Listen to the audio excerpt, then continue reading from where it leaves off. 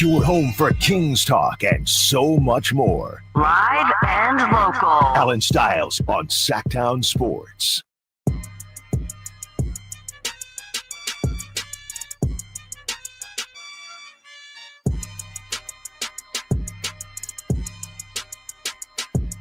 Hello. Is this thing on? Welcome into the Alan Stiles Show. Hopefully, this is a familiar voice you're hearing on these airwaves. Chris Watkins in here, filling in for Alan Stiles, who, yes, the moment did arrive. Alan is now a family of four. That's Stiles clan, and we're very, very excited for Alan and his family. All early reports are good on the baby, so love to hear that. Alan will be back in a couple weeks after he comes back from his paternity leave. I think he has late September circled right now. So for the next, let's see here, 4 hours, you got me. Come Monday, I think I'll be here on Monday. So, I know it's been a little bit of musical chairs in the seat for this week. So hopefully I can start to get a little bit comfortable. But, glad to be back on the airwaves. You've heard me join Alan for hour-long segments here and there, filled in for Kyle Draper a couple weeks ago with Whitey Gleason.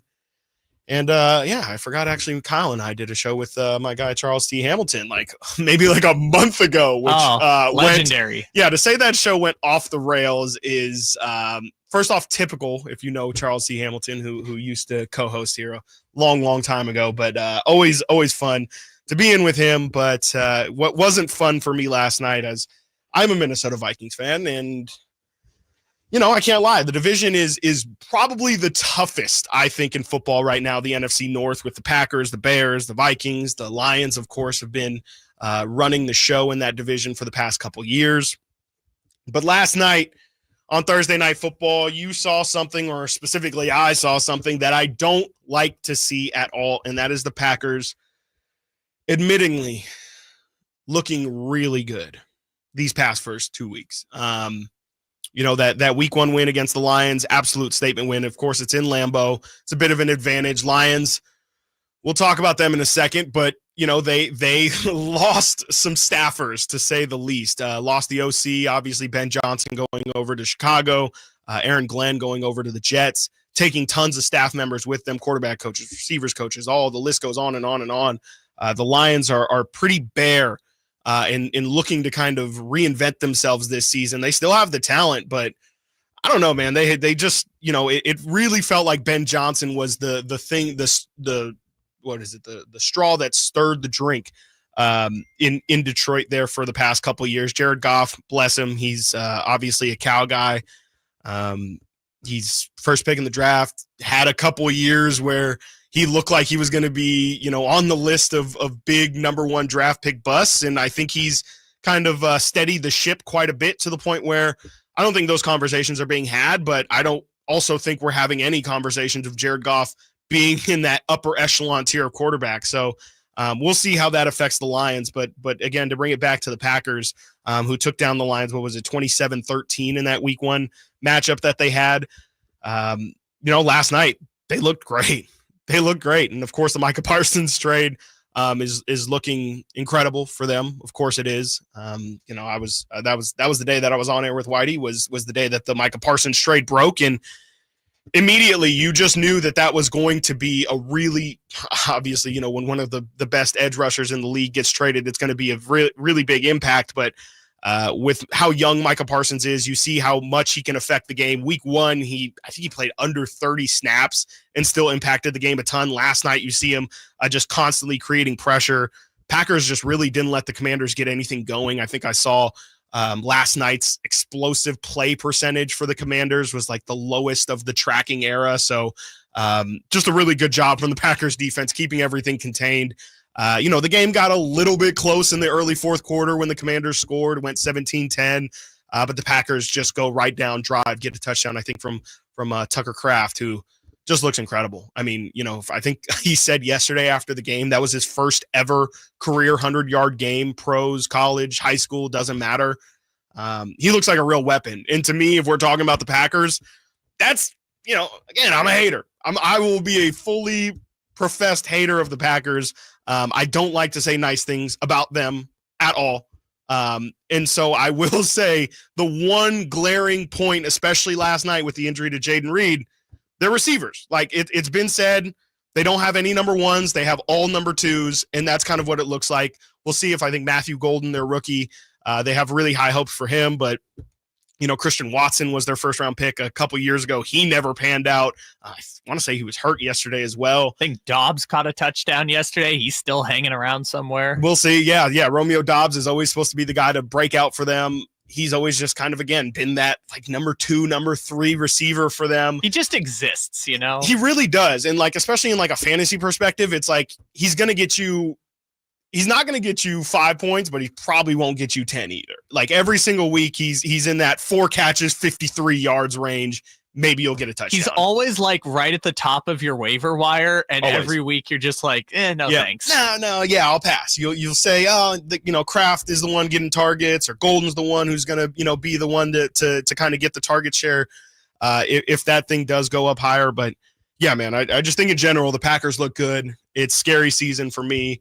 And frankly, for all the 49er fans out there, who knows? We'll definitely get into the Niners a little bit later in the show, hoping to kind of get an hour packed of football to close this thing out. But the Niners are probably dealing with the easiest, I guess you wouldn't call it dealing with, but have the easiest schedule in the NFL, or at least in the NFC, in my opinion. I wanted to go to a Niner game this year, looked at their home schedule. Honestly, as a neutral fan, couldn't find anything that was remotely in time. I mean, they have Rams games, I think, in week 10.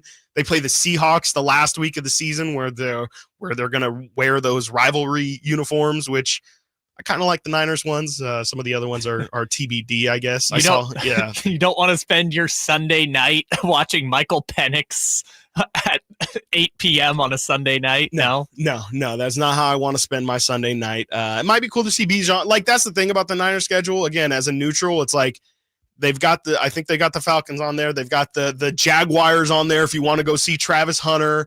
I think the Titans are coming to town if you wanted to see Cam Ward. The Panthers, sure. Who am I supposed to? If you really want to see Xavier Legette maybe have a cool pregame funny press conference, like I don't know what I'm supposed to do with the Panthers there. No, but it's just nothing. Tate McMillan, maybe you could. Sure. Who knows? Who knows if he's gonna haven't even thrown him the ball at that point. Bryce Young. You want to watch the Bears on Monday Night Football? Already did that. Shout out all the way. By the way, I was in Chicago this past weekend for the Bears Vikings Monday night game. Incredible city, incredible time. I don't know. The city of Chicago, I was trying to get a gauge on how they're feeling about their team. They were willing to kind of throw some jabs back and forth, but overall vibe, don't think the city of Chicago feels like this is the year. They're too hurt. That's really what it was, honestly. Like, from the people that I talked to in Chicago, I was expecting, look, game 1, Monday Night Football, division opponent. You got Ben Johnson running the show, year 2 Caleb. I thought there was going to be some hype. I really thought there was going to be some, hey, this, again, we took the Lions coordinators.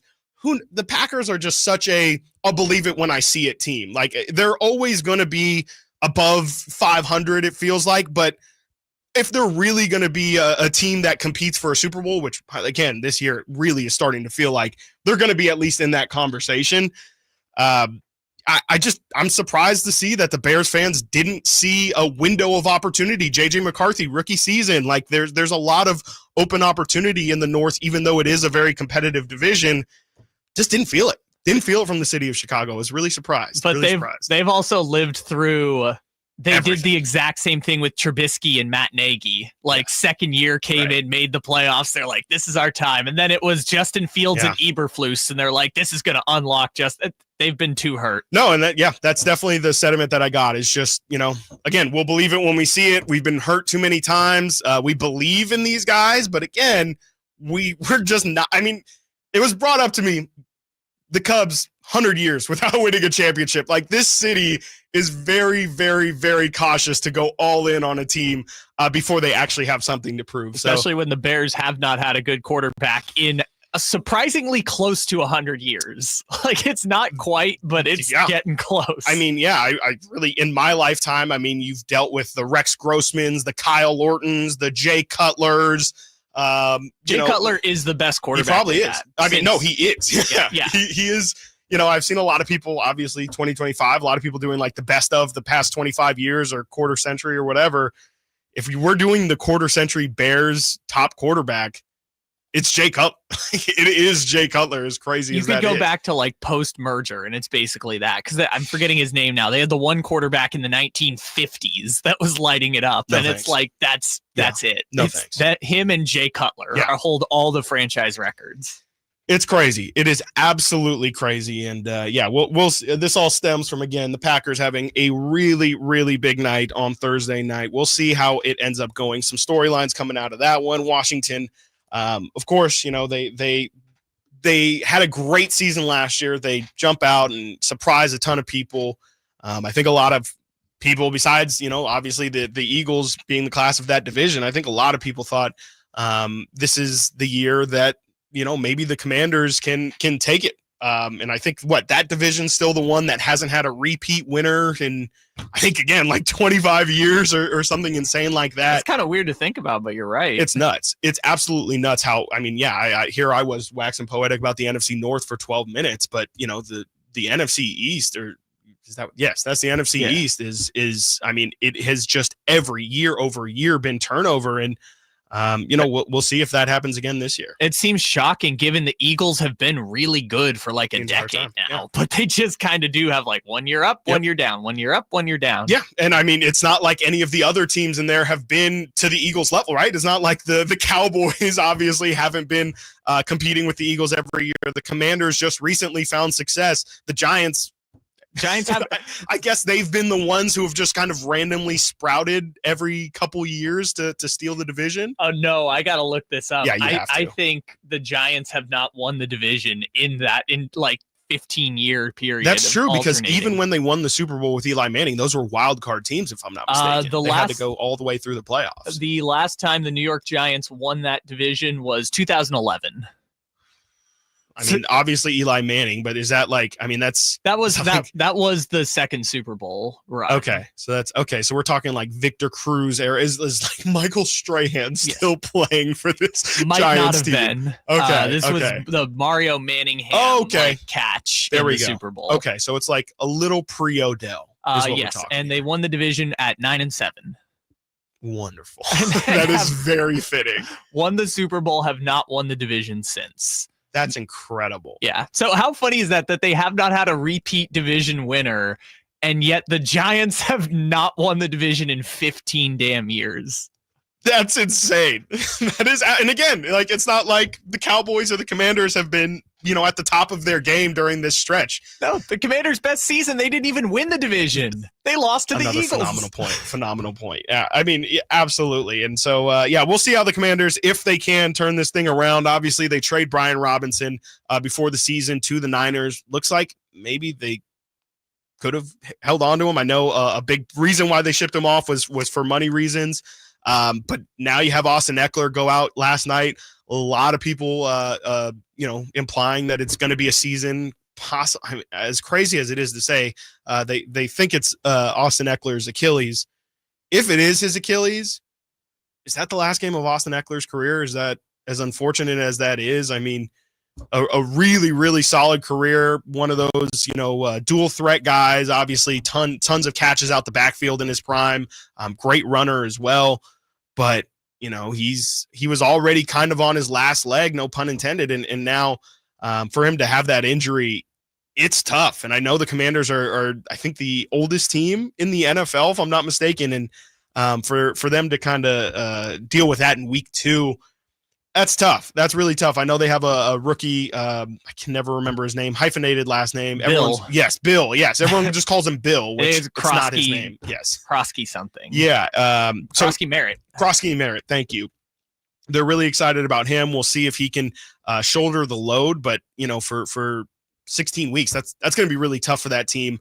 Especially coming off the year that they had, to lose that kind of momentum, lose Austin Eckler, who is just kind of a home run hitter. especially at this point in his career, he might not be able to kind of be your bell cow, but somebody who still has the ability to kind of break one loose, especially on those screen passes and things like that. I think it's a pretty big loss for Washington just to kind of have that veteran presence in the backfield there, and we'll see what they can do. But again, Austin Eckler, just an absolutely fantastic career. And funny enough, I was talking with a Raider fan a couple weeks ago, and this can tie in back with the Packers as well. Where are these guys? Josh Jacobs, you have Austin Eckler last night. And again, the Raider fan argument that I got into was, is Josh Jacobs like a top 5 running back of the past? We'll give it 10 years, I guess. It's just, he said it very casually, and I just had to stop. It was one of those things where I told him, I don't necessarily think you're wrong or I'm saying you're wrong. It's just how casually you said it. I don't think I can just throw Josh Jacobs into the top 5 running backs of the past 10 years. Yeah. Very productive. And I've got the list of rushing yards the past 10 years. You got Derrick Henry, leaps and bounds above everybody. He's got 1,100 yards. Ezekiel Elliott, funny enough, number 2. Joe Mixon, 3. Saquon, 4. Aaron Jones, 5. Josh Jacobs, 6. Right in front of Nick Chubb, Alvin Kamara, Melvin Gordon, and Christian McCaffrey. And crazy enough, Lamar Jackson. Are you serious? Lamar Jackson is 11th in terms of rushing yards the past 10 years. God, he is the 11th best rusher the past 10 years, which is absolutely insane. So 6,000 yards. So good. And so, yeah, I don't know. It just, as that conversation came up, Josh Jacobs, he's just outside the top 5 in terms of yards, but the guys who are even behind him, like Nick Chubb, I don't know if we're talking, again, if it's longevity, of course, Josh Jacobs has been able to do it. He's a very consistent runner, but he's been top 5, if not even top 3 in terms of rushing yards in a season. But if you're just talking about, it becomes the conversation of what you want. Do you want a peak? Do you want their best season? Because that's where I can maybe throw in a Todd Gurley or somebody like that. Like, I think Todd Gurley, his peak season was much better than anything Josh Jacobs has given best running back I've ever seen. Those first 2 seasons with Sean McVay, that is the best running back I've ever seen, was Todd Gurley. Hands down. Like, and and again, I'm not arguing that. Like, that to me is like, if you say, look, I just believe Todd Gurley was a top 5 running back. If you go back the past 10 years, name me 4 players who were better than Todd Gurley, I would probably really struggle with it. So I think I can get 4, which is kind of the interesting thing about Jacobs, because the more I think about this, like you mentioned Austin Eckler earlier, and great career, undrafted guy, made it. They're in the same tier years. I don't know where they fall in terms of who's better, but to me, like they had the same kind of longevity. But you can debate almost any of those guys. In my mind, I think this era, which I guess is kind of like the post Adrian Peterson era, I love it, is the way to look at it. Stamp it that way. I can think of 4 Hall of Famers who are going to be in this era. Okay. It's going to be Derrick Henry, easy. Saquon Barkley, Christian McCaffrey, Alvin Kamara. Yeah. That's where I would have gone too. Those are the 4 that are probably going to be Hall of Famers. Everyone else, you can kind of have debates back and forth about who's what and who played for how long, which is so weird because of the running back position being expendable, as people call it. I thought Austin Eckler was washed 3 years ago. 100%. And he stuck around, even though he had maybe the worst year ever, where he tried to get all the running backs together to try and fight the union, and it didn't work. Then he got punched it during a fight on Monday Night Football, and he had a tough year, and then got cut by the Chargers. But I thought he was done then. He's made it 3 more years since. These running backs just don't make it very long, but those 4 somehow just keep going and keep producing at high levels. No, and again, the names that we didn't list, or I guess we did list, but just, you didn't include in your 4 there. So Zeke is number 2 on this list, the rushing yards the past 10 years, 9,000 yards. Yeah. Derrick Henry's number 1 with 11,000. The next closest, so it goes Derrick at 11, Zeke at 9. The next closest, number 3, is Joe Mixon at 7.5. So Zeke has almost 2,000 yards. And again, that offense was definitely more so catered to the run and definitely catered towards Zeke, and just how the Cowboys ran their team because they drafted Zeke so high. And you know what? Funny enough, I'm thinking where Zeke was taken. We don't have Bijan in this list either, and it's Bijan, I wouldn't say has really accomplished that level in the NFL, but if we're just talking talent and where that thing could go, there's another name. That dude. Absolutely. So again, the names that we didn't really list in those four, you had Derrick Henry, you had Alvin Kamara, Christian McCaffrey, and then who was your fourth? Was it Saquon? Saquon. There you go. Yeah. Saquon. So that's not including Todd Gurley. I don't know if you want to throw Joe Mixon in there. Aaron Jones, who again I think is kind of in that Eckler, Josh Jacobs tier where it's more about longevity than maybe a single season. Didn't mention Nick Chubb, who has I don't even know what to do with his career. Again, if we're talking peak, feels like you would have taken peak Nick Chubb over peak Josh Jacobs. So I don't know. I just thought it was an interesting conversation. Again, I know there's a lot of love out here for Josh Jacobs. He had some, and by the way, shouldn't discount him at all. Like, he had some phenomenal seasons with the Raiders. Him and Derek Carr were a great backfield. And what he's done in with the Packers as well. Again, I don't like to compliment anything they do, but he's been last year I think he was one of the few who had over 1,000 yards. I think he had like 18. He had like an insane amount of touchdowns. Like in a non Saquon Barkley world, he had like a career year. It was like a LaDainian Tomlinson, Sean Alexander type of touchdown season. Exactly. That we just don't see those kind of production out of running backs anymore. And I think James Cook was another one who surprisingly had unless it's just like goal line backs where you're just handing it off. Yeah. The other weird thing is like like they're doing this all without being big receivers also. Yeah. It's a great point. That's the Alvin Kamara thing is like, he's only got 6,800 yards, but if you look at his receiving, it's like he's got 1,200 career yards of offense. Right, McCaffrey as well, right? Yeah. It's a completely different game. And that's, again, where I might have to take a little bit off of Josh Jacobs because he just wasn't really a factor in the pass game, and he is a phenomenal runner. But I don't want to get too into the nitty gritty, but like he also didn't run a ton at Alabama either, and so he was a lot more fresh than if we want to use the shining example of a guy like Derrick Henry, who you go look at my favorite radioactivity, and if we really are squirrely for time, I will look up Derrick Henry's high school numbers because those things are like if you're playing NCAA 26 and you're doing, you're a 5-star recruit and you're just trying to cheese the game. Like that, those are the kind of numbers Derrick Henry had in high school. This is so funny because I had to fill in for that slacker Christopher Lott on Monday on the morning show, and we literally did the Derrick Henry high school stats. It's so segment. Easy. It's so easy and it's insane. It hits every time. Derrick Henry right now does not have as many rushing yards in his NFL career as his high school career. 4 years. Yes. He probably is not even sniffing touchdowns either. I would assume he probably had like 120 touchdowns in high school. 55 in one season. So I somehow lowballed his career total. Yes. His senior year, he had it was like 4,300 rushing yards and 55 touchdowns, which I don't know how we got on the topic, but it was just that just has to be an error. Yeah, it seems. And that the principal was sitting him down if they got up too much to not run up the score. The principal had to tell the coach, "You have to sit him down." He's like, "Look, this is above you, coach. Like, I know, like you probably want to keep Derek safe and healthy, but I got school board issues here. Okay, I got other principals breathing down my neck because Derrick Henry is injuring half of the team by halftime." So. Absolutely incredible stuff. We're just getting started here.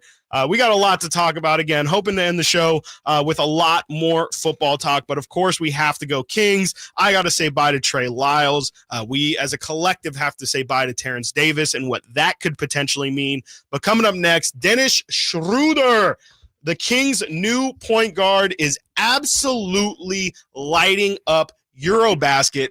And I swear – I am not lying when I say a reputable reporter thinks that Dennis Schröder might be on his way to the Hall of Fame. I will tell you all about that coming up next. Alan Stiles Show, Sacktown Sports. If you love to travel, Capital One has a rewards credit card that's perfect for you. With the Capital One Venture X card, you earn unlimited double miles on everything you buy. Plus, you get premium benefits at a collection of luxury hotels when you book on Capital One Travel. And with Venture X, you get access to over 1,000 airport lounges worldwide. Open up a world of travel possibilities with the Capital One Venture X card. What's in your wallet? Terms apply. Lounge access is subject to change. See CapitalOne.com for details. With Progressive, it's easy to reach customer service with our app, website, chat, or by phone. Because when getting help is hard, it's not help at all. Little help. A little hope over here. Thank you for calling Bench Press Assistance. What? Due to excessive gym volume, all available spotters are currently lifting heavy weights off the chests of other bench pressers. Seriously? Please continue to hold, and we will remove the barbell from your chest in the order in which your cry for help was received. Getting assistance should be easy. With Progressive, it is. Progressive Casualty Insurance Company and Affiliates. With football in the air, fall is almost here. Time to start thinking about the cooler weather ahead and whether your heater will be able to get you through the winter. Our heater fell apart last winter, so who did we call? Lee's Air Plumbing and Heating. We wanted somebody we could trust to do the job right and deliver great value, and Lee's came through. Check them out at leesair.com. Lee's Air Plumbing and Heating has built a reputation as the leading HVAC company in Sacramento. We've got a new HVAC system that works great, saves us money month to month. Find out how they can help you at leesair.com. License number 635355. Ooma. What was that? That is business phone bliss with the Ooma cloud phone system. It handles all our voice, video, and messaging needs. You sound very calm. I am. Ooma has everything I need to run my business more efficiently, like virtual receptionist, call routing, and video conferencing. And it starts at just $19.95 per month per user, plus taxes and fees. Ooma. Nice. Find your business comm at ooma.com/radio. Finding great candidates to hire can be like, well, trying to find a needle in a haystack, but not with ZipRecruiter. Its powerful technology actively finds and invites qualified candidates to apply to your job. So while other companies might deliver a lot of hay, ZipRecruiter finds you the needle in the haystack. See why 4 out of 5 employers who post a job on ZipRecruiter get a quality candidate within the first day. Try ZipRecruiter for free at ZipRecruiter.com/free. That's ZipRecruiter.com/free. Are you thinking about buying a new car? Well, maybe you're on the fence. Let me help you out. Kyle Draper here from Mercedes-Benz of Stockton. From the first time I stepped into the MP of Stockton showroom, I knew I made the right choice. I settled on the all-electric EQS SUV. It's comfortable, stylish, and most importantly, it's safe. Mercedes-Benz has the reputation of making the finest cars in the world. Now it's your turn to experience what I already know. Mercedes-Benz of Stockton is the best car buying experience you'll ever have. It's just a short drive down I-5 or anytime at mbfstockton.com. I'm tired of being broken. I'm sick of feeling hopeless.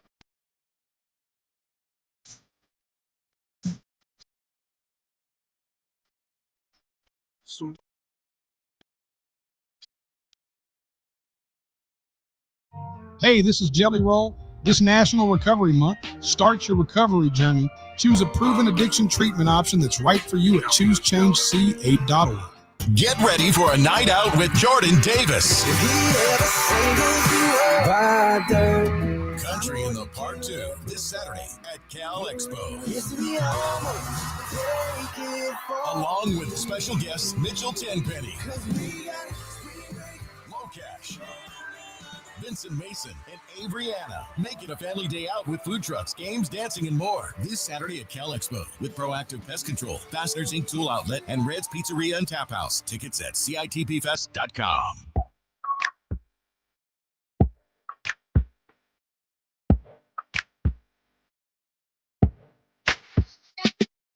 Live and local, 6 a.m. to 6 p.m., Monday through Friday. Sacktown Sports.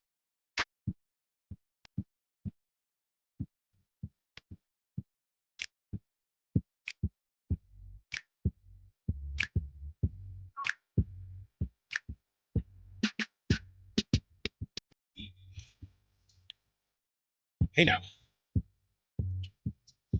Alan Stiles Show. Sacktown Sports, 1140.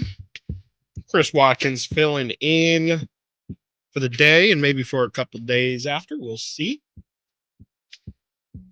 While I'm here, I might as well plug what I do most of the time during the days. You can go check out all of our content, live streams. If you miss any interviews, the best segments, all over on our YouTube channel, Sacktown Sports. YouTube.com/Sacktown Sports. It might be Sacktown Sports 1140 as well. Try them both. And you can find just tons of stuff. Yesterday, I was out at Sac State, as I have been the past couple weeks, with Jason Ross filming his Stingers Up podcast. A lot of fun, exciting stuff going on over at Sac State. They've had a little bit of a slow start to their season, starting 0-2, but hope to get the win this weekend tomorrow over Mercyhurst. I believe that's also their home opener. So if you're not doing anything tomorrow, make your way on out to Hornet Stadium. You can potentially see Sac State and Coach Brandon Marion get their first win on the season. I think they're going to be fine. I know there's some concern. I wasn't able to watch a lot of their game on Saturday in Nevada. I was able to talk to Jason and then obviously hear yesterday from some people in the building about how they thought about the game. I think Sac State is going to be fine. I think that they're about to go on a nice little run. They play, I can't remember. They have like 4 or 5 manageable games here coming up where they can make their record look better. And then I believe they have a bye week and then a tough matchup after the bye. So we'll see. We'll see how things go there. No guarantees, but I still believe. I still believe that Sac State is building something. And me and Jason were talking about it yesterday, as a matter of fact. Even if this season doesn't go to plan for them, I think that it's very clear that something is brewing. I think Coach Marion definitely has the ear of his team, and it feels like even if, again, things don't go their way this year, things are definitely building in the right direction. And it definitely wouldn't surprise me if next year is one in which we're talking a lot about the Sac State Hornets.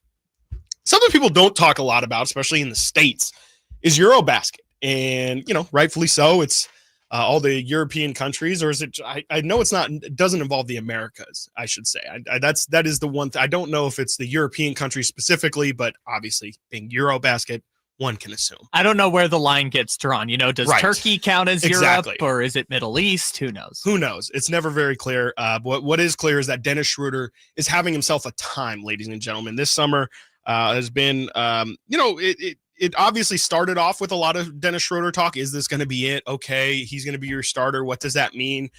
He has done nothing but impress all summer long.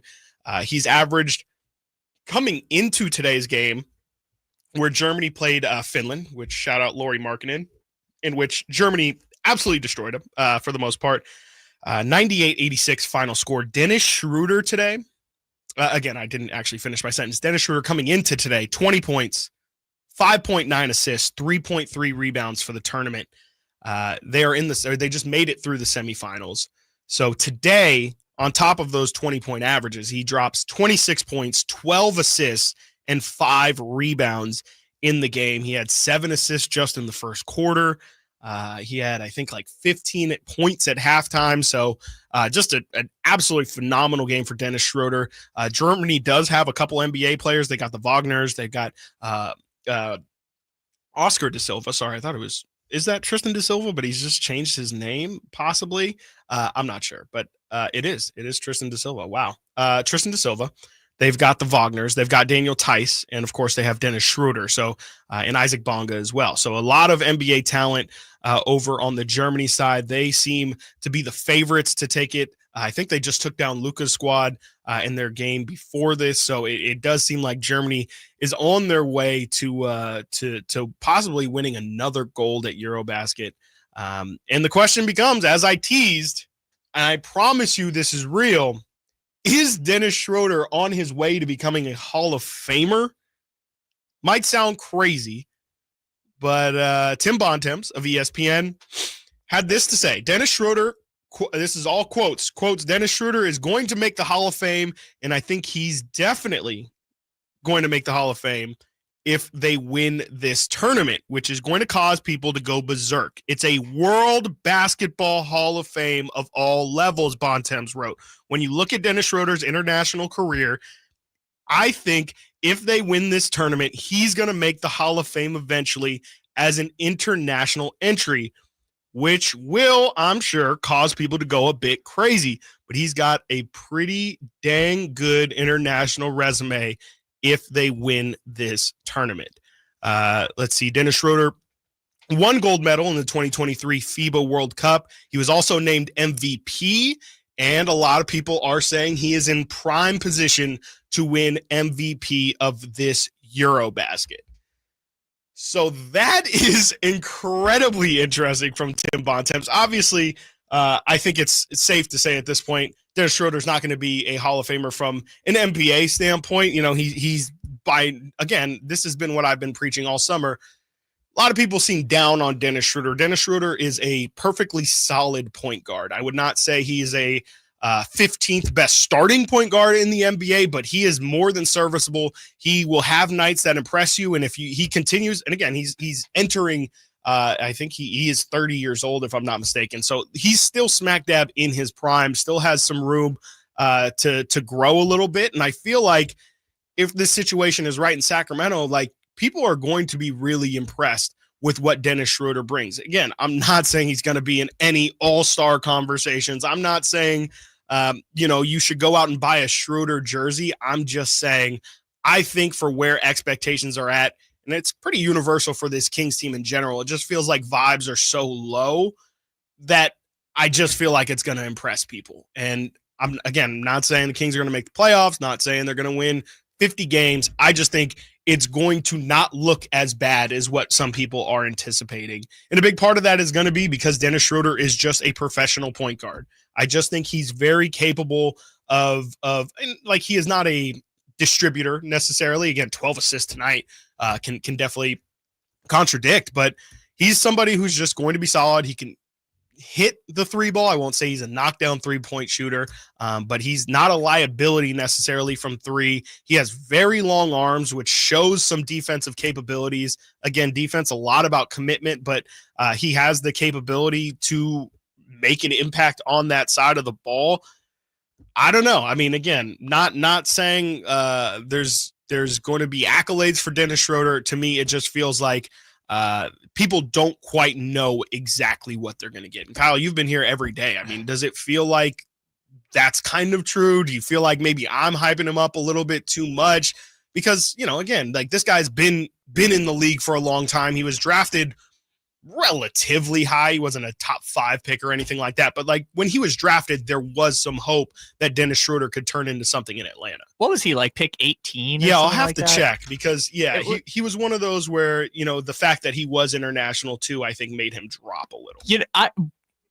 I don't think Dennis Schröder has been a needle mover. However, I'm a bit surprised only because like I remember 2 years ago, like coming off the Beam Team season, and maybe this is just people are down on the Kings right now, but coming off that Beam Team season, people were waking up at 7:30 in the morning to watch Sasha play in Greek League finals. Yes, that's a fact. Yes, I'll never forget people live streaming the Greek semifinal matches with Sasha. And like, we know Dennis Schröder is a really good player. Yeah. We don't need Greek championship matches to watch it. But to your point, like, I don't know if adding Dennis Schröder is really a needle mover in most people's eyes just because of the role he's going to have to play on this team versus like historically on the German team, he's the star player. He's the centerpiece. I also didn't realize this, that the even though they didn't get a medal at the Olympics because that's true. They got 4th place, I think, because Serbia won the bronze and all the players showed up wasted to the medal stand. Shout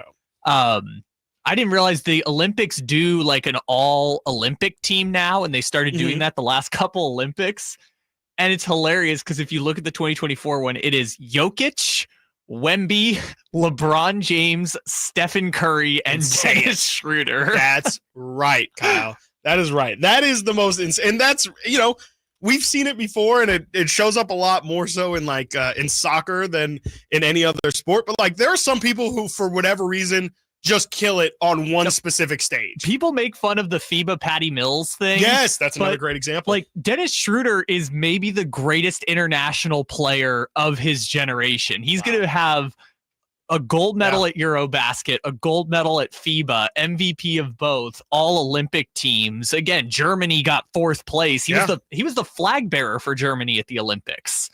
Like, this is one of the great international basketball players ever, and I just think it's so funny that he's now on the Kings, and people aren't at least like talking themselves into it. It's really funny because when you lay it out from a international perspective, not stylistically in terms of how they play, but like he is German Ricky Rubio, right? Like he is their best. I mean, Ricky Rubio is not the best Spanish player to ever play. Shout out the Gasols, but like he is, like you said, their best basketball. I mean, Dirk 100%, but like he is this gold. I mean, they're kind of in their golden era right now. They got the Wagners, they've got Tristan da Silva, very young talents out there. He is like brought them actual success, and kind of where Dirk kind of started it has taken it, as crazy as this is to say, Dennis Schröder is a massive, massive part of German basketball history. And that's really the case that Tim Bontemps is making there, is that it is more of a and you know what's funny enough, actually, if we want to tie it back into the Kings, Vlade Divac is kind of in that territory as well, where if we're talking NBA, we all know Vlade's contributions to the Kings specifically, to the NBA, was one of the first European guys to really make a big name for himself. Obviously was on the Lakers and played with Magic and was traded for Kobe. So is just in the general NBA history. But when you're thinking about Hall of Famers and what it means to be an individual Hall of Famer, and I saw Dwight Howard got inducted into the Hall of Fame as the Redeem Team. He's another person who is kind of on that borderline, but to me, like if I'm saying Dwight Howard is the borderline of being a center and a Hall of Famer, I just don't think as an NBA player, his direct statistical or whatever contributions you want to call for Vlade, I just don't think they necessarily stack up. So if you're going to really protest against Dennis Schröder making the Hall of Fame, you might have to talk out of two sides of your mouth, because I just kind of feel like it is more, I mean, obviously it is all about his international contribution, but it feels like Vlade is again, in a little bit, it's a little bit of a different conversation, but still fits into the same bucket. Coming up next, we're going to talk about a signing that the Kings didn't make at point guard. Obviously, Dennis Schröder is there. Russell Westbrook potentially down the line, but the Kings were kicking the tires on another guard who just signed with a former Kings coach. We'll tell you who that is coming up next right here. Alan Stiles Show, Sacktown Sports. The deals are on now at the model year-end sales event at Folsom Lake Honda, your one-stop Honda shop. Looking to own or lease? Save on year-end models and drive a brand new Accord or Civic. Visit us today at FolsomLakeHonda.com, your one-stop Honda shop. As a family-owned and operated dealership since 2009, customer service is our number one priority. Our customers love doing business with us, and you will too. Folsom Lake Honda. Go to FolsomLakeHonda.com. Your one-stop Honda shop. Get ready for a night out with Jordan Davis. Country in the Park 2 this Saturday at Cal Expo. Along with special guest Mitchell Tenpenny,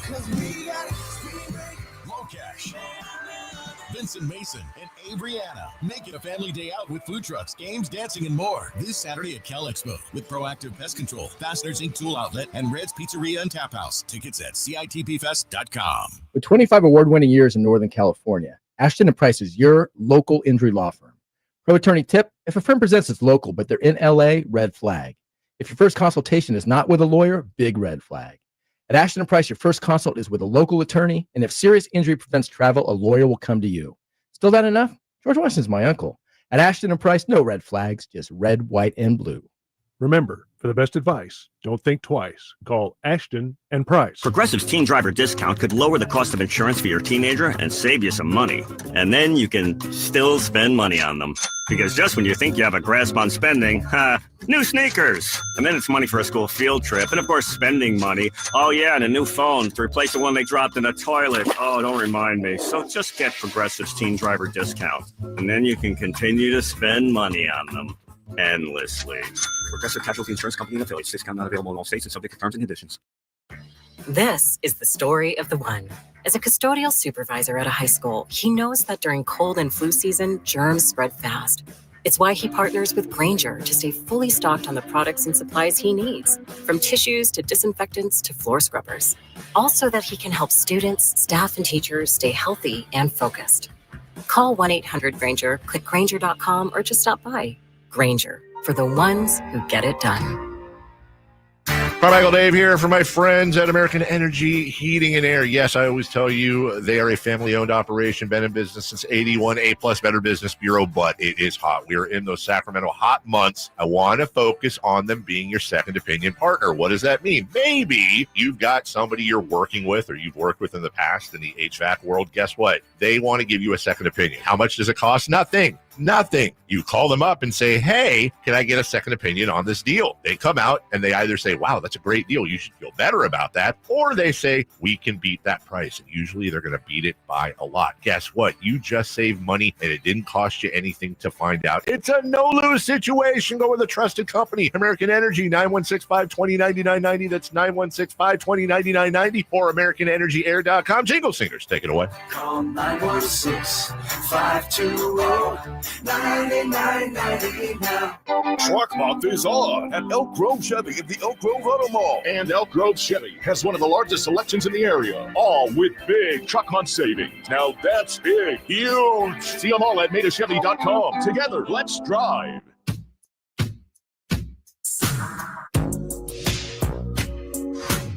Your home for Kings basketball for over 25 seasons. Sacktown Sports.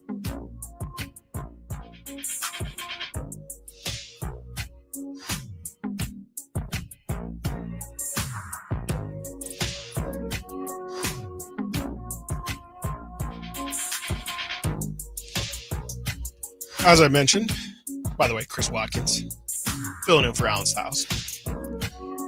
Sacktown Sports, as I mentioned earlier, spent the past weekend in Chicago, and I would like to speak directly to the people of Chicago right now when I say close your windows, hide your kids, make sure they're safe, because Jake Moody has signed with the Bears practice squad. Oh, no. So you might want to look out for flying objects in the air, as they tend to be in the city of Chicago, because Jake Moody is kicking. So be careful. Be careful. Who's their kicker? Is it Cairo Santos? Cairo Santos. Okay. Yeah. Who I wonder, actually, funny enough, if I have a free lane to talk about that game, I wonder how much of this has to do with Cairo Santos. From what I have gathered, just kind of didn't kick that kickoff before the 2-minute warning far enough to where Ty Chandler brought it out of the end zone. There's the scene of Kevin O'Connell telling him to bring it out of the end zone, to bring it under the 2 minutes.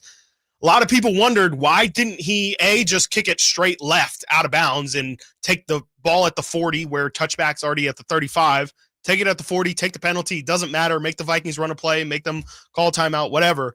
The fact that Cairo Santos kicked it deep, and I think he tried to kick it out of the back of the end zone and just didn't have enough leg. I feel like Cairo Santos has kind of been plagued by not really being a power kicker. He's kind of known as one of those guys who's nails from 45 in, but you get him from 50 and all of a sudden, and I think if I'm not mistaken, he missed a 50-yarder in that game on Monday night. It's interesting. It's interesting. I don't know if you're bringing in Jake Moody, desperate times, I guess, call for desperate measures. It's interesting. I don't know if I want to call it curtains on Moody's career already, but 3 years with the team. I know kickers tend to jump around a ton, and who knows how long of a career he might end up having. But to me, I was just very unimpressed with Jake Moody at all points. It felt like he was in his head a ton. Who knows? Maybe the coach has a lot to do with that. The amount of pressure that I feel like Kyle puts on his players from a mental standpoint probably wasn't super easy to kick under those conditions, but yet again, it's a kicker who is struggling to kick, and it's crazy to me. And this is the ultimate casual fan take. You got one job. Like, it is a little bit crazy to me that there's one Justin Tucker, and even Justin Tucker is now cooked.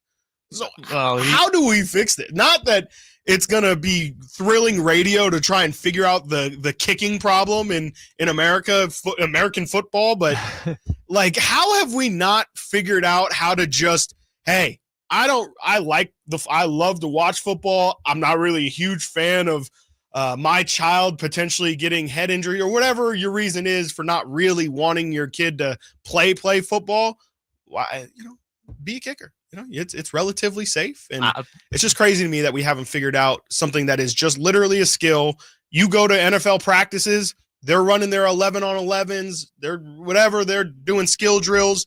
The kicker, the entire practice is just kicking field goals. And so it's crazy that they haven't gotten this down. Don't tell Jake Moody that, kicking doesn't involve injuries, That's very true, and I have seen the clip circulating that people have suspected a specific tackle that he had where he kind of gets ran over, but tackles him, but his foot is under him. And a lot of people are speculating that, there's like numbers pulled pre and post that tackle. And it's really bad post. So yeah, who knows? Maybe injuries have, maybe I do understate. The kicker thing is so weird. I was talking about this with Whitey earlier, where it was like a decade ago, the punchline for kickers was Nick Folk. And if you look at all the numbers, he's like 39 years old and one of the best kickers in football right now. Yeah. Like these dudes, it's all mental because these dudes go from just being terrible to great to terrible to great. Yep. And the Falcons might cut Younghoe Koo now. That dude was an all-pro like 3 years. It's so weird that kickers just have these cycles and they come back around and they're great again. You just got to be lucky enough to find the good one, which somehow the Bears have not been for 50 years. They had one good Santos year, and that was it. Striking out everywhere, the Bears. Quarterback, coach, kicker, it doesn't matter. So, but hey, the Niners have the Bears' old kicker now. There you go. So it's funny. And they had Robbie Gould too, right? At one point. Yeah. So there you go. The Bears and Niners just why not? It's pretty much the same. Chicago, San Francisco, the same kicking weather. Pipeline between Chicago and San Francisco needs to be studied. And what doesn't need to be studied is, or who doesn't need to study, I should say, is a man who was once proclaimed the smartest man in the NBA. I believe they call him President Malcolm Brogdon. Who has, as of yesterday, I believe, signed with the New York Knicks. He will join one Mike Brown in New York. And as we mentioned in the tease a little bit, Malcolm Brogdon was a name. I don't know if we would say it was ever directly linked to the Kings, but he was one of those names floated when the Schröders, the Westbrooks, the veteran-type point guards are around there. Malcolm Brogdon has had maybe the strangest career of somebody that we've seen that is like still kind of weirdly kicking around. Like he's kind of had a Austin Eckler-esque, keeping his career alive. Just a really strange career. He was, rookie of the year, if I'm not mistaken. I think he's got a 6th man of the year snuck in there with Boston. But yeah, just one of those guys who can never stay healthy. When I say never stay healthy, he literally could just not get out of his own way. And he would have been a nice piece. I think as we're looking at the options now, we're going to get into the Terrence Davis stuff and what that could all mean here in the next segment. But Malcolm Brogdon to me is the kind of point guard that I just don't know would have been the answer. He is, like I said, really smart, but it's more of just, when you have somebody who's injured as much as he is, you can't rely on it. And I think that's the one thing that the Kings absolutely have to have this next season is good health, because we've seen how one piece can throw things off. And, maybe with this team, who knows, maybe one piece being out might actually bring the puzzle together because of how disjointed I think the rotations are, or how disjointed, I guess you could just say, the roster is built. But I just don't think they can afford to take those kind of risks on guys. And that's maybe where, we're not going to – I don't plan to talk about Jonathan Kuminga today, but that is maybe where if we are going to talk about bringing in Jonathan Kuminga, it's a little bit risky. He's had some injury woes in the past. I just feel like this Kings team needs to be as healthy as possible, because they're already – I won't say they're at a talent disparage or disadvantage, but from a top-end perspective – they're already going to struggle just about every night to match the other team's best player. To me, they have to be at full strength, or as close to full strength as they can get. So Malcolm Brogdon goes off the board. He goes to the Knicks. He joins Mike Brown. That would be quite I think the Kings play the Knicks fairly early in the season, so that'll be a fun matchup to see. Hopefully Malcolm Brogdon suits up for that one. But yeah, like I just mentioned, Terrence Davis gets waived by the Kings yesterday. Is this all setting the stage for what we think it is setting the stage for? Again, another NBA insider has some words for what it really could mean. We'll talk about if I agree with it and if it even really makes sense what the Kings are doing and what they're building towards. You're listening to the Alan Stiles Show, Sacktown Sports. This is the story of the one. As a safety manager at a manufacturing plant, he does everything he can to keep his coworkers safe. From finding ways to reduce risks to keeping safety supplies in stock. And for that, he relies on Grainger. Grainger offers a broad range of quality products and next-day delivery, so he can always play it safe. Call 1-800-GRAINGER, click Grainger.com, or just stop by. Grainger, for the ones who get it done. The Sacktown Sports 49ers Report is brought to you by Kia of Vacaville, located beside the Vacaville Outlets. The 49ers got their season started successfully with a last-minute win in Seattle, 17-13. Jake Tonjes, the hero, making a leaping grab in the end zone for the game-winning touchdown. Niners back on the road this week in New Orleans. You can catch all the actions on Sunday right here on Sacktown Sports 1140, beginning at 9 a.m. Football season is here at Kia of Vacaville. You can score big in a new 2025 Kia Niro LX with up to 53 MPG combined at Kia of Vacaville. Perfect for road trips, tailgates, and cruising to Levi Stadium in style and comfort. But don't wait. Inventory is limited at Kia of Vacaville, and these deals won't last long. Visit KiaVacaville.com or stop by right next to the Vacaville outlets for friendly service, easy shopping, and unbeatable value. All in one stop. Kia of Vacaville, where the adventure begins. Huge savings on Dell AI PCs with Intel Core Ultra processors are here, and they're newly designed to help you do more faster. They can generate code, edit images, multitask without lag, draft emails, summarize documents, create live translations, and even extend your battery life. That's the power of Dell AI with Intel inside. Upgrade today by visiting Dell.com/deals. That's Dell.com/deals. Some things can steal your sunshine. Ugh, I just got my hair done.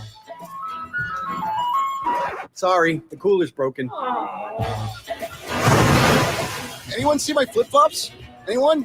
But COVID-19 can steal a lot more. I just took a COVID test. Ugh. Prescription medications for COVID exist. If you test positive this summer, ask your doctor if they're right for you. Visit PfizerForAll.com/COVID-19 to learn more. Sponsored by Pfizer. Get ready for a night out with Jordan Davis. Country in the Park 2 this Saturday at Cal Expo. Along with special guests Mitchell Tenpenny, Locash, Vincent Mason, and Abriana. Make it a family day out with food trucks, games, dancing, and more. This Saturday at Cal Expo with Proactive Pest Control, Fasteners Inc. Tool Outlet, and Red's Pizzeria and Tap House. Tickets at CITPFest.com. I'm tired of being broken. I'm sick of being hurt.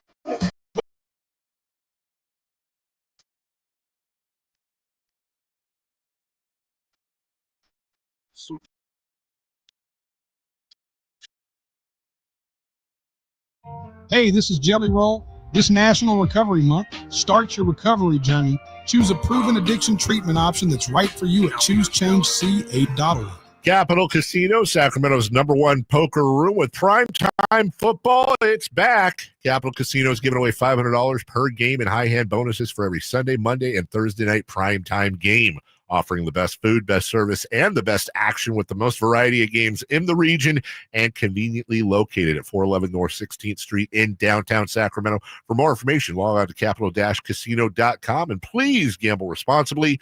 1-800-GAMBLER. If you've got a gas-powered engine, keep it running like new at every fill-up. Stable in-season protection is your engine's preventative medicine, cleaning and protecting the entire fuel system in season. In outdoor power equipment, prevent gum and varnish buildup that could cause a rough or non-running engine. For cars and trucks, increase fuel efficiency and power by removing deposits, ensuring your engine's long-term health. Stable outperforms the competition in independent lab testing. So at every fill-up, start with Stable. When you bundle renters and auto with Progressive, you can save while protecting your most valuable possessions, like your really expensive limited edition sneakers and your new suit for your cousin's wedding. Except you never actually bought the suit because you can't stop buying sneakers. So you show up to the wedding looking like you're going grocery shopping. But hey, at least your sneakers will look good in the pictures, until you're cropped out of every last one of them. So go ahead and get Progressive, so you can save while protecting the things that matter to you. Progressive Casualty Insurance Company and affiliates and other insurers. Not available in all states or situations. KHD1 Sacramento. KYMX HD3 Sacramento. From the Power Business Technology Toshiba Studios, Sacktown Sports 1140.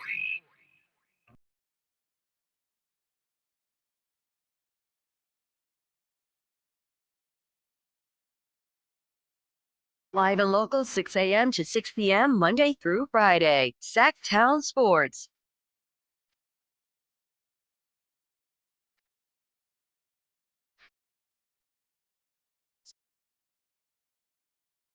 Sacktown Sports 1140. You're listening to the Alan Stiles Show. You are not listening to Alan Stiles currently. Chris Watkins filling in for the foreseeable future. Alan Stiles out. Just had baby number 2 yesterday. Very excited for Alan. Very excited for his family. Again, all reports are all good from the Stiles fam. So happy for him. And hopefully he enjoys his time off because he deserves it going through all of this summer stuff. And as summer commences, the WNBA playoffs are right around the corner as well. Just wanted to give a quick shout out to just announced about 15 to 20 minutes ago. The Valkyrie well represented in the postseason awards. They, of course, had just the most surprising season I can remember. I mean, of course, the NHL, the Golden Knights won their championship in their first year after expansion. But for the Valkyrie to pretty much take a bunch of role players and turn them into a playoff team, their head coach, Natalie Nakase, wins Coach of the Year for the AP. And Veronica Burton, their point guard, wins Most Improved Player. So shout out to the Valkyrie. I have not been able to make it out to a Valkyrie game this year because, frankly, tickets are crazy expensive, but definitely hope to make it out to a game next year or just anytime really soon. They did ridiculous stuff this year, especially in terms of attendance, broke records, and we'll see what happens if the Valkyrie can actually get some star power over there. Of course, Sabrina Ionescu, somebody who's from the Bay Area. A lot of rumors about there. There were, when I was in Vegas for Summer League, I do remember hearing some people talk about the possibility of Asia Wilson hitting free agency and maybe making Golden State her future home. Doesn't seem like that's going to be the case anymore. We'll hopefully talk about the Aces at some point today, but 16 straight to end the season for the Aces. They are the 2 seed in the WNBA playoffs, kicking off, I believe, tomorrow. If not, I think it is actually Sunday. It is Sunday. So, all of them on Sunday. All of them on Sunday. Yeah, I think they start at 10, and they're going head-to-head with the NFL, which good luck. I mean, with that. That's when ESPN had the programming window. That's true. Actually, I didn't even consider that, so that's funny. What ESPN's in bed with college football. They can't put it on a Saturday, so they're just like, that's a good point. Here you go. Here's your Sunday slate. Yeah, Sunday. 10 a.m. Sunday. Hopefully nothing else is on, right? Good luck with that. That's gonna be it's gonna be cool. Also, isn't like the entire league gonna hit free agency after next year? For the most part, yeah. Because of the salary cap changes, hopefully. Yep. And we'll see if there even is a season at some point here. Like, I don't know. There's a lot of talk about that once the CBA is up, that thing's going to take a while for them to kind of negotiate and figure out because of the money disparity that's happened over there in the WNBA. But crazy stuff. And again, those games, I always say, I totally understand you don't want to watch WNBA regular season basketball. That's totally fine. I will promote the playoffs like no other. The WNBA playoffs, especially when you get more towards the nitty gritty, really, really start to get good. So definitely recommend that. And let's move over to the NBA, where the Kings saw one TD, Terrence Davis, that era come to an end. Funny enough, I think people had already thought it came to an end, myself included. Terrence, obviously, I think he suited up for a game maybe last year for the Kings, actually got time. I believe they said he played 8 minutes. Yeah, that feels about right. I remember there being a game where I was like, oh, yeah, I forgot that they got Terrence Davis in some random G League trade. But also it was a contract for next season, which right. I always assumed it was, I don't know this for sure, I'm not reporting it, but I always assumed it was 3 weeks left in the season. Monty kind of knows he's out the door. Let me just throw my guy Terrence Davis a bone kind of situation. That would be pretty hilarious. There is nothing that says otherwise, and I don't really know why else you would sign somebody when there's 3 weeks left in the season and give them remotely any sort of guarantee for next season. Well, it wasn't guaranteed, but it was weird because it was it had a trigger date for a guarantee. It just shouldn't have been it should have just been a 10-day contract. Yeah, I mean, Scal got a 10-day. That's why I was so confused. I was like, why are we using a roster spot on Terrence Davis that will extend to next season? But I think this was always going to happen, but in a weird way when we were doing our months of trade scenarios, it was you know that. Here's a glorified trade exception, right? That $2.4 million trade exception right there, you know? That would be my best guess for what it really was that it look, these guys are digging into the CBA way more than you and I are. Like, maybe there's some benefit to having it be an actual player that is filling up a roster spot than to actually just have that money freely and available. But the Kings kept on Terrence Davis this offseason. It didn't seem as if he was going to start the season with the Kings, and that has now been confirmed. He is waived by the Kings yesterday, which a lot of people are, I would say, I think assuming is the right word, assuming that this sets the stage for Russell Westbrook to come in on the mid-level exception. And that is only because it has been so heavily rumored. I don't even know how the past 2 months, 3 months, really since the offseason began, that Russell Westbrook since the Zoom meeting that was, as we've been joking, we like to imagine that it was Schröder and Westbrook on the same Zoom call with Scott Perry at the beginning of free agency. So Allen is slated to come back for media day. Yes. Odds that Allen asked that question, because odds are you're going to get at least one of them. You're saying about Schröder or Westbrook. You're asking because there has not been confirmation that Zoom happened. Has there been? I don't believe so. It was in a report. It was in a Chris Haynes report that right when free agency opened, it's like they're going to meet on Zoom with Dennis Schröder and Russell Westbrook. And it was too strange and too specific to feel like it was wrong or made. Like, there's no reason why he would have said that it was together. Yeah. Like, obviously, if you're interested in those guys, you were going to have Zooms or have meetings with them. For the report to be that the Zoom was together was way too specific for it to be reported. The report wildly. didn't specifically say they were both on Zoom at the same time, but Chris Haynes left it ambiguous enough that we started joking that they probably, what if they were on the Zoom at the same time? Because I assume because I think the report, maybe we should get the exact wording, but it was essentially that Russell Westbrook and Dennis Schröder were going to have a Zoom with the Kings to discuss the possibility of them playing together, I believe, was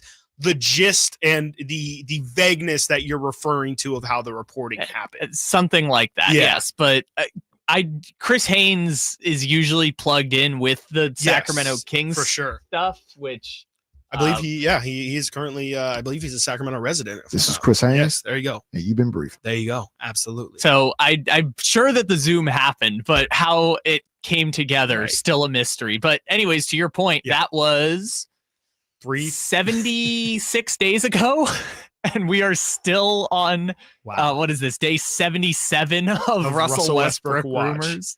Wow, absolutely incredible. It's like in Anchorman, they have the panda watch, they're just like anxiously waiting for somebody to see the panda, and it's just, I think it's Paul Rudd out there, and he's like, yeah, still no panda, but we're sitting here excited, and that's how it feels a little bit for Russell Westbrook here. Is we're just waiting to see what happens here. Even at this point, I think we're waiting for word that the Kings are officially out on Russell Westbrook. I think any sort of indication of where this thing is going would be welcomed right now, because I think the only place where we can assume is that this is for Russell Westbrook. And I should also state, as I said in the tease, there is an NBA analyst who does question whether or not this is setting up all for Russell Westbrook. This is from Mark Stein, who I have a lot of respect for, and definitely is somebody who you take their word for it. Mark Stein says, quote, "There is no indication yet that the Kings' decision to release Terrence Davis is the first step towards a Russell Westbrook signing in Sacramento. It is too soon to go that far. But parting ways with Davis, who is on a non-guaranteed contract, would appear to signal that the Kings no longer believed his contract could be useful in a possible trade for salary matching purposes." That's what me and Kyle were just talking about before, as to the reason why Terrence Davis was maybe signed last year with a contract, even though it was non-guaranteed, a contract for this year. Mark Stein continues to say, one example, he had sign and trade talks for Kuminga.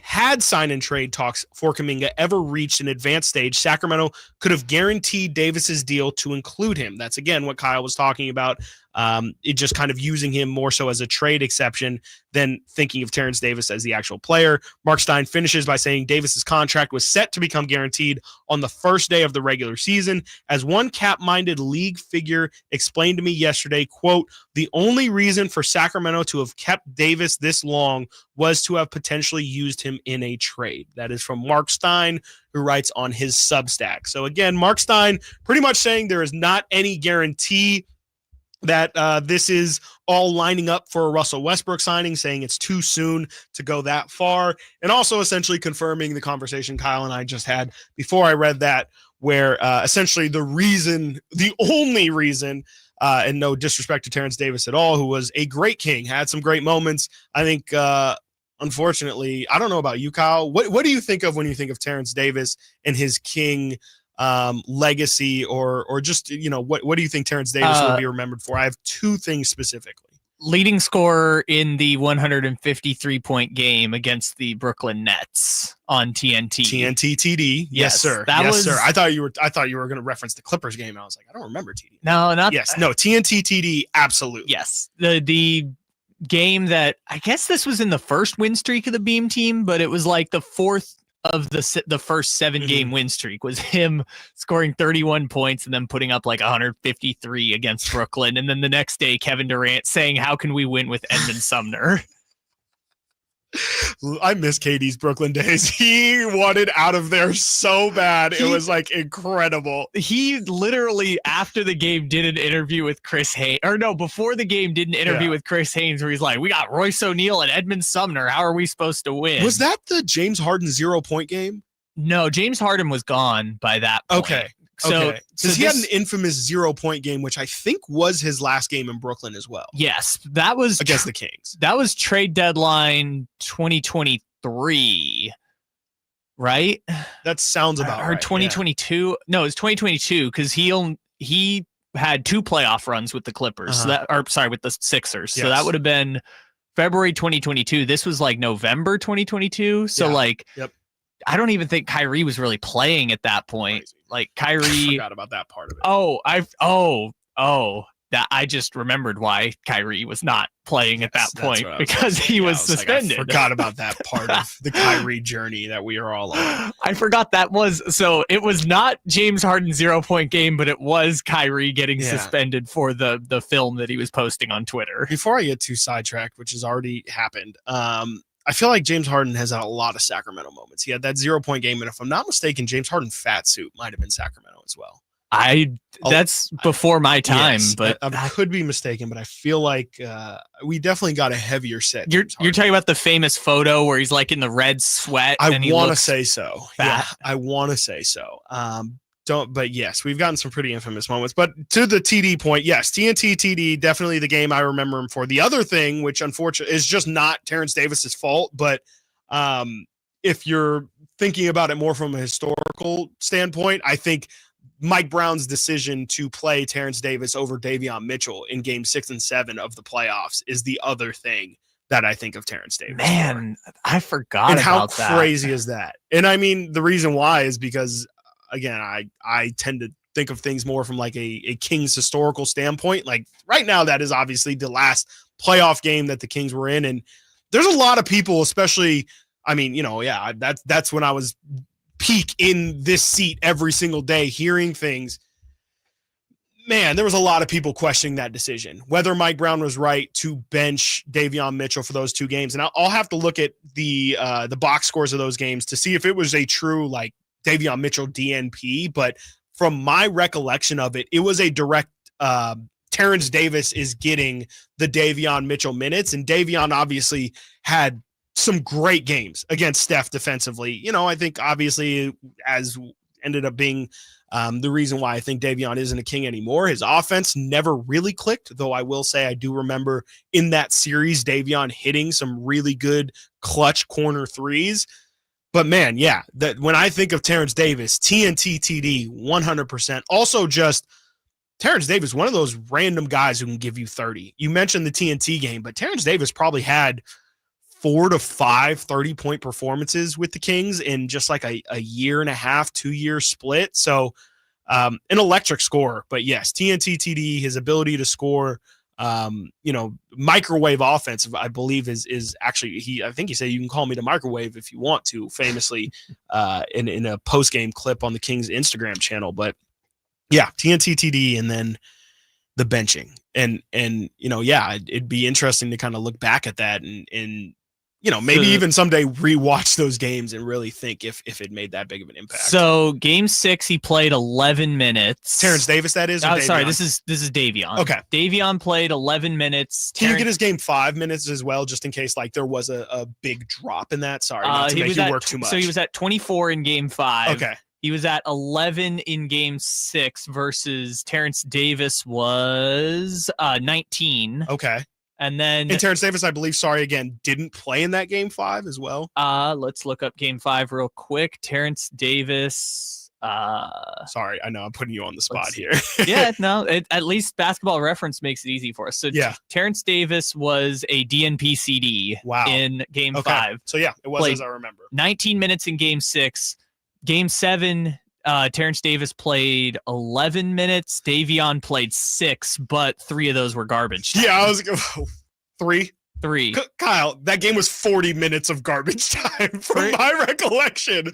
So it was close to 48 minutes of garbage time. So in the second half, maybe I'm trying to see. I was going to say maybe one day we should go on how really bad was that game, because in my mind, again, that game was 42 minutes of a blowout. Well, you also were in the building, which is probably worse. I was here in the studio by myself, having to watch Kevon Looney just grab another watch rebound. It happen, but also listen to G-Man and Jason and Deuce Mason just crumble, just slowly come to the realization of what was happening. Anyways, in that game 7, Davion in the second half played 2 minutes and 45 seconds, the same amount of time as PJ Dozier, Chemezi Metu, Kessler Edwards, and Alex Len. No, he got put in that rotation. Yes, Davion was in the garbage time. Oh, that's brutal. That was his only time in the second half of that game, was garbage time with, as I mentioned, PJ Dozier, Chemezi Metu,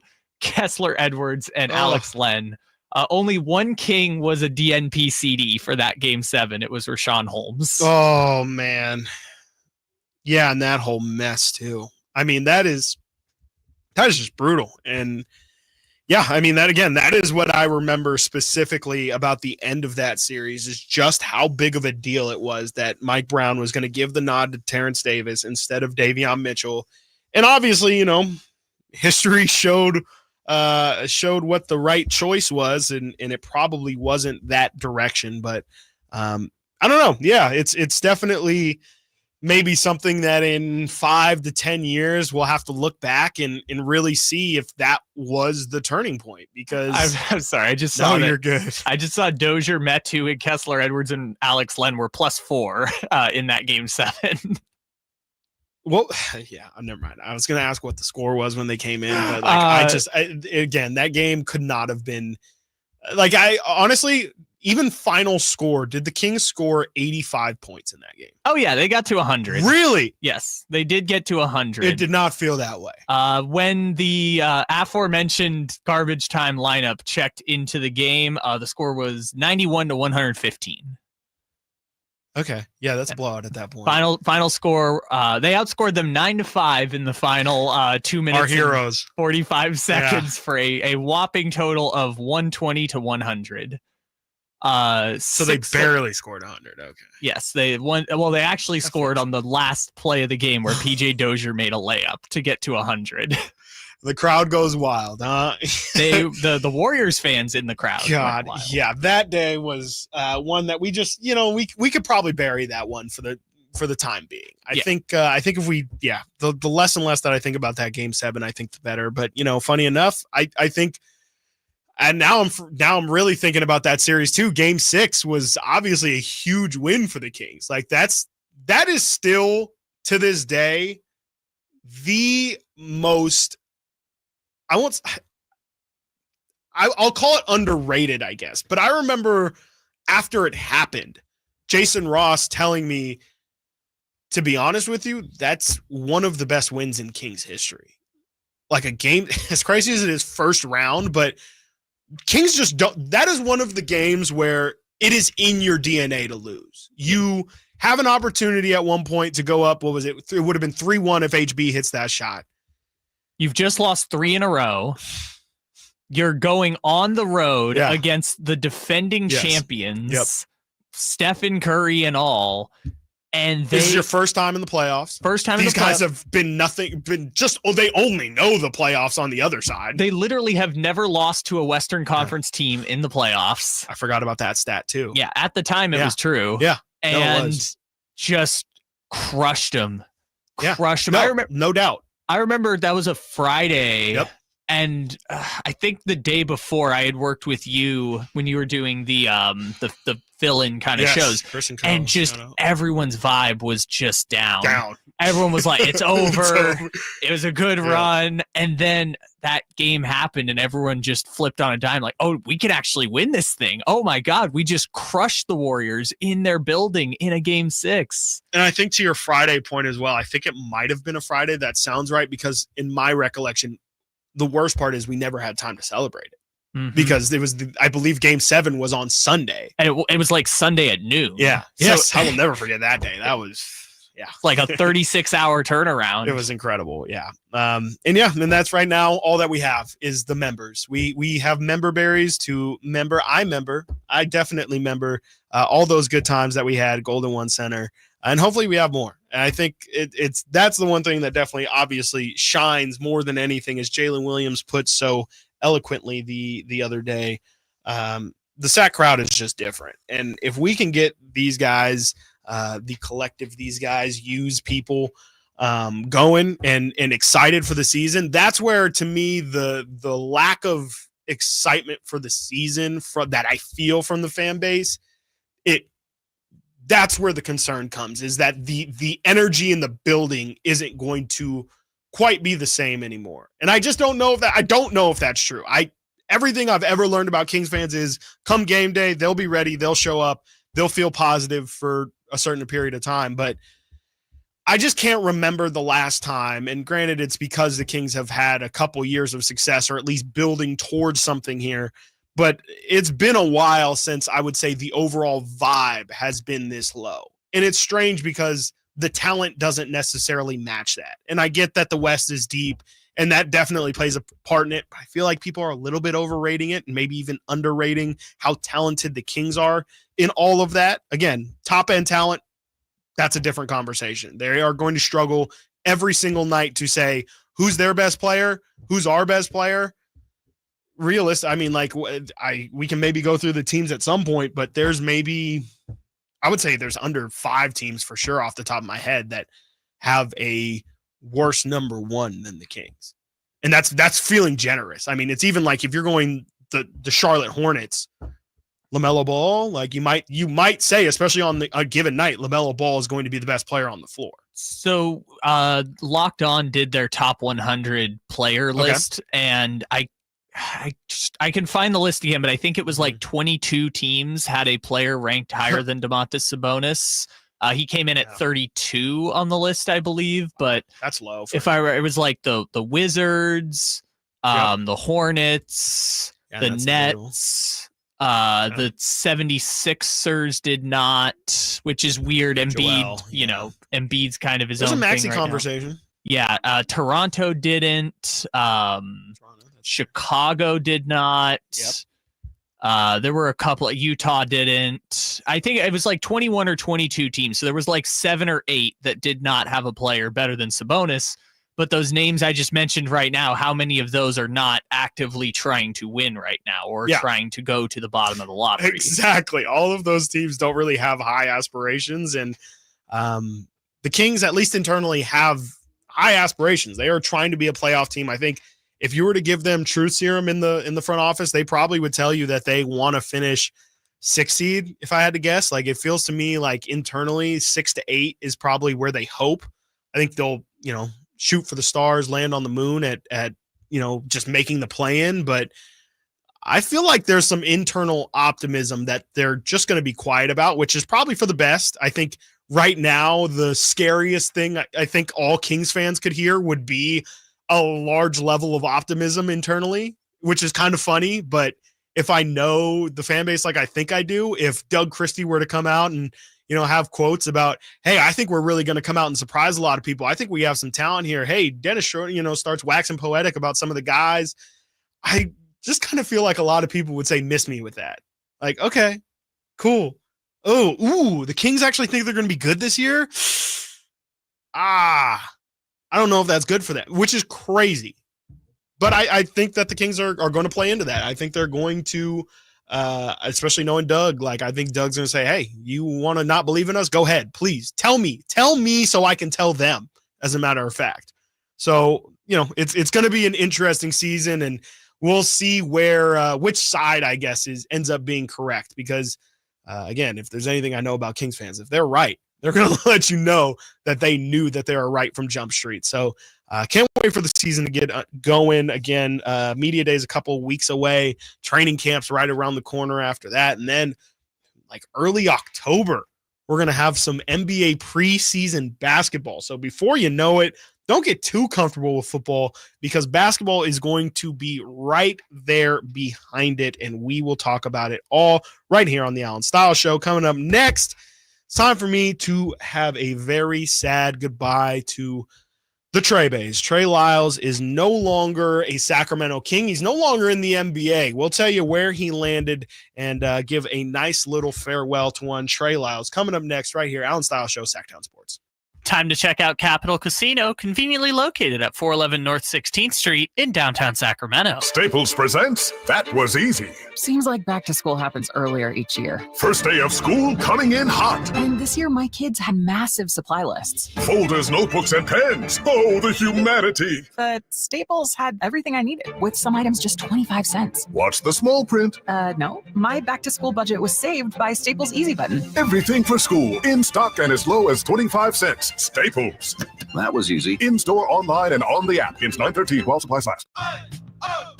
Let's go. You're still glowing, flirting, grooving. You still got it. But your immune system weakens as you age, making it harder to fight flu, pneumococcal pneumonia, RSV, and COVID-19. Vaccines are a key part of any health routine and help strengthen your immune response. Ask your doctor or pharmacist which vaccines you need. Schedule in minutes at vaxassist.com. Sponsored by Pfizer.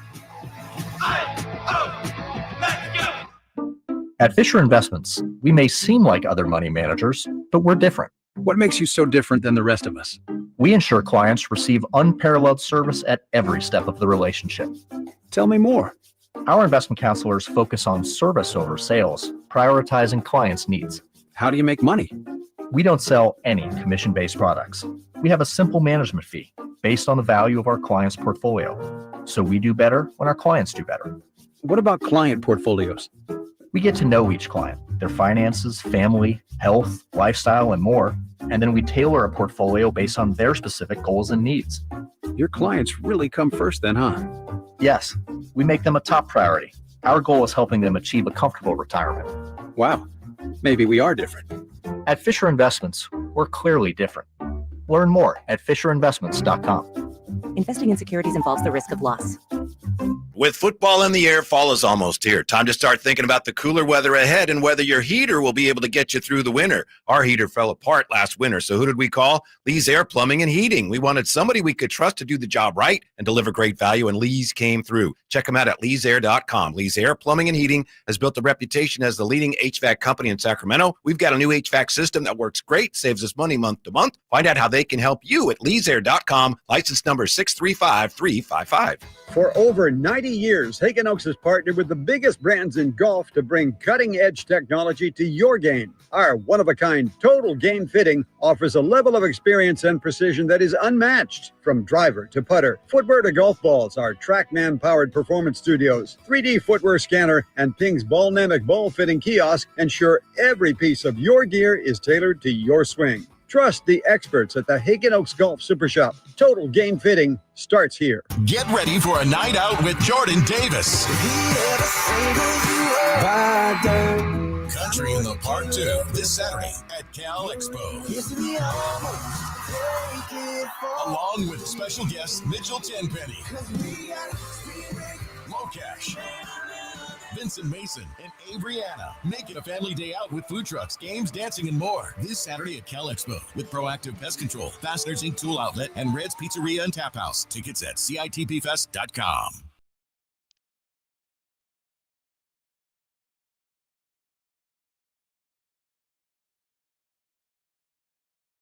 Your flagship station for the Bean Team, Sacktown Sports.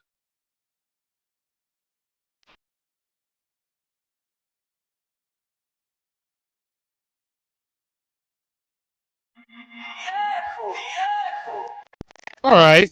So I got one answer to something we were wondering about earlier when it comes to EuroBasket. Kyle actually specifically asked if Turkey is on the line of EuroBasket. It is. They are playing. I only know that because Turkey is currently playing Greece right now in the other EuroBasket semifinal game. Giannis against Şengün. I mean, that's box office. Okay. Who was the person who was? I can't remember who was playing, but it was like Şengün is the best center I've ever faced.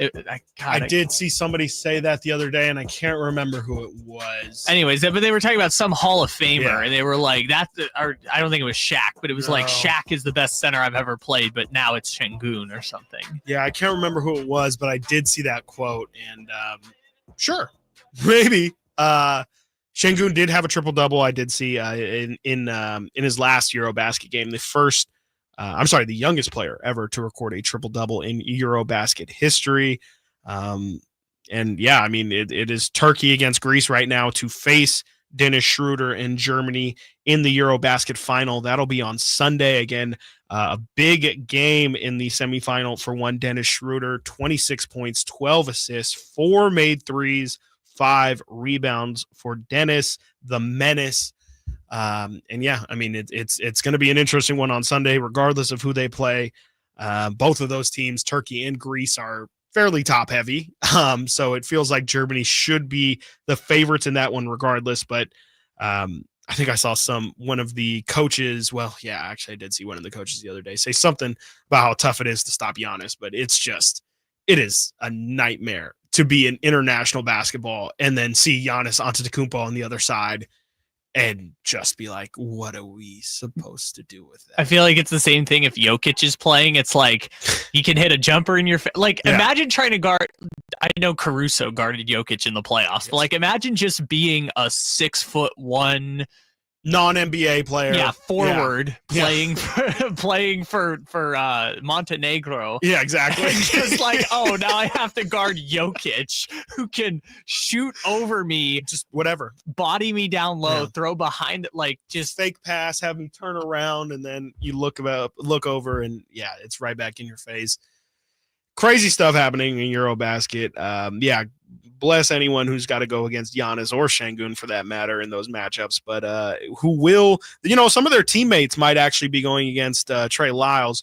Man, I'm killing these segues today. Not one Senor segue. Senor segue strikes again. That was probably a 4-star. That was. Thank you. I was explaining this to Brennan yesterday. Is like, the key with the Senor segues, they either got to be great or terrible. Or just the worst things you've ever heard. Exactly. Like, it has to be like, how did you just connect those two? You're hitting it today, Chris. I'm trying. Thank you. So ideally ideally some of those teammates will be going against one Trey Lyles. Trey Lyles movement. Thank you. Legend of losing. Wow. Trey Where Lyles have movement. you been, sir?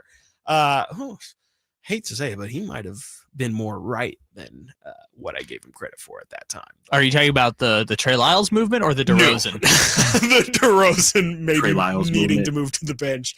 As much as I would have wished for it, the Trey Lyles movement never really took off. And Trey Lyles movement. It's unfortunate. The spirit of what Legend of Losing is saying there is really that Trey Lyles is a stretch 4 who at points has shown that maybe he has more to his game. Like Trey, let me pull up his numbers here, but Trey was always a very, it felt reliable shooter. Like at worst, I would guess he shot 35% with the Kings from 3. Let's see. Last season, he was 34. Season before that, 38. Season before that, 36%. So his entire career with Sacramento, he shot 36% from 3.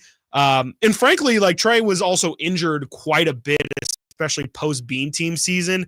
If he would have found some consistency, I think and again, if he maybe knocks down shots a little bit more consistently, maybe more towards that 38% than the 36 or 34 like he was last year, feels like the Trey Lyles starter movement might have had some legs, but it just never happened for him. I was a big supporter. I like to say that I coined the term Trey Bays, but it's really for the people. Trey Lyles movement. It's just, he's going to go down as one of those role players in Kings history. That's good. He was memorable. He was a King for 4 seasons, which is the longest stint of his NBA career. If his 10-year NBA career is over, which I probably doubt. I think he probably will get another cup of coffee in the league. There's a lot of reports that it's going to be, once his season is over in Spain, maybe he can end of the year sign in the NBA. But yeah, it seems like if his NBA career is over, his longest stint by far was with the Kings. There was a brief moment in time where after the trade at the deadline where they cleared everybody out, he was the second longest tenured King, and Sabonis had him beat by 2 days. That is incredible. Yes, and funny enough, that reminds me that we got Trey Lyles. If we want to start the story arc, he was traded for Marvin Bagley, or Marvin Bagley was traded for Trey Lyles. And that is how the Kings got Trey Lyles. Well, he was just a throw-in piece in that trade. They thought Josh Jackson had a better chance of turning into something at the time. My goodness. Yeah. Yes, they did. No, you're not wrong at all. We thought he was out of the league then, which, again, we talked about it before, but you didn't get a chance to say goodbye to your trade bay. But not. He was headed out of the league at that point, and he basically built. He was with the Pistons, the bad Pistons at that point. He was one of those players. It's my favorite class of player, which is good minutes on bad teams and few minutes on good teams type of situation. And usually you are headed out of the league when you're going to team 5 in 7 years. And you're just a throw-in in a Marvin Bagley trade. So he extended his NBA career by basically 3 years in Sacramento. Yeah, 3 years, and there were some reports early in the offseason that Golden State was interested in him. Obviously, Jonathan Kuminga has held up the Warriors' entire offseason, so wouldn't that be interesting if there's a weird butterfly effect there of maybe Trey Lyles is a Warrior? If they had all that squared away, maybe he would have signed with the Warriors early in the offseason, had an NBA contract for this next season. But I don't hate it. We saw Mason Jones as well move over to Australia. He's playing with the Perth Wildcats, I believe, if I can stretch my NBL knowledge. We talked about it yesterday with Sean Cunningham brought this to my point, the club that Elijah Pepper from UC Davis plays for, apparently. Wow. There you go. Small world. Well, how about that? Kind of funny. But anyways, yes, the Perth Wildcats, who were the Lakers of the 2010s for... Were they really? They used to run the NBL. Yeah, really? They won 5 titles in 7 years. Can we not refer to them as the Lakers? Maybe we call them Celtics? Warriors? I'm okay with the Celtics. We can call it. Anyways, they got a bunch of titles and they haven't won in a while, but now Mason Jones is going to bring them back to the promise. And champion Stockton King Mason Jones. Put some respect on his name. Bring him back to the promised land. Absolutely. And my bigger point was just I think that's a good path for those guys. I feel like, especially with Trey, he's going to be a really good player in that league. And, it's funny how it happens, but it's the, I guess for lack of a better example, I'll use Stephon Marbury as the example. Would you rather kind of be floundering around in the NBA? And I think Stephon Marbury was a different level of floundering than Trey was, but would you rather relatively flounder around the NBA or go overseas and be a top X player in that league? And I think Trey is going to be one of the best. I mean, Trey is 30 years old. He is in his peak. He's in his prime. Again, like I said at the start of this, when you think about Trey Lyles' skill set, he's very, very solid. It's just, you could argue a little bit of the HB master of none, jack of all. Trey Lyles can shoot the ball. You don't hate it if he puts the ball on the ground, especially for somebody his size. He's not going to be crossing anybody up or anything, but he can handle the basketball. He's got some good size, good speed. He might play like a EuroLeague center, potentially more than he would here. I just think it's his game really, really fits the European game. And it wouldn't surprise me if he makes himself pretty well known over there. And you could, again, it's the push and pull of if the money is semi-equal. Like, again, maybe NBA mid-level or veteran minimum is $3 million or so, 4 to 5. And I think probably making 3, 2, maybe 2.5 at Real. I thought he would maybe sign with Mike in the Knicks on a minimum deal, kind of like what Brogdon got. That would be interesting. It chose not to. I'm guessing the money, all things considered, was equal. Yeah, and it ends up coming down to the role. And at the end of the day, you can't fault him because we forget, like, these guys were all the best player in their city, some the best player in their state even, and, you know, they're whatever in the NBA. Like, could not be less of a thought. And that's tough. Like, there's a lot of sacrifice, and everybody always talks about it every year. Oh, sacrifice for the team, sacrifice for the greater good. And, you know, you might be able to drop 50 in a pro-am game during summer, but why can't you do that in the NBA in a game where your team is down and needs you? It's just different. And I feel like these guys sacrifice so much. And, you know, if Trey Lyles wants to say, I could play, we'll call it 50 games for the Warriors and maybe average 10 minutes a game, or I could play 25, 30 minutes a game. Who knows? Average like 18 and 8 in Spain. And me and Facundo Campazzo are going to run the league. We can run it. Like, it just makes sense. And again, the same logic to me applies to Mason Jones, if not even more. Like, the Perth Wildcats are juiced to get Mason Jones. The Stockton Kings would have been juiced to get Mason Jones. The Kings, he just would have been especially with the guard rotation for the Kings, Mason Jones might have not seen the floor, period. So it just makes a lot of sense for these guys. I like the route. I like these guys trying to make a name for themselves still. It doesn't mean their NBA careers are over by any stretch for either of those two guys. I think Mason has definitely shown that he's somebody who can make a name for himself. I think it sucks that he had the summer league he has, not that he performed poorly. I don't know how many people are aware. We were there, so we were able to see it. Mason was hurt for, I don't know, I mean, at least the last 2-3 games of that summer league. And, you know, when he didn't have a contract with the Kings, Mason Jones was essentially playing for the Kings out of the goodness of his heart.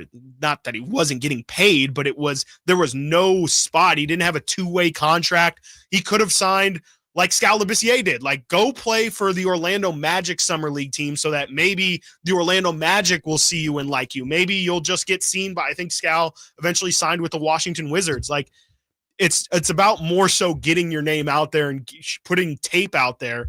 And for his own reasons, Mason Jones chose to play with the Kings summer league team and did get hurt. And I think ultimately my bigger point is wasn't able to show what he wanted to potentially get an NBA contract this season. And so he goes over to Australia, and I am more than confident that Mason Jones is going to have an amazing season over in Australia. And like I said earlier, I mean, Trey Lyles is going to be one of the best players over in Spain. So excited for those guys, and just interested to see how their careers progress. Wouldn't surprise me if both of those guys find themselves back in the league. Somebody who is finding their way out of the league incredibly quickly, well, it might be Steve Ballmer. I don't know. We'll talk about it and more. What's next with this Kawhi Leonard saga? We'll talk about it on the On Style Show, Sacktown Sports. Time to check out Capital Casino, conveniently located at 411 North 16th Street in downtown Sacramento.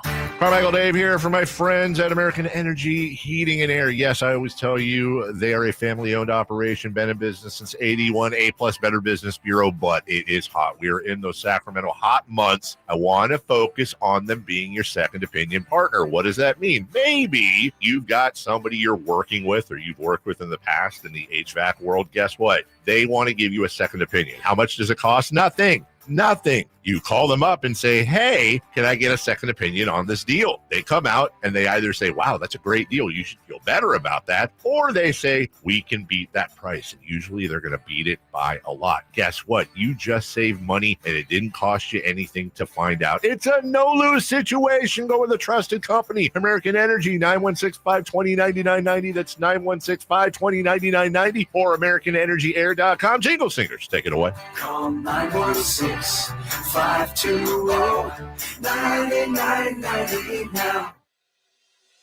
The Sacktown Sports 49ers Report is brought to you by Kia of Vacaville, located beside the Vacaville outlets. The 49ers got their season started successfully with a last-minute win in Seattle, 17-13.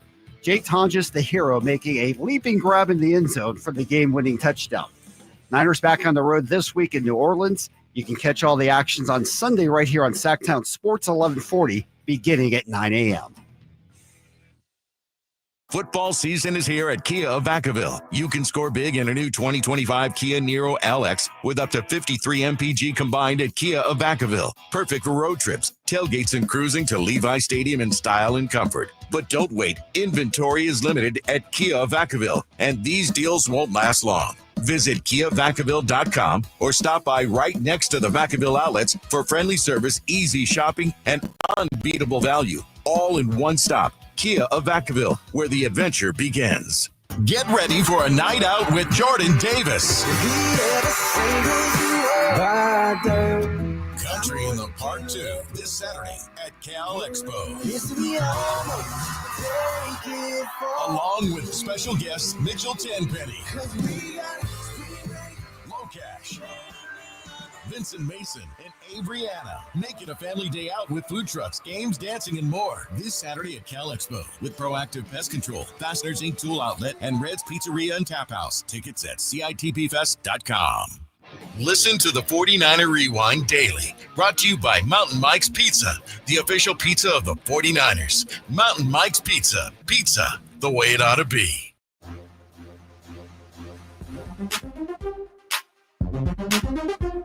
Your home for Kings basketball for over 25 seasons. Sacktown Sports.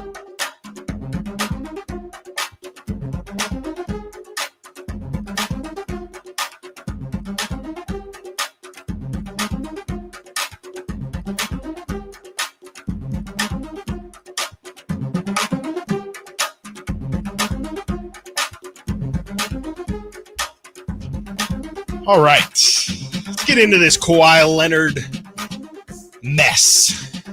This is, and to put it as a mess is an understatement, frankly. I don't even know where to start. I don't know how much you guys have covered it on the show a lot, so I guess I'll just kind of give as brief of a summary as possible, but there are some key points that definitely need to be made. So it was about a week ago, Pablo Torre on his amazing, probably my favorite content right now is Pablo Torre finds out. It feels like multiple times a week he's releasing episodes. Some definitely more strange than others. I think his most recent episode I just watched was about a man who pretty much has the unofficial world record for most events streaked. Like he's just a streaker. He's been doing it forever and just talks about all those. He has an episode about like bird watching and competitive bird watching and things like that. But he also has done episodes on he really cracked the case open on the Jordan Hudson, Bill Belichick saga. Definitely check out those episodes. He just had an episode on Malik Beasley and his gambling scandal. Definitely check that out if you want some insider information on, no pun intended, on how that all shook out. Got the NFLPA president to resign. I mean, and that was one of the most insane bits of investigative journalism I've seen is I think it's like 4 parts that he's done now. Uncovering the NFLPA and JC Treader and I can't remember the guy who replaced him, but he's now stepped down. Lloyd Howell was the president. Thank you. Yes. And him and JC Treader conspiring. It was crazy saga. Yes, crazy. And the guy who's running things now, who I can't remember what his name is, but he is tied into all of it as well. So again, I cannot plug the Pablo Torre Finds Out. It's a YouTube show, but it's also, I think, technically a podcast, but it's 100% needs to be watched in order to get the full experience. He has now set his sights towards the NBA and Kawhi Leonard, who he has found. I mean, there's no other way of putting it, but Steve Ballmer has, I guess we still have to say allegedly, had a, I'm trying to think of the best way to explain it in layman's terms, but essentially used a company that was the jersey sponsor amongst many other things, but was set to be, how the Kings had Revolver and Blue Diamond on their jerseys. It would be as if one of those companies, if we'll just fully relate it to the Kings, and this is again what Steve Ballmer did. I'm not saying the Kings did any of this, but this is just to put it in a Kings frame. If Vivek Ranadive would have essentially put money in Blue Diamond and said, hey, I'm going to give you guys, I think the number ended up being $50 million extra to sponsor, we'll say Malik Monk, because he was recently a free agent. If Vivek would have paid Blue Diamond $50 million and said, hey, I'm going to invest $50 million into Blue Diamond then goes and sponsors Malik Monk, but essentially uses the money that Vivek paid or donated or whatever to invest. Thank you, Kyle. Thank you. If the money he invested, then immediately used that to, and it wasn't immediately, it was through a couple, I think there was several different $1.5 or $2.5 million payments paid out, but essentially use this company to circumvent the salary cap and to pay Kawhi Leonard extra salary on top of what his Clippers salary was. For an endorsement deal where he did not have to do anything. He had no obligations. There was things written in a contract, all of which had very easy outs that were as simple as, that it is against my belief system to do that. I don't have to do it. I don't believe in Twitter. I don't believe in tweeting during the season. Literally any excuse. It doesn't even really have to make sense. It was just pretty much an agreement that said, Kawhi, we are going to pay you. We want you to do these things. If you don't do them, it is not cause for termination. As a matter of fact, I believe the only cause for termination of the contract was that he would no longer be a Clipper. If he was no longer a Clipper, the contract was no longer valid.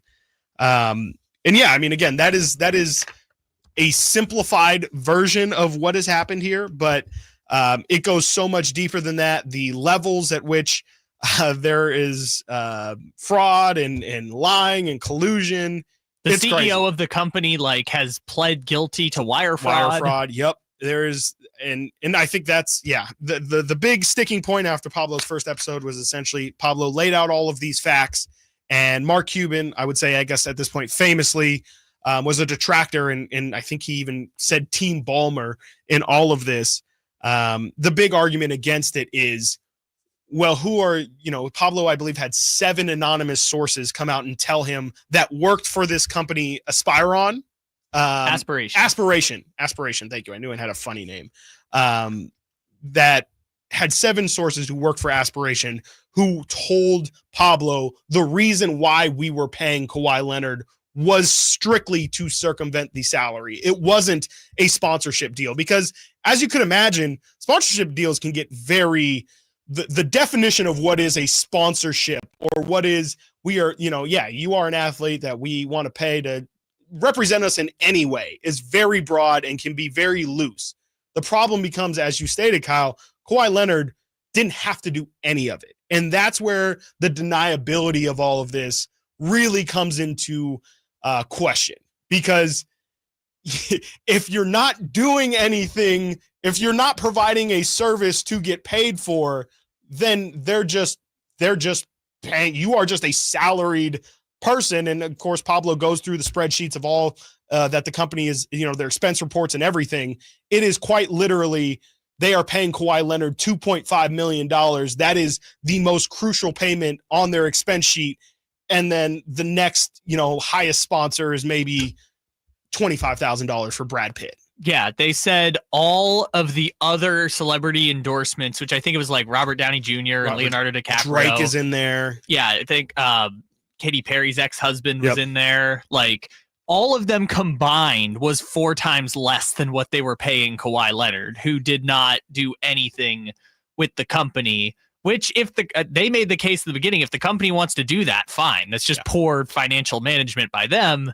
The problem is, for the NBA, Ballmer put money into this company. Yep. So it's technically Ballmer's money that is then being filtered back to Kawhi. Yeah, absolutely. It is a web of mess. And funny enough, you mentioned Steve Ballmer is the one who put money in it. Pablo Torre actually released a new episode yesterday that had some new findings that, for the most part, reveal that it wasn't just Steve Ballmer that did it. It was people that work very, very close to him. And so it's a mess. We're going to get into it a little bit more on the other side of the break. But I'm telling you right now, this is going to be a massive story if it isn't already. The implications for this, people have said second round picks. People have said maybe nothing. People are starting to change their tune. I think I saw yesterday people starting to, I think Zach Lowe said first round pick wouldn't surprise him.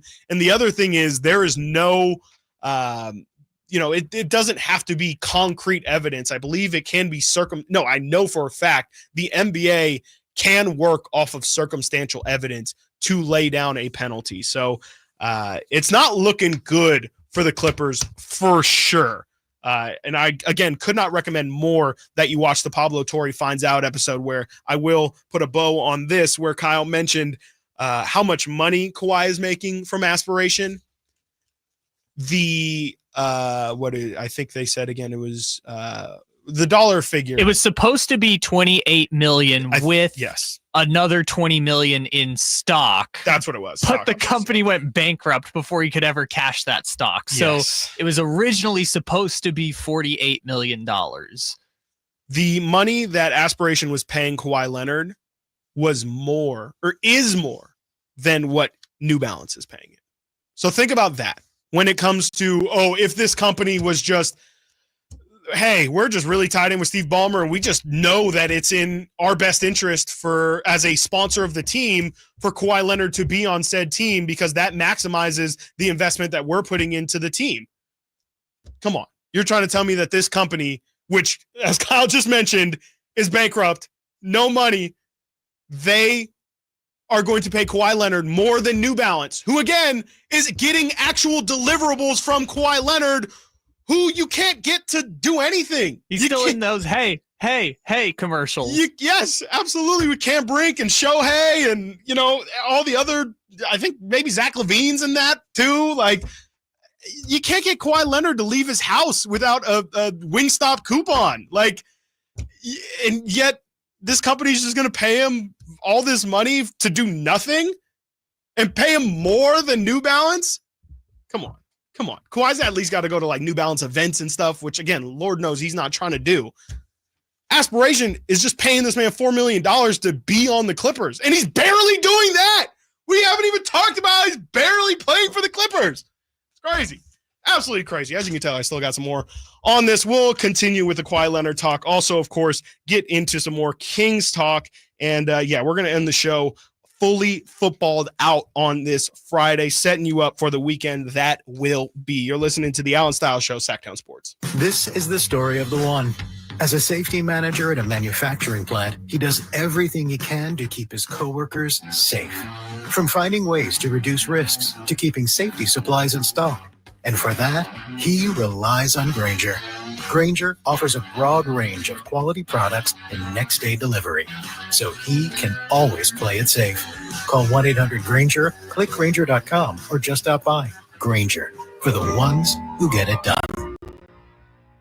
Hello, I'm Frank Cockrell's Retirement Security Centers with the Weekly Economic Update. Are the tea leaves giving us a reading of lower rates as soon as this month? The latest producer price index reading dropped by 0.1%, while economists expected a 0.3% gain. The index measures wholesale prices. The Federal Reserve couldn't possibly lower rates due to the robust jobs market, right? Not so fast. The Bureau of Labor Statistics revised the past year's numbers and saw the economy added 911,000 fewer jobs than originally reported. This means the labor market ended 2024 much softer and with less momentum. While we haven't seen mass layoffs as of yet, these soft labor markets and price readings could allow the Federal Reserve leeway to reduce rates between 25 and 50 basis points at the next meeting this month. If the broad market sees the Fed as moving too slow, it could end its current upward run and see recent gains disappear. If the Fed gets it right, they could keep us out of recession territory. If they miss the landing, we could see some economic malaise. How might this affect you or your family? Please go to frankontheradio.com to schedule an appointment, watch videos, and receive market updates. I'm ready to help you start your journey so you can define your future. Securities and investment advisory services offered through Mosaic Wealth, member FINRA SIPC. Mosaic Wealth is separately owned in other entities and or marketing names, products, or services referenced here are independent of Mosaic Wealth. Just announced, Stockton Honda has been named #1 of California's best car dealers in 2025 by USA Today and Statista. This prestigious award is based on thousands of customer reviews and recommendations, ranking dealerships for service, value, and satisfaction. Out of hundreds evaluated, Stockton Honda is proud to be #1, recognized for all-around excellence and commitment to our customers. Visit Stockton Honda, where reputation meets the road. Anytime, anywhere,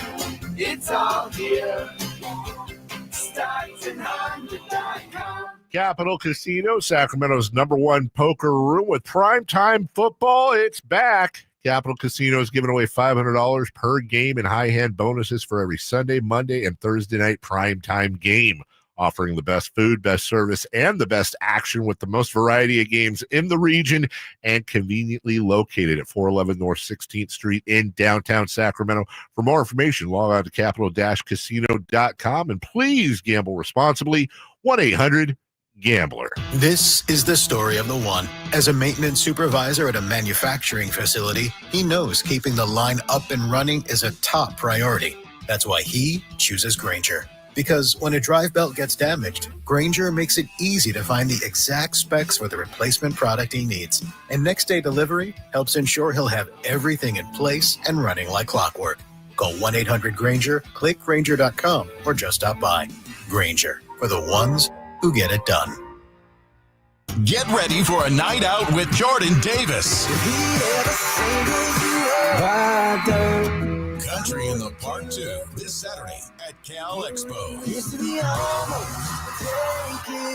Along with special guests Mitchell Tenpenny, Locash, Vincent Mason, and Adriana. Make it a family day out with food trucks, games, dancing, and more this Saturday at Cal Expo with Proactive Pest Control, Fasteners Inc. Tool Outlet, and Red's Pizzeria and Tap House. Tickets at CITPFest.com. KHD1 Sacramento, KYMX HD3 Sacramento. Your home for Kings basketball for over 25 seasons. Hammer time thrown down by the Lakers. From the Power Business Technology Toshiba Studios. Sacktown Sports, 1140.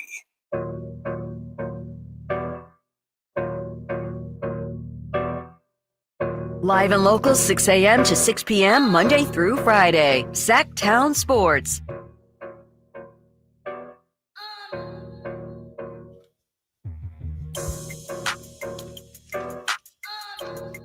Happy noon. Chris Watkins filling in for Alan Stiles. Alan is on a little bit of a break as baby number 2 just arrived yesterday. Should be back by Kings Media Day in a couple weeks. Hope he enjoys his time off. Hope you all are enjoying your Friday so far. Feeling good. I almost forgot it was a Friday. You know, the weather's been a little bit cooler this week. I think it's supposed to ramp back up, but it's been a nice summer so far. Just enjoy it while it's here. We're so close to 66 and cloudy. You're saying that as like I miss positive? it. Yes, I miss it. I can do that. Once it starts raining, I get a little bit sad, and I just don't like to do things in the rain. But I can do the cooler weather. I like the I like to dress up with the jackets and stuff. So I'm not opposed to the colder weather, but can't lie, the California in me comes out, and it's just I do start to very quickly regret my wishes and pray for sun. But it's nice right now. This is the most perfect weather I could ask for. It feels like the mid 80s, and this weekend, obviously a really, really big weekend. We got Country in the Park this weekend. I'll be out there helping out our sister station KNCI with that. Sac State, again, home opener tomorrow. That should be really exciting one. There's high school football, of course, today. I know my alma mater, Christian Brothers, plays Jesuit tomorrow in the Holy Bowl. That's always one of the biggest games in Sacramento. That's always a blast. I wish I could make it my way out. This is like the 3rd straight year I've had to miss it.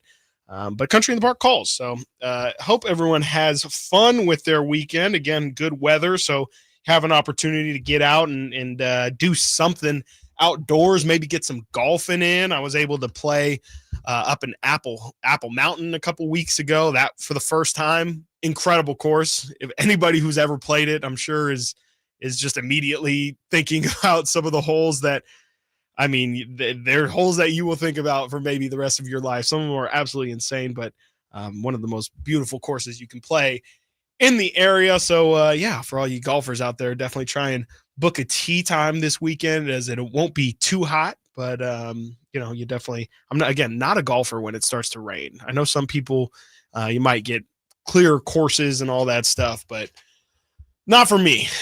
I only golf when the sun is out. So I will be enjoying these next couple weeks before that turns around. And, really when the weather starts to turn is when it feels like it's basketball season. I always remember just cold. every time I think of Kings games. I don't know why. I know like the first month maybe is nicer weather, but once basketball season comes around, for me, that's the sign of cold weather. And then once playoffs start, I do remember standing out there in that game 7 that we were talking about earlier. We broadcasted from noon. It was a scorcher. It was a scorcher that night. So come April here in Sacramento. That day in game 1 were crazy because I was working the game broadcast back then. It was like we did 2-hour pregame plus game night plus pregame plus the game. And I remember getting here at like 7:30 in the morning for like an 8:30 broadcast. Crazy. And I was like, man, we are really, really going all out. Hey, that's what we do, man. That's what we do. My other favorite story, and I love this so much because it's so random. I was showing up for game 7, which was a noon start. And I think we went on the air at like 8:30. I think you were part of it. I was. Jason was hosting. Yeah. I remember I was showing up at like 7:45 or something like that. And there's 2 cars in the parking lot. I'm like, that's weird. It's 7:45. I'm going in and Doug Christie is walking out. And I was just like, what are you doing? And like the game. What was he doing? I don't know. But I was Maybe like, he was recording some spots or something. that was like the game's in like 4 hours. Why are you in a quiet place, I guess. There's no one else in the building. But anyways, I always thought that was so funny. That's incredible. Walking in, I was like, why are you here? Yeah. Why are you not at the arena? This is 4 hours from the biggest game of Sacramento Kings 20 years. Maybe that's what it was. Doug, he was maybe thinking of the last time he was in Sacramento for a playoff game and he had to center himself or something. But yeah, I mean, that's absolutely insane and just crazy. I mean, again, that feels like it was so long ago. And it was we're 2 seasons removed from it. It was 2 full seasons out. Game 7 was April 30th, 2023. So like 2.5 years ago, almost calendar wise. Man, that feels. Life comes at you fast, especially in the NBA. Yeah. Well, yeah, you're telling me that was like, I know you've been around here for a bunch of years doing different things, covering the team, but like that was my first real sports job. And I was like, that was the pinnacle. Yeah. And you're like, this is going to be forever. It wasn't like this is going to be forever, but I was like, wow, it's maybe never longer than a year. It's never going to be like this again. I was like, wow. Well, you were right on that. What an insane season. Yeah. Anyways, I miss it so much. Yeah. I wish it could have lasted just 2 weeks longer. Like, I think they would have beat the Lakers. I do too. But I would have taken just 10 more days. Is so magical. Yeah. It was so fun. It was all setting up. I mean, like you said, they were going to play they would have beaten the Warriors in this hypothetical, which would have been incredible. Team. I mean, ended that team. You would have been able to wear that the rest of eternity. Which, in fairness, they did technically get to do it the next year, but didn't feel the same. Did not feel the same at all. So you would have had that. You would have had, a little bit of who knows, and then Clay leaves the next season. But like, who knows what that does to maybe Draymond gets traded after Draymond has his outburst and the stomp. At the very least, Bob Myers left. Myers left, right? But it was the end of that group together. Right, exactly. And so, yeah, it would have been interesting to see them take on the Lakers. And I feel like I was framing it at the time of like, let's exercise all our demons right now. Like, we are in the playoffs. Who knows? Little did I know. Who knows the next time we'll be in the playoffs. We have an opportunity to beat Golden State, who has been our bigger brother for these past couple years. Now we have an opportunity to take out the final boss, and that's the Lakers, who have given us, obviously, we don't need to rehash it, but the ultimate amount of trauma in our history. And so it would have been special. It would have been really special. And I think, to your point, they would have, at the least, I can confidently say they would have given the Lakers a very competitive series. I believe they would have won. We'll see what would have happened. Again, I do think we conveniently forget the Kings were really banged up after that series. Obviously, De'Aaron had his thumb. We forget Keegan Murray got hurt in that game 7. I think he would have been out for 2 weeks, if I remember correctly. Keegan hurt himself. I think it was his knee in that game. Wouldn't have been able to play. Malik Monk, I believe, picked up an injury as well. And Sabonis still had the broken hand thing. Oh my God. I forgot about that. Was the year that, he played with one hand. The Kings were incredibly down bad that season. Who knows how much more they had left in the tank, but it just would have, to your point, been great to have 10 more days of that. To be able to have those memories too, I think would have been incredible. A couple games down in LA, to just make more moments, because it feels like, now that it is over, and I saw Frankie put out the other day, the remaining Beam team members. Yeah. Pretty soon, all we're going to have is those memories, and we're going to realize pretty quickly that those memories aren't going to last this long. I think they will last pretty long. You think that Beam team season? I mean, people will forever remember the Beam team season, but in terms of like looking back and having conversations about that team or what could have gone different. I think because it's all relative, I think that season is going to stick. In ways that I'm a little baby child, but I'm just guessing that season's going to stick with a generation probably more than 2004 and 2003 and some of these other deep playoff runs the Kings went on, just because of how important breaking the drought was, how important, the fight to save the team was in the decade prior to the Beam team. That was kind of like the payoff of 16 years. And yes, if 2 years from now they go to the conference finals or they draft the next Luka, maybe it's all going to be relative. But I think even the Warriors still think of that We Believe team super fondly. Absolutely. The Karolinko dunk. I mean, come on. Baron Davis lifted his shirt. I mean, Sacramento's going to treat the Beam team at least like that. That's a good call. And the Warriors have all those championships. And to your point. Exactly. But they still think of that team fondly. So even again, that's best case scenario, the Kings are awesome and we treat it like the We Believe team. But best case, that's the beacon to hold up of this is what Sacramento Kings basketball can be, basically. I'm trying my hardest not to laugh and or throw back in my own face, I guess. So you're telling me that a first round playoff exit in 7 games is this is what it could be. This is what we could have. Yeah, it's as good as it'll get. It's and again, it's going to end with Steph Curry dropping 50 on your home court, but it's going to be amazing. But the journey along the way was what it's the friends we made along the way. Yeah, exactly. Just because it's going to end, which by the way, they avenged it the next year, sort of, but not really. But it's all about the journey. Yeah, no, I mean, you're not wrong. And again, I just kind of had one of those, like I discussed earlier with my friend mentioning Josh Jacobs being a top 5 running back and me just kind of not disagreeing, but just having a moment to really process it. And you saying right there that in a weird way, the Beam team season could be as influential. I'll stop there. You kind of said maybe even more influential because of the ramp up into it, which again, I'm not going to disagree with. I just, on its surface, it sounds crazy because it's a first round playoff exit where you lose versus getting robbed from just having a championship pretty much raised and it was all there.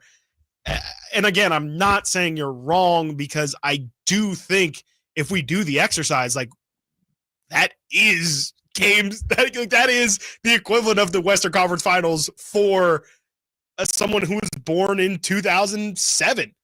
They don't know anything else, and their entire life was a massive buildup of you're never going to get anything because it's just the way it is. And to have the buildup and I don't know if you would call it payoff because, again, I don't know what the payoff moment would be, but I guess it is just the playoffs and those first 2 games and game 6. The payoff was getting to game 1. That day with 120,000 people just gathered around the arena, dudes in costumes throwing hats around. Getting to that game 1 was the moment. I wish it would have been winning game 7, but that is the most special day I think I'm ever going to have in sports. And I wasn't even here for the whole drought. Yeah. I've never seen anything like that. Just on TV. Were you out there? No, you were. I was on TV. Yeah, I was in the studio, but I went out there before all the stuff happened. Okay. And I was like, it's 7 a.m. and there's already people gathered outside the arena. Yeah, because you just kind of triggered a memory for me where being out there, just in Doco that morning, I called it Kingapalooza.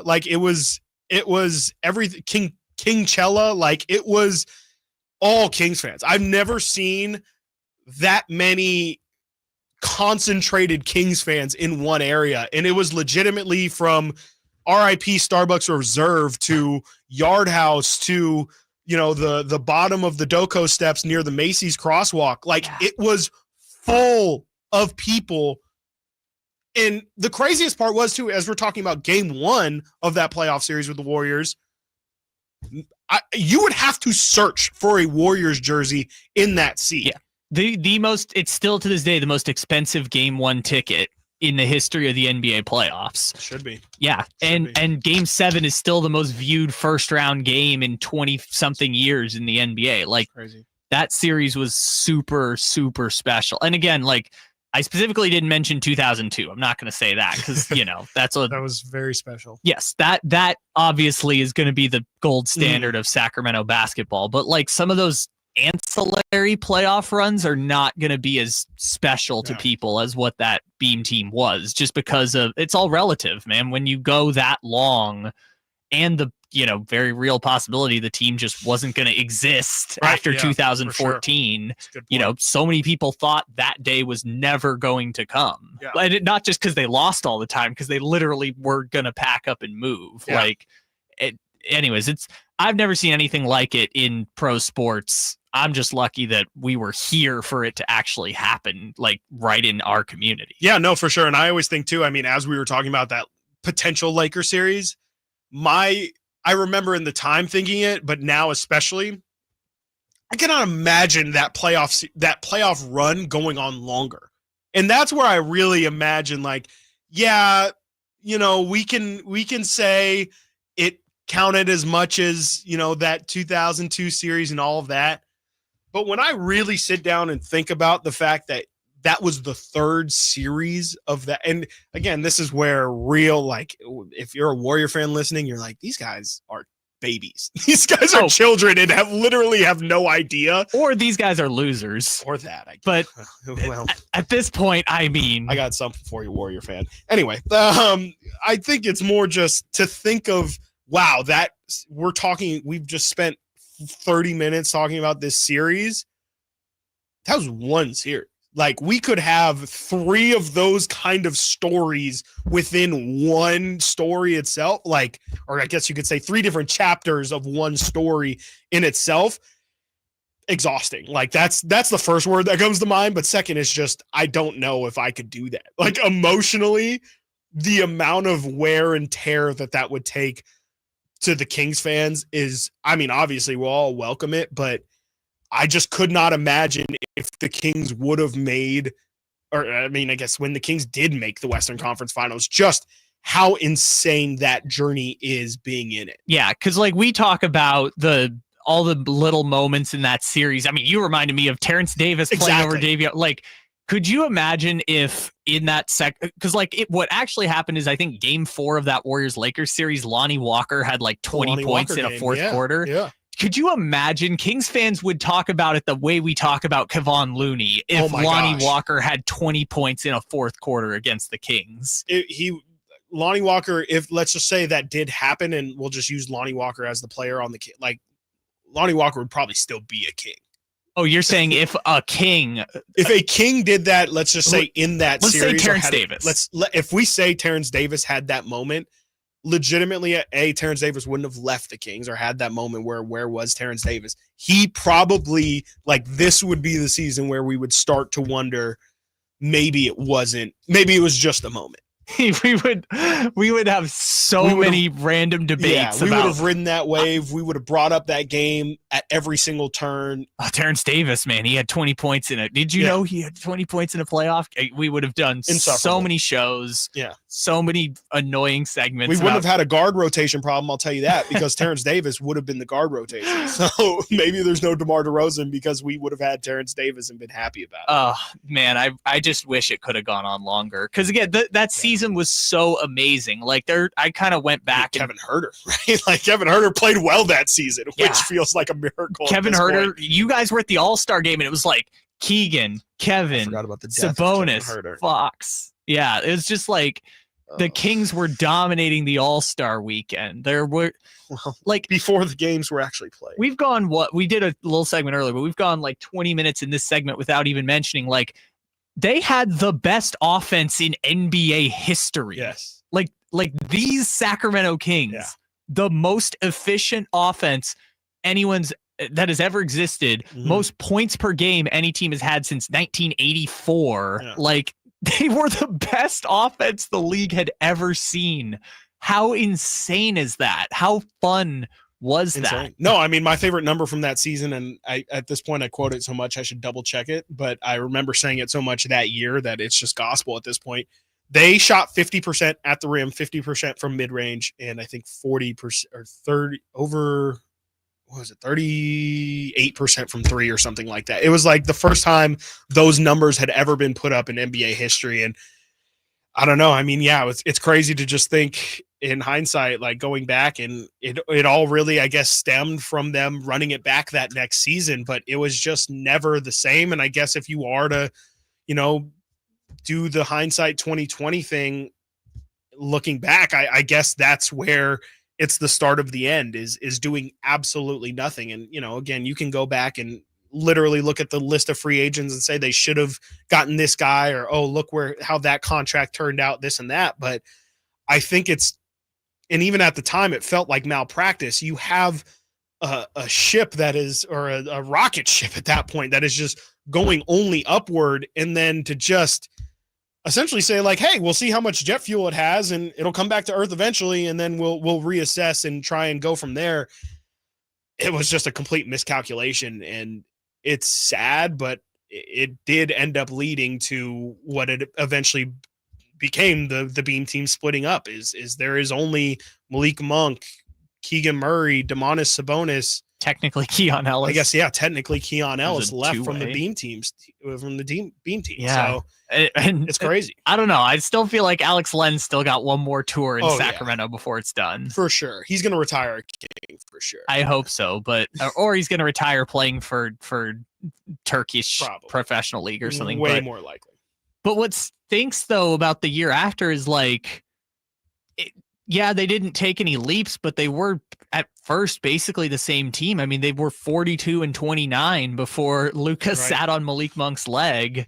And they were, they were like the 7 seed at that point, but they were still within striking distance of the 5 seed. And it was like, I know I brought this up earlier with Allen, like back during the playoffs, but like the last 2 years of the Pacers, who just were 1 game away from winning the finals, they had a .588 regular season win percentage. And the Kings, from the start of the Beam team until Luka sat on Malik's leg, that basically 150 games, they had a .588 winning percentage. Wow. So they were basically the Pacers for 2 years, and the Pacers lucked into going to the finals. The Kings almost lucked into going to the conference finals. Yeah, and I mean, that's really where, like, the West in particular is just brutal. I mean, the Pacers make the Eastern Conference Finals both of the last 2 years. And to your point, I mean, it's more of I guess it is a compliment to them that they were able to, we'll call it overachieve, but the fact that you were able to be that caliber of team and still have a chance, and I think that first year was more so because of injuries, more so than last year, but the Kings, there to that point, if there's no alternate world where Sacramento is in the East Coast, but there is a world where the Kings are a good enough team to to not blow it up in 2 years. And I think that's really the sad part about it. There's nothing you can do about how tough the West is. But again, that's where I will bring a level of optimism to this season. And I think it's the highest level of optimism I can find. But that, to me, is the best case scenario for this season with the Kings, is that they are a hyper competitive team. I think if they bring in Russell Westbrook, to me, that even more so signifies they're just trying to be some MFers every single day. And that's their goal, is to, you're probably going to struggle again against top end teams, but every single night you're going to put up a fight, and teams are going to have to game plan for you. Teams are not going to be able to just walk in and say, hey, we can beat the Kings because if we get up early, they'll collapse. If you have a bunch of guys who are just kind of known for being gamers and guys who give 100% effort on every single play, as cliche as that is, I really think that's actually what the Kings are going for. And if you do that for 46 games, for 46 wins, I should say, 48, of course, was how much they got in that Beam team season. I think they can be that caliber. Like, I think they like in that tier, I guess is how I would say. I don't think that they top end again. I don't think they can be as good as those other teams that the Kings have had. But to me, it feels like there's a potential for this team to be scrappy and a team that just, again, on a nightly basis is not one that you want to play. I think, again, that's the most optimistic way of looking at it. And to further the optimism, I think that's maybe a strategy, especially if injuries happen to other teams, where you might be able to surprise yourself and where this wouldn't be the team that you picked to make it past the Beam team season. You know, who knows? Injuries go your way. You get a favorable matchup. You just have a group of guys who play hard every night, and you never know if DeMar DeRozan's going to be the one to give you 20-plus points, if Zach LaVine, Domantas Sabonis, Dennis Schröder, who knows what Keegan Murray develops into this season. I think that there's a chance for this team to at least have that sort of identity, and that's the word that I think this team has just desperately lacked ever since the Beam team. Beam team's identity was that they were the Beam team. It was that they were the offense, and it was that they knew who they were. They did not know who they were the last two seasons. And I think the one thing that Scott Perry has made very evident, and the one thing that I do know about Doug Christie, is he knows what he wants his basketball team to look like, and that is a competitive, defensively minded, sound team that shares the ball. And I think if the Kings do that and they know who they are, they'll be able to surprise some teams. And I think they'll be able to surprise a lot of people here.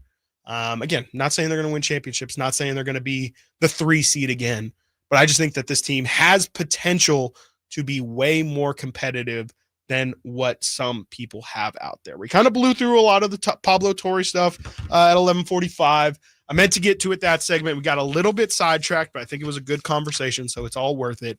We're going to get a little bit more into the Pablo Torre reporting on the Kawhi Leonard situation and wrap a bow on that before we get into a Friday football conversation. You're listening to the Allen Stiles Show, Sacktown Sports. Time to check out Capital Casino, conveniently located at 411 North 16th Street in downtown Sacramento. Staples presents That Was Easy. Big year. I'm starting middle school. Welcome to the jungle, Missy. Best part? My parents promised me a new laptop. Perfect for homework, essays, and drudgery. So we went to Staples. They had all the latest tech, and laptops were up to 40% off. Woo! Another back-to-school budget saved by Staples Easy Button. Mom high-fived the cashier. So embarrassing. Staples. That was easy. In-store, online, and on the app. It's 9/13. Select models only. Wesley Financial Group is not a law firm, and Chuck McDowell definitely not an attorney. This is Chuck. If someone talked you into buying something really silly and you want to get out of that silly little thing, my advice, get the facts. Call me and I'll send you our timeshare exit kit absolutely free. Inside, you'll learn how timeshare works and all your options for cancellation. Call Wesley now for your free exit info kit. 800-838-6767. That's 800-838-6767. Coverage varies by plan. View contracts and exclusions at endurancewarranty.com. If you're driving a car or truck with an expired warranty and suddenly lost your transmission or needed a full engine repair, would a $4,000 repair bill leave you stranded? I'm Danica Patrick. Don't get caught off guard with a vehicle breakdown. Choose the company I trust. Endurance. No matter the mileage, if your vehicle is less than 20 years old, Endurance offers auto protection plans for any budget. Protection on the drivetrain, electrical, transmission, AC, and more. Plus 24/7 roadside assistance and rental car reimbursement on any plan.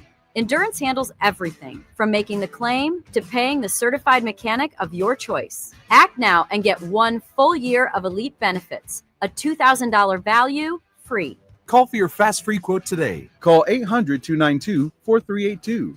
That's 800-292-4382. 800-292-4382. Let's go! You're still glowing, flirting, grooving. You still got it. But your immune system weakens as you age, making it harder to fight flu, pneumococcal pneumonia, RSV, and COVID-19. Vaccines are a key part of any health routine and help strengthen your immune response. Ask your doctor or pharmacist which vaccines you need. Schedule in minutes at vaxassist.com. Sponsored by Pfizer. This message comes from Viking, committed to exploring the world in comfort. Journey through the heart of Europe on an elegant Viking longship with thoughtful service, destination-focused dining, and cultural enrichment on board and on shore. With small ships that bring travelers closer to the destination, there's more time to explore. And every Viking voyage is all-inclusive, with no children and no casinos. Discover more at Viking.com. With 25 award-winning years in Northern California, Ashton & Price is your local injury law firm. Pro attorney tip: if a firm presents as local but they're in LA, red flag. If your first consultation is not with a lawyer, big red flag. At Ashton & Price, your first consult is with a local attorney, and if serious injury prevents travel, a lawyer will come to you. Still not enough? George Washington's my uncle. At Ashton & Price, no red flags, just red, white, and blue. Remember, for the best advice, don't think twice. Call Ashton and Price. What's happening? We're talking to Chad Hoblet of Hoblet Dodge, Chrysler, Jeep, Ram, and Woodland. Chrysler's Drive Into Fall sales event is here. What's going on for that? There's still time to explore all the fun California has to offer, and there's no better way to do it than saving up to $10,000 off MSRP on the brand new 2025 Jeep Wrangler. Auto Trader called it the 2025 best vehicle for adventure for the third consecutive year. I guess the question is, why are you waiting? Your next adventure awaits with your new Jeep Wrangler Rubicon at Hoblet. That's nice to have a way to break free from the routine. Yes, it is, and Hoblet is the place to do it. As a fifth-generation dealer with dozens of customer service awards, you'll experience the difference. When you shop at Hoblet, you become part of the family, and we take care of family. Hoblet is home of the big city savings and selection, but with the small town service you can't get at those other places. Search, select, and save through their whole inventory at HobletDodge.com. Nobody beats Hoblet, period. 10,000 total net savings on select new 2025 Jeep Wrangler Rubicon X after 2,500 factory rebates and 7,500 dealer discount. 3% net savings. Sample VIN 622117. See dealer for details.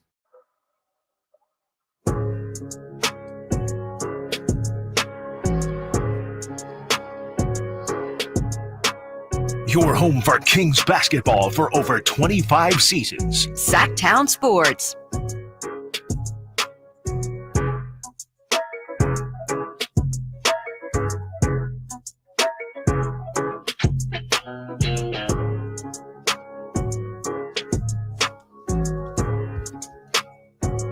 Sacktown Sports. You're listening to the Alan Stiles Show. Chris Watkins filling in for Alan Stiles.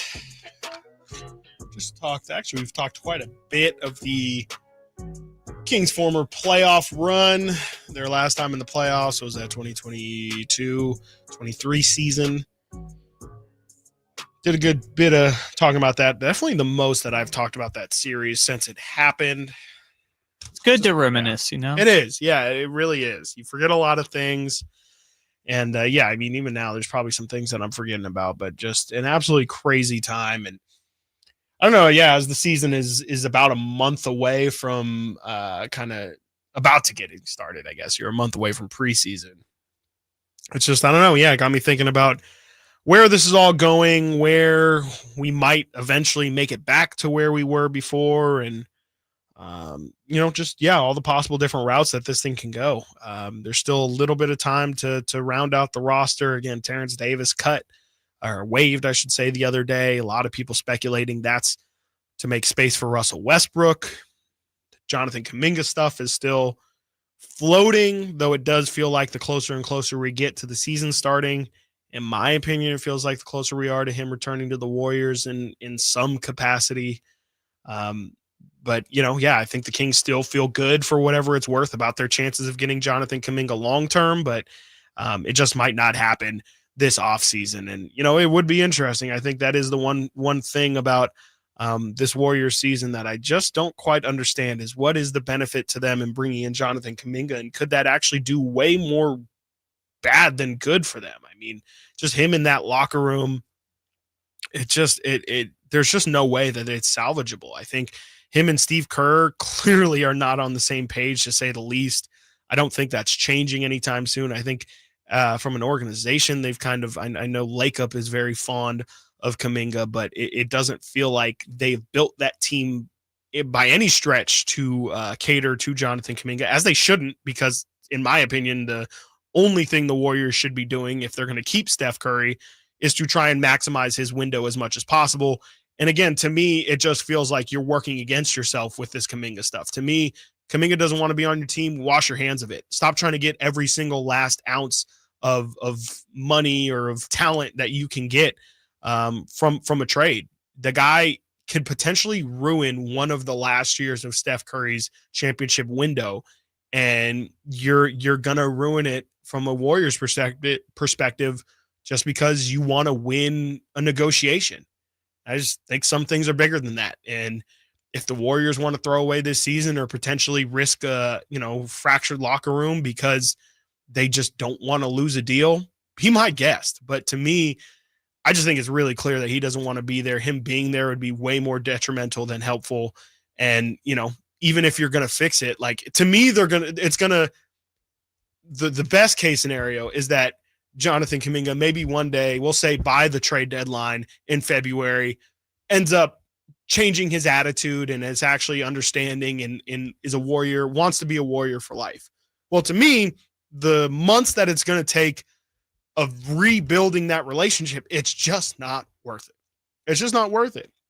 Now, if Jonathan Kuminga had maybe shown a little bit more, and I think, again, some has gotten lost of how good Kuminga actually has been for them these past couple of years, because of just the headache that he's been, frankly, and the relationship with Steve Kerr. But I don't know, man. To me, it just feels like if I'm the Warriors, he's made it very clear where he stands. But what we will get into now is the Kawhi Leonard thing. Like I said, we're going to wrap a bow on this for the week. It wouldn't surprise me if by Monday more comes out on all of this.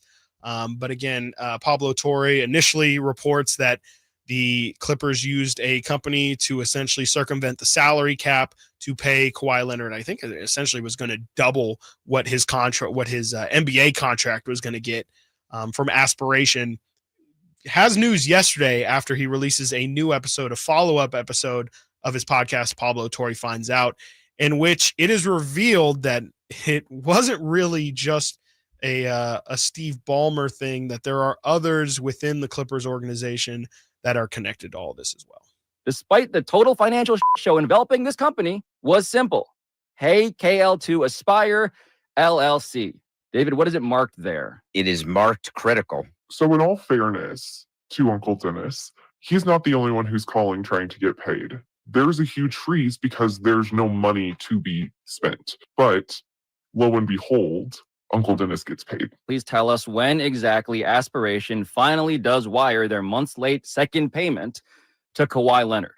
December 15th of 2022, $1.75 million. So this payment was made December 15th, 2022. Mm-hmm. When was the 20% of the staff laid off? The same day. Oh. Something happened just 9 days before the wire out to Kawhi's KL2 Aspire LLC. On December 6th of 2022, a wire in from DEA 88 Investments in the amount of $1,999,999.59. Should probably look up the registered agent on file for DEA 88 Investments LP, and it turned out to be a man named Dennis. Not Uncle Dennis. Dennis J. Wong is the vice chairman of the Los Angeles Clippers. Oh, come on, man. He is the one and only limited partner, in fact, of the team. You should probably know that Dennis J. Wong was also Steve Ballmer's college roommate at Harvard in 1975. Boom. So there you go. There you have it in clean, plain English there. Pablo Torre essentially saying that, there was some installments that were to be paid to Kawhi Leonard. I think it was, again, in about $1.5 million installments. The first payment was a little bit late. I think it was a month late. Second payment was about to be late. But as Pablo stated there, a surprise investment into the company for $2 million just 9 days before Kawhi Leonard was going to be late on his second payment, or they were going to be late on Kawhi Leonard's second payment. $2 million comes in, and 9 days later, Kawhi Leonard is paid that second installment of $1.75 million. So it's all just too coincidental.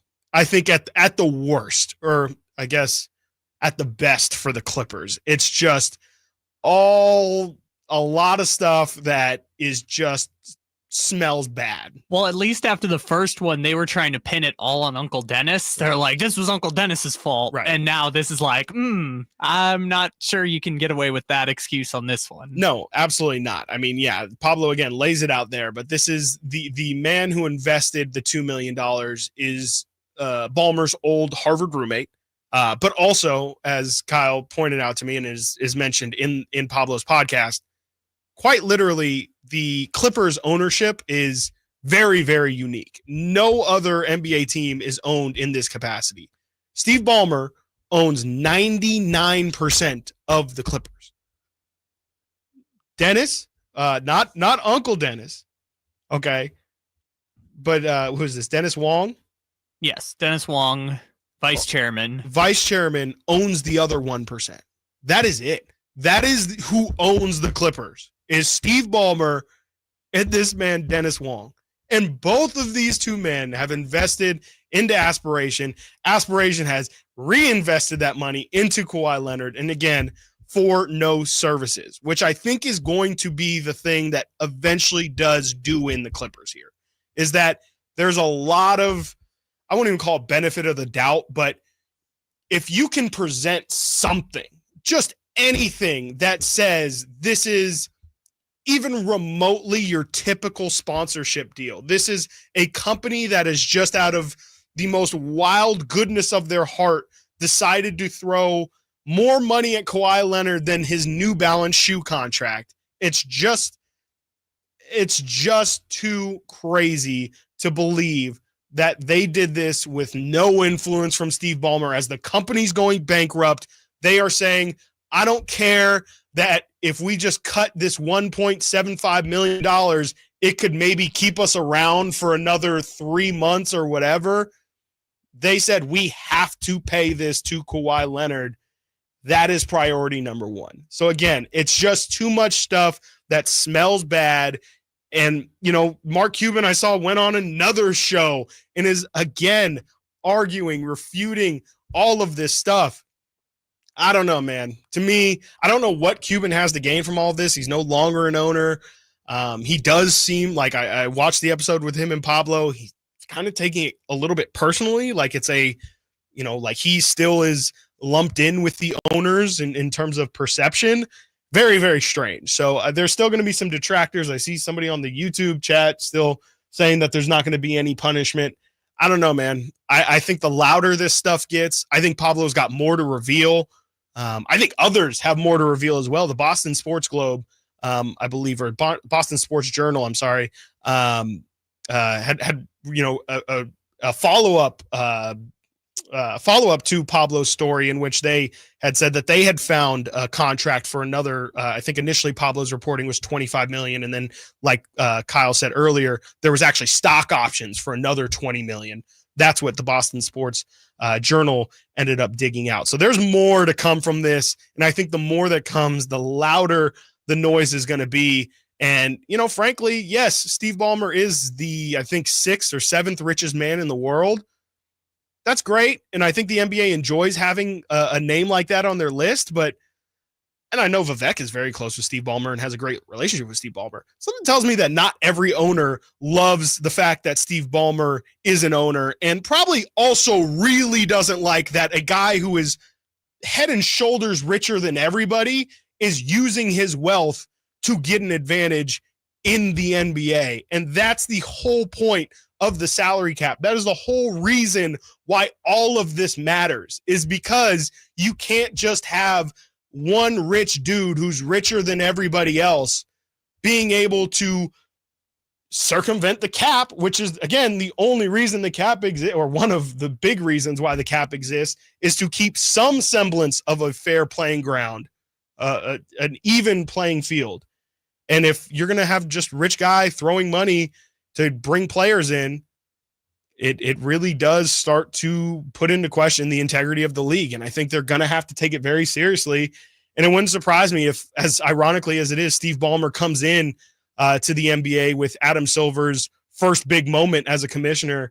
And it would be pretty ironic, or lack of a better term, I guess, ironic, if, Steve Ballmer is kicked out in another really big decision for Adam Silver. I don't know. I literally have no idea what the punishment could be. It could be Steve Ballmer being asked to, sell the team.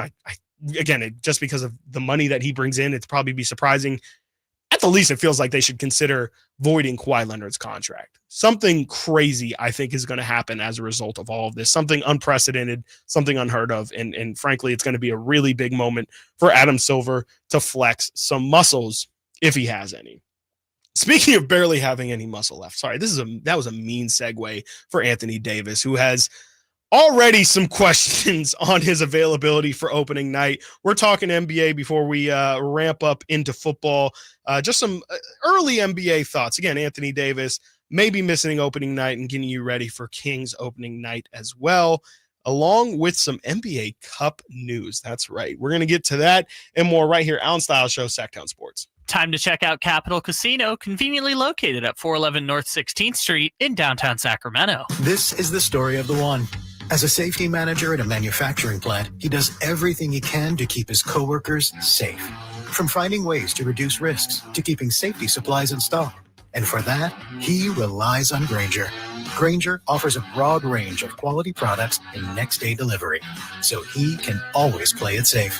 Call 1-800-GRAINGER, click Grainger.com, or just stop by. Grainger, for the ones who get it done. I'm Ken Korak with your Green and Gold Report, brought to you by Xfinity. Introducing the 5-year price guarantee. One internet price, 5 years guaranteed. Well, the A's will open the season next year on March 26th in Toronto, and the full slate of games that day will mark the earliest traditional opening day in Major League history. Now, as far as the Dodgers coming to West Sacramento for the first time, that series will begin on June 29th. Welcome to Dugout Radio, the undisputed home of Boomtown Baseball. The Wi-Fi is booming with Xfinity, baby.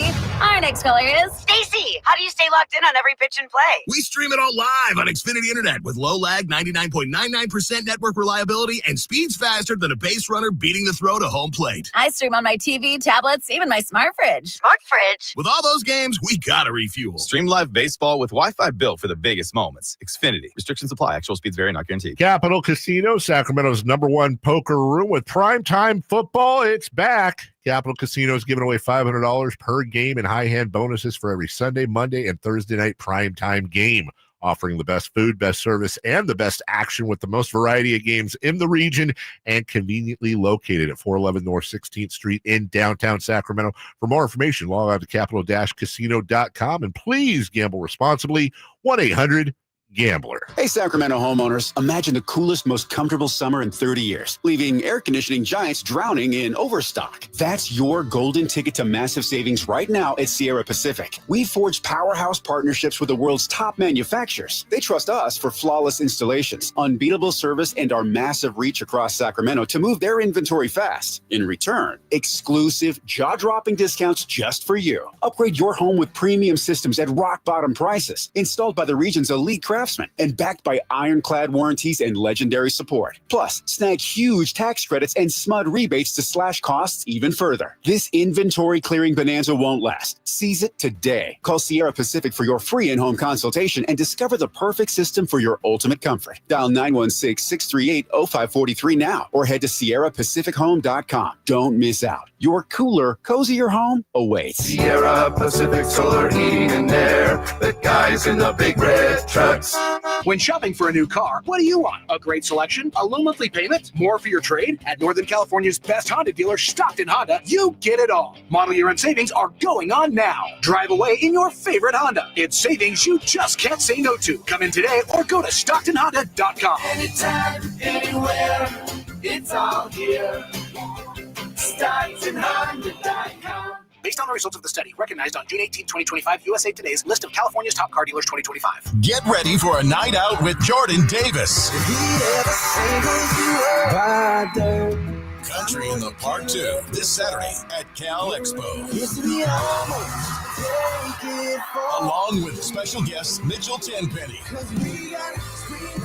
Low Cash, Vincent Mason, and Averyana. Make it a family day out with food trucks, games, dancing, and more. This Saturday at Cal Expo with Proactive Pest Control, Fasteners Inc. Tool Outlet, and Red's Pizzeria and Tap House. Tickets at CITPFest.com.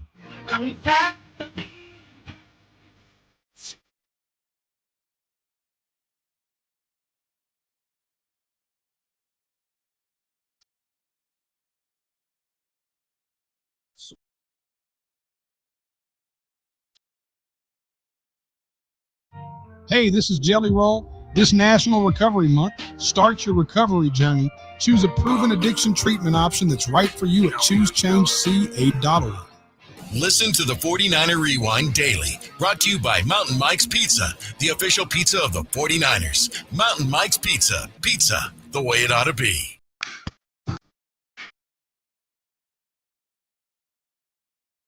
Live and local It's Alan Stiles. on Sacktown Sports.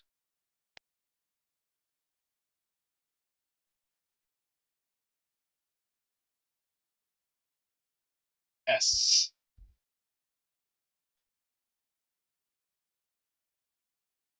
I'm going to need some forgive-me-nots to remember the last time Anthony Davis played basketball, which is actually not true. It's actually just that definitely fits more so into the bad segues. But because the last time we saw Anthony Davis, if I'm not mistaken, was Senor Segue strikes again. It was in Golden One Center. He played in that game, right? He played in the Kings playing game. He played well.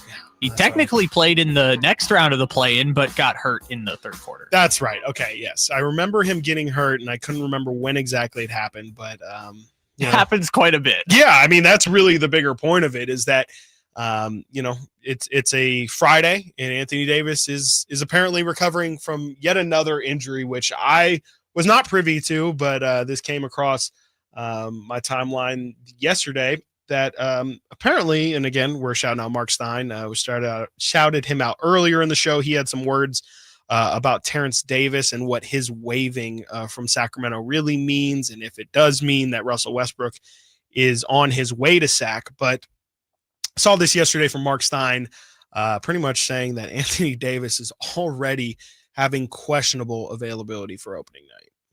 It'll be our chance to see AD, who we know had this eye procedure, and based on everything I'm told, he's not fully back on the court yet. He can't be fully back on the court yet. So it's like when practices start on September 30th, will AD even be ready to practice at that point? We don't know that yet. So it's not just the potential of starting the season without Kyrie, is AD going to be ready to go on opening night against San Antonio? My goodness. First off, Anthony Davis in particular, we know his story, man, made of glass, but he just cannot seem to stay healthy. An eye injury, eye surgery. I don't know where that comes from. I don't know if it's LASIK. I wouldn't imagine it was from taking a shot, like an orbital bone or something like that. So I don't know if he's going to have to wear, some rec specs or something. Maybe I think Allen would really appreciate that as I think he's somebody who really enjoys the guys with goggles. Are we going to get the mask? Something, right? Yeah. Like it feels like we got to get some sort of facial protection for AD. The Jaylen Brown, Kyrie mask kind of thing. Or maybe remember Braun had the black one, the Phantom of the Opera mask that he was super juiced about. I hope they do something silly like that. I'm sure they will. Or knowing Anthony Davis, maybe he would opt to not play instead of wearing it. Like, I don't know. He just seems like somebody who would care about that more than actual playing. But yeah, Anthony Davis, unsurprisingly, I guess, could be out for opening night. Mark Stein mentioned there they play the San Antonio Spurs, De'Aaron Fox's San Antonio Spurs, if you will, at 6:30 on ESPN, October 22nd. That's the second night of NBA action. Opening night, NBC and Peacock. You got Rockets versus Thunder and Warriors versus Lakers as well. But yeah, I mean, just to bring it back to the Mavericks real quick, the Cooper Flag thing is interesting. I know it's kind of crazy, but there's a lot of people picking the Mavs as a dark horse playoff team. Somebody who obviously, you get Cooper Flag. I don't have expectations personally of Kyrie playing this season. But I think there is some talk that maybe by the end of the year, he could be ready. But if Anthony Davis is going to be out game one, and you're starting the season with this thing with Anthony Davis, where, Who knows how long he's going to be in? Who knows how long he'll be out? It just, to me, feels like a mess for Dallas. Like, I don't think those are guys I want to rely on, Anthony Davis and Kyrie, to remain healthy. I think they are good pieces for Cooper Flagg, but I think eventually the team just has to be, at this point, for this season, I could see it just divulging into, let's just develop Cooper Flagg. That should be the main thing of importance for Dallas. And I think Anthony Davis definitely helps. I mean, I don't think Cooper Flagg is a center. It feels to me like he's a power forward. I think some people want to slate him as a small forward. I think Anthony Davis is a perfect guy to put next to him. Both of them are, I would put both of them, frankly, as elite shot blockers already in this league. I think Cooper Flagg is going to make big impact on that side of the floor immediately. But I think he needs a guy like Anthony Davis next to him. Like Cooper Flagg, to me, we'll have to see him next to NBA size, but he's 6'8", 6'9", and I don't think he's going to be big or strong enough to play center. And so he's going to have somebody next to him who can kind of fill in those gaps, maybe be a more physical presence. I don't know if Anthony Davis quite fills that need. He's kind of bulked up throughout the years, lost some weight. I think he blamed a lot of his injuries on the fact that he bulked up with the Lakers. So we'll see. But again, just a mess of a situation for Dallas to already be in, with Anthony Davis questionable, I guess we'll say, already for opening night. And again, October 21st, you're going to have NBA opening night. Rockets at Thunder. KD makes his return to OKC, I guess. For the banner ceremony. For the banner ceremony, I guess, that he never got. That'll be funny. And then Warriors at Lakers. Of course, you have to get those two guys in. This for is their the first day. 20th season in a row. 2005 was the last time we had opening night without either the Lakers or Warriors. Wow. Yeah. Wow. Holy. Yeah. So we literally couldn't go a night without that. And then, of course, Kings opening night, October 22nd. They are in Phoenix to take on the Suns. And that's frankly one of the teams that are built like the Kings, only in the way of they have Devin Booker. And that's about it. And I think, as I was talking about earlier, the Kings are going to struggle to find teams that have a worse number one than them.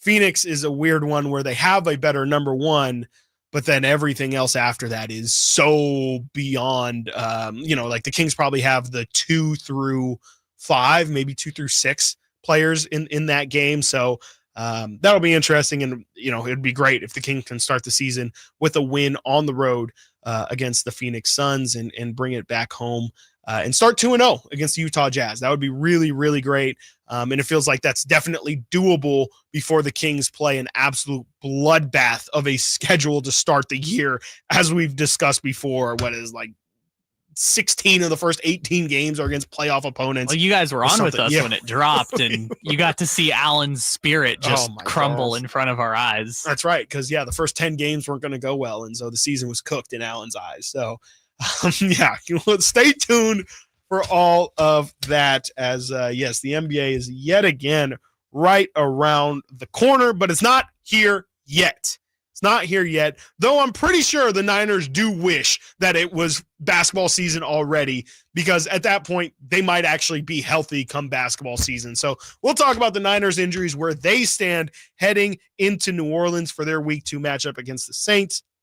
And then, we're going to get into a really good slate of weekend football. You're listening to the Allen Stiles Show, Sacktown Sports. Sacramento, are you ready for live entertainment? The Sacktown Sports live events calendar is packed with the biggest shows. Catch country star Megan Maroney September 20th at Lake Tahoe Amphitheater at Caesars Republic.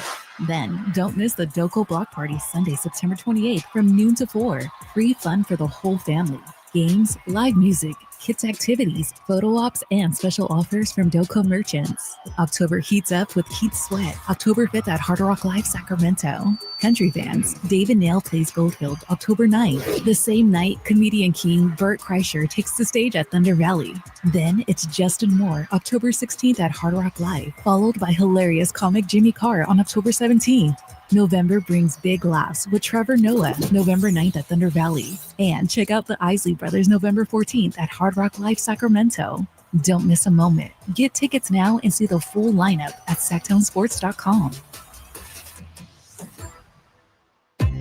If you're 55 or older and into that whole saving money thing, T-Mobile has an exclusive phone and internet bundle just for you.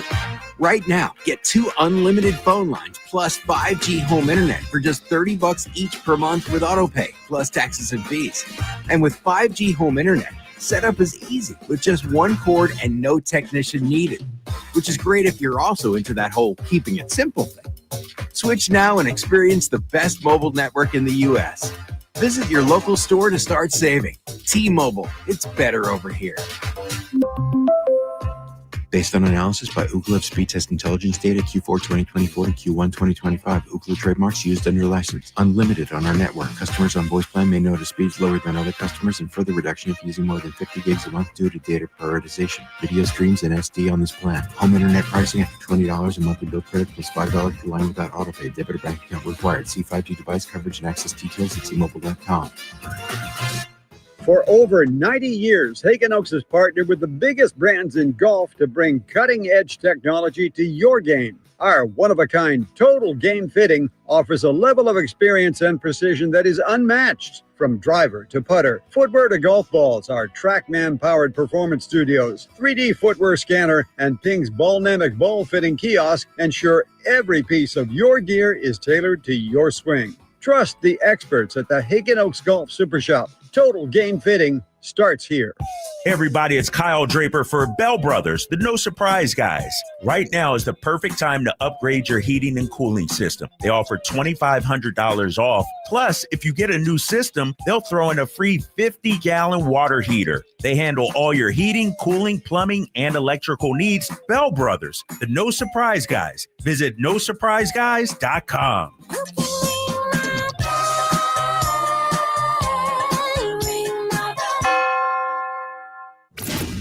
KHTK HD1 Sacramento, KYMX HD3 Sacramento. From the Power Business Technology Toshiba Studios. Sacktown Sports 1140.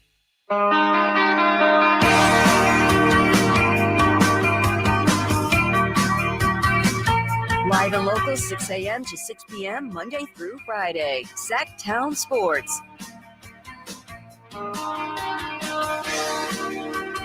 Final hour of the program. Chris Watkins hosting the Alan Stiles Show from 10 a.m. to 2 p.m.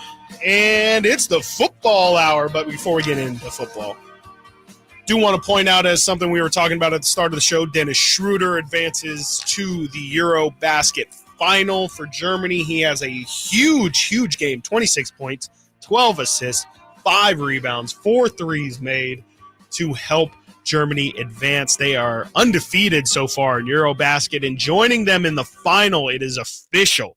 And it's been official, really, by the looks of things since halftime, at least. Turkey, I would say surprisingly, as me and Kyle were trying to figure out if Turkey's even part of EuroBasket, absolutely destroys Giannis in Greece by a score of 94-68. Ooh, gobble, gobble, right? Gobble, gobble indeed, Kyle. Gobble, gobble. And they gobbled up Giannis Antetokounmpo, who only had 12 points, 12 rebounds as well in that game, 6 of 13. As we were talking about how, if you're the other side of any country and you're going against Giannis, you're probably thinking, what are we going to do with that?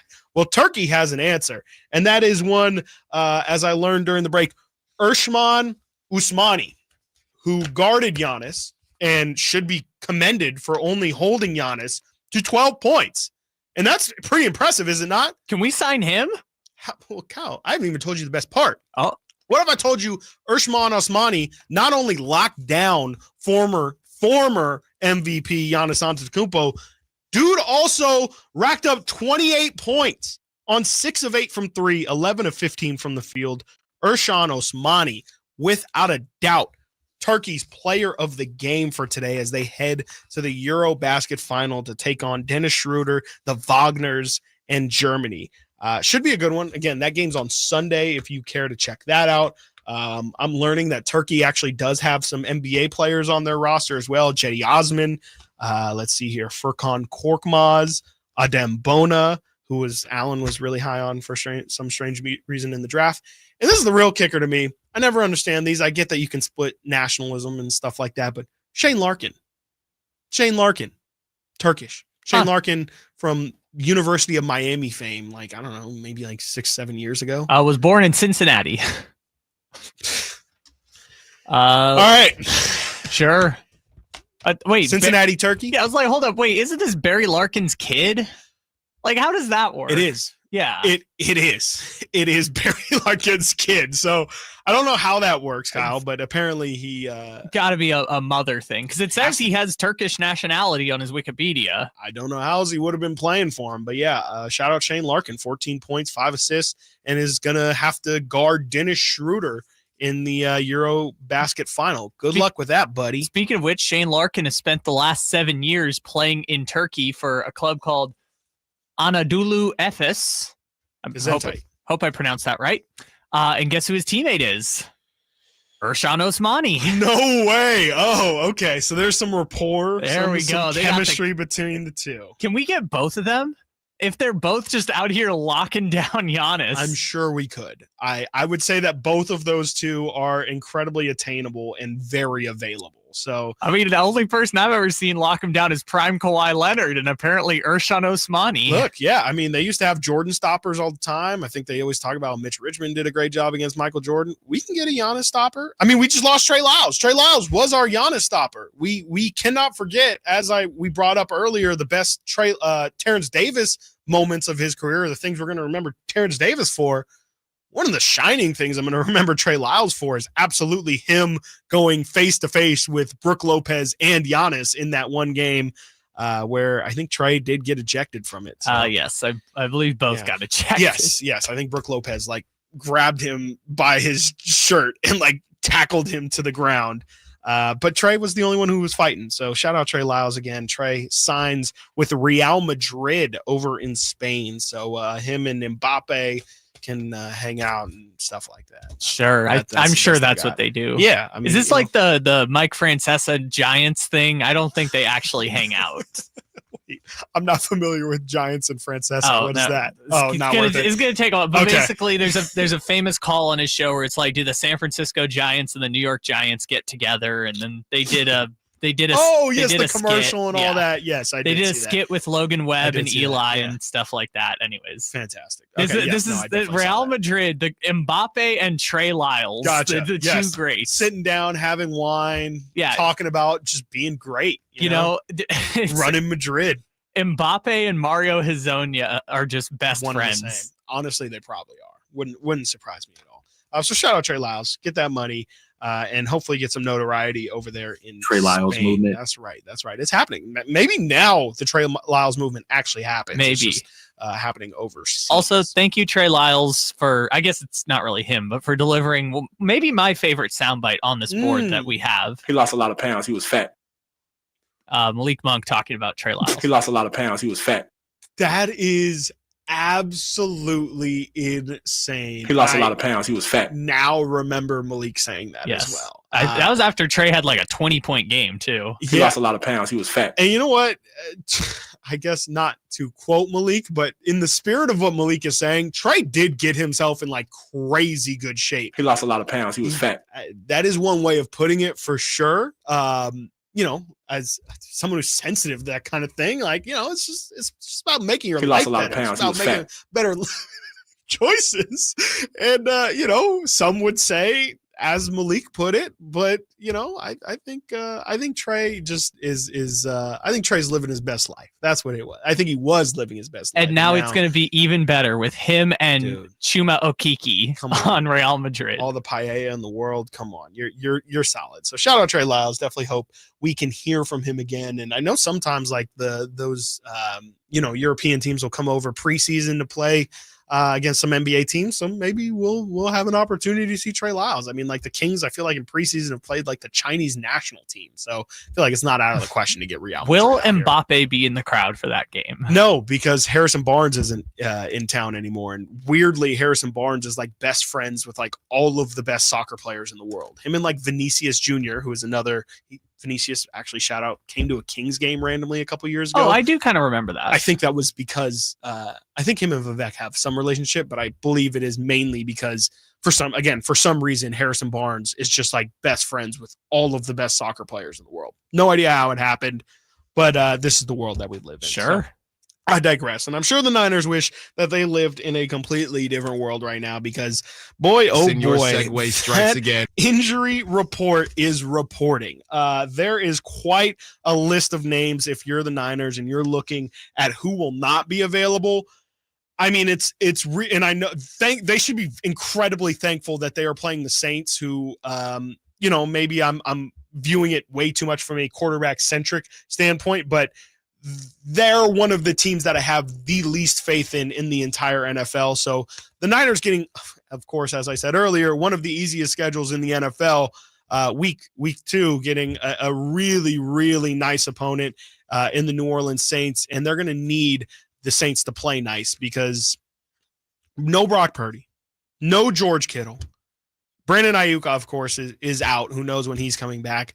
And, you got a new kicker in there as well. Jake Moody out the door. So in comes Mac Jones, Jake Tonges, right? Am I saying that right? Tonges. Tonges. Okay. I guess you say it like a J. I don't know why. Okay, there you go. And then, Kendrick Bourne, they signed this week. We'll see if he can make an impact. I was looking at the history of this matchup because one of my friends who's to say he's a diehard Niner fan is just to say the least. He brought up to me that this is actually like kind of a low-key shady rivalry between the Saints and the Niners. Like there's a lot of really significant games, especially more so in recent history, that these two teams have played. There's that infamous game where Alex Smith has that 30-yard rollout. Pierre Thomas gets absolutely destroyed. It just feels like a couple of years ago they played like a 46-48 overtime game in which the Niners won 48-46. Oh, that game in New Orleans, so good. 2019. Let's see here is the 11-2 Niners going against the 10-3 Saints. Well, actually, at the time, both were 10-2 Niners going against the 10-2 Saints. Niners win 48-46. Let's see. Kendrick Bourne has a big game. So this is a little bit ironic. Kendrick Bourne in this game in 2019, 3 catches, 18 yards, 2 touchdowns for Kendrick Bourne. His first game back as a Niner will be this weekend. It was a Jimmy Garoppolo versus Drew Brees matchup. Jimmy Garoppolo, 26 of 35, 349 yards, 4 touchdowns. And, of course, he had to get his pick in. Drew Brees, 29 of 40, 349 as well. 5 touchdowns, no picks. Just an absolute offensive showcase in that one. Again, Niners won that one 48-46. I remember watching that game. That game was so good. Like, so freaking good between those two teams. And like you said, it was one of those games where it was like, oh, Jimmy Garoppolo's actually winning them the game. And it was so shocking to watch. And that was the year, I believe, the Niners went to the Super Bowl. Yep. And the Saints went 13-3 and lost to Kirk Cousins. That happens sometimes. The great Kirk Cousins, that was really good. That was like the only good playoff game Kirk Cousins ever played, and then they lost. You remember that fondly, the deep pass to Thielen. I will never forget it because I did not think they were going to win that game at all, and that play came out of absolutely nowhere. And a typical Kirk Cousins playoff performance was absolutely laying an egg, and then just pulled one out of his hat. This 46-48 game that the Niners won ended in a Robbie Gould 30-yard field goal, and of course, field goal is going to be big story for the Niners this week as Jake Moody was waived and then Eddie Pinheiro signed. We'll see how big of an impact that makes. Eddie Pinheiro, again, a little bit more of known as the kind of guy who's going to hit it from 50 in, 50 out is more of the question. A little bit of the inverse for Jake Moody where feels like he had the leg to kick those 50-plus yarders, but it was the easy ones that felt like they were impossible. And for a Kyle Shanahan team, it feels like Kyle would much rather have that Robbie Gould, the maybe potentially Eddie Pinheiro, where, look, if I'm in scoring position, at the end of the day, I just need points. And if you're going to, Jake Moody, if you're going to lead possessions that, or if you're going to have a possession that leads to no points when we should, look, Kyle is just an offensive guy, and he's going to be thinking about the points that they didn't score, the points that they leave on the board a lot more than, hey, thanks for, making one of your 4 kicks, and it was the most important kick. Yeah, thanks for making, at the time, the longest field goal in the history of the Super Bowl, and also missing an extra point that would have won the Super Bowl. I mean, essentially, like, that is really the Jake Moody story, 100% wrapped up. And I mean, it was much too long for him to be on the team. It's crazy that a week 1 bad performance gets him kicked off the team, but realistically, he had to go. I mean, with how that game went, with his kick, I mean, like I kind of set up there, he had no business missing that first kick. The second kick was just that's a good old fashioned. That's a good old fashioned hitting the nards right there. I mean, like, how are you not, after he just straight up doinks that first kick, the second kick, everybody's tense, everybody's tight, everyone's thinking, all right, what amazing way is Jake Moody going to find to miss this kick? And he doesn't even get the chance. And, I'll have to look at it again. It might have been a low kick, which would have been hilarious because then you could blame it on him as well. But to me, that kick seemed more like it was just the line completely broke through and didn't stand a chance. We talked about it with Whitey earlier this week. Like Pam Oliver was or as Dave called her, Lisa Salters. No comment. Yeah. Absolutely. Pam Oliver was reporting on the sidelines that like players were audibly frustrated with Jake Moody after missing the kick. And it's like when the players are making fun of you, it's once the locker room is out on you, it's over. It's over. Yeah. Especially as a kicker. I mean, we talked about it earlier. Like that game has to be 90% mental being a kicker at least. And if you feel like your teammates are rooting against you or aren't rooting for your success or don't feel like you're going to be successful, you hear the groans every time all right, kick team. Like it's cooked at that point. It's a wrap. And I'm surprised the Bears signed him to the practice squad. I don't know. I mean, I guess he's going to be one of those guys who's going to get, invites every time a kicker is struggling because he is that 3rd round pick. But, my example even at the time was, the last highly picked kicker was Roberto Aguayo. Remember in Tampa Bay? That fool ain't kicking today. It's not, you get so many chances and you could be a 3rd round pick. You can have all the hype in the world. You can have the best college career in the world. It's the NFL. They don't care. It's what you've done for them lately. And I don't know if I would risk Jake, especially at this point in the season. It's week 1. I don't know if Jake Moody's going to get another shot. Well, unless people get hurt. I mean, kickers do tend to get hurt randomly. But this is the dumb thing about kickers. Every time I think a kicker is left for dead, all of a sudden they keep pulling me back in. Yeah, they're the best thing. Yeah. Like Daniel Carlson used to be a punchline, and now he's making all pros with the Raiders. Shout out Daniel Carlson, who is a great example, really, for Jake Moody, because he was cut, I think, 2 weeks into his NFL career because Mike Zimmer is a lunatic and is just an old school football guy and said, my kicker lost me the game. I'm cutting him. Like, I don't care. I have no love for kickers. That game, he missed like 4 kicks. I still remember. It was like he's just lost out there. Yeah, like maybe don't cut a kicker 2 games into his career. No. And again, Carlson ended up being pretty decent for the Raiders. Yeah, and I think that's the thing. Shanahan, Blair Walsh. Just don't get me started. Blair, who's Viking? Don't the Vikings have a fine kicker now? They have a Will Reichert. Yep. Shout out Will Reichert. That kick that he kicked before halftime might have won the game.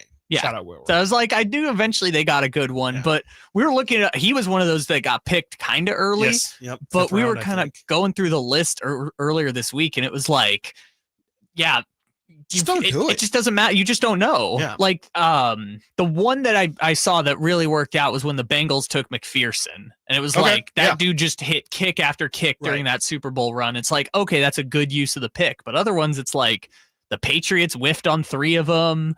Like a couple teams spent 4th round picks on the Chad Ryland, who's now with the Cardinals, but it's like he's been on 3 teams now before he finally locked on somewhere. He was a 4th round pick. Like you just don't know. Yeah, I guess like the thought process is, if you really feel like your evaluators have found a special kicker, then yes, there is value in taking it, because if you get someone who straight up just does not miss or has that level of Justin Tucker consistency, that will pay its value versus the median kicker. But the problem again becomes it's seemingly impossible to actually evaluate that kind of talent and see it.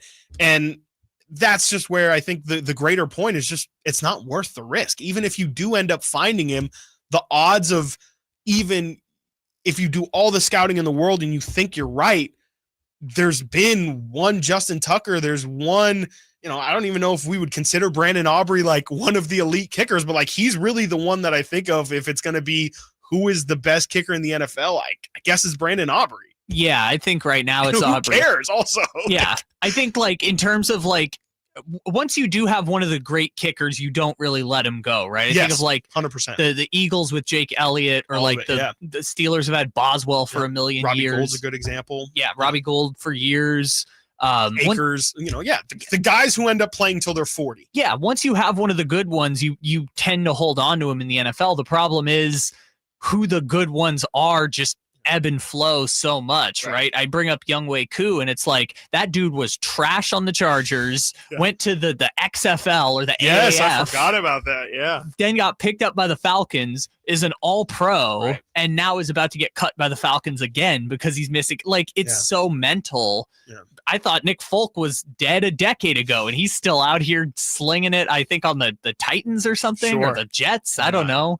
Like, he's one of the best kickers in the NFL, according to the metrics. So, like, the kicker thing is so hard to evaluate that, like, yes, when you have Brandon Aubrey or you have for years Mason Crosby, you don't really let that guy go. Yeah.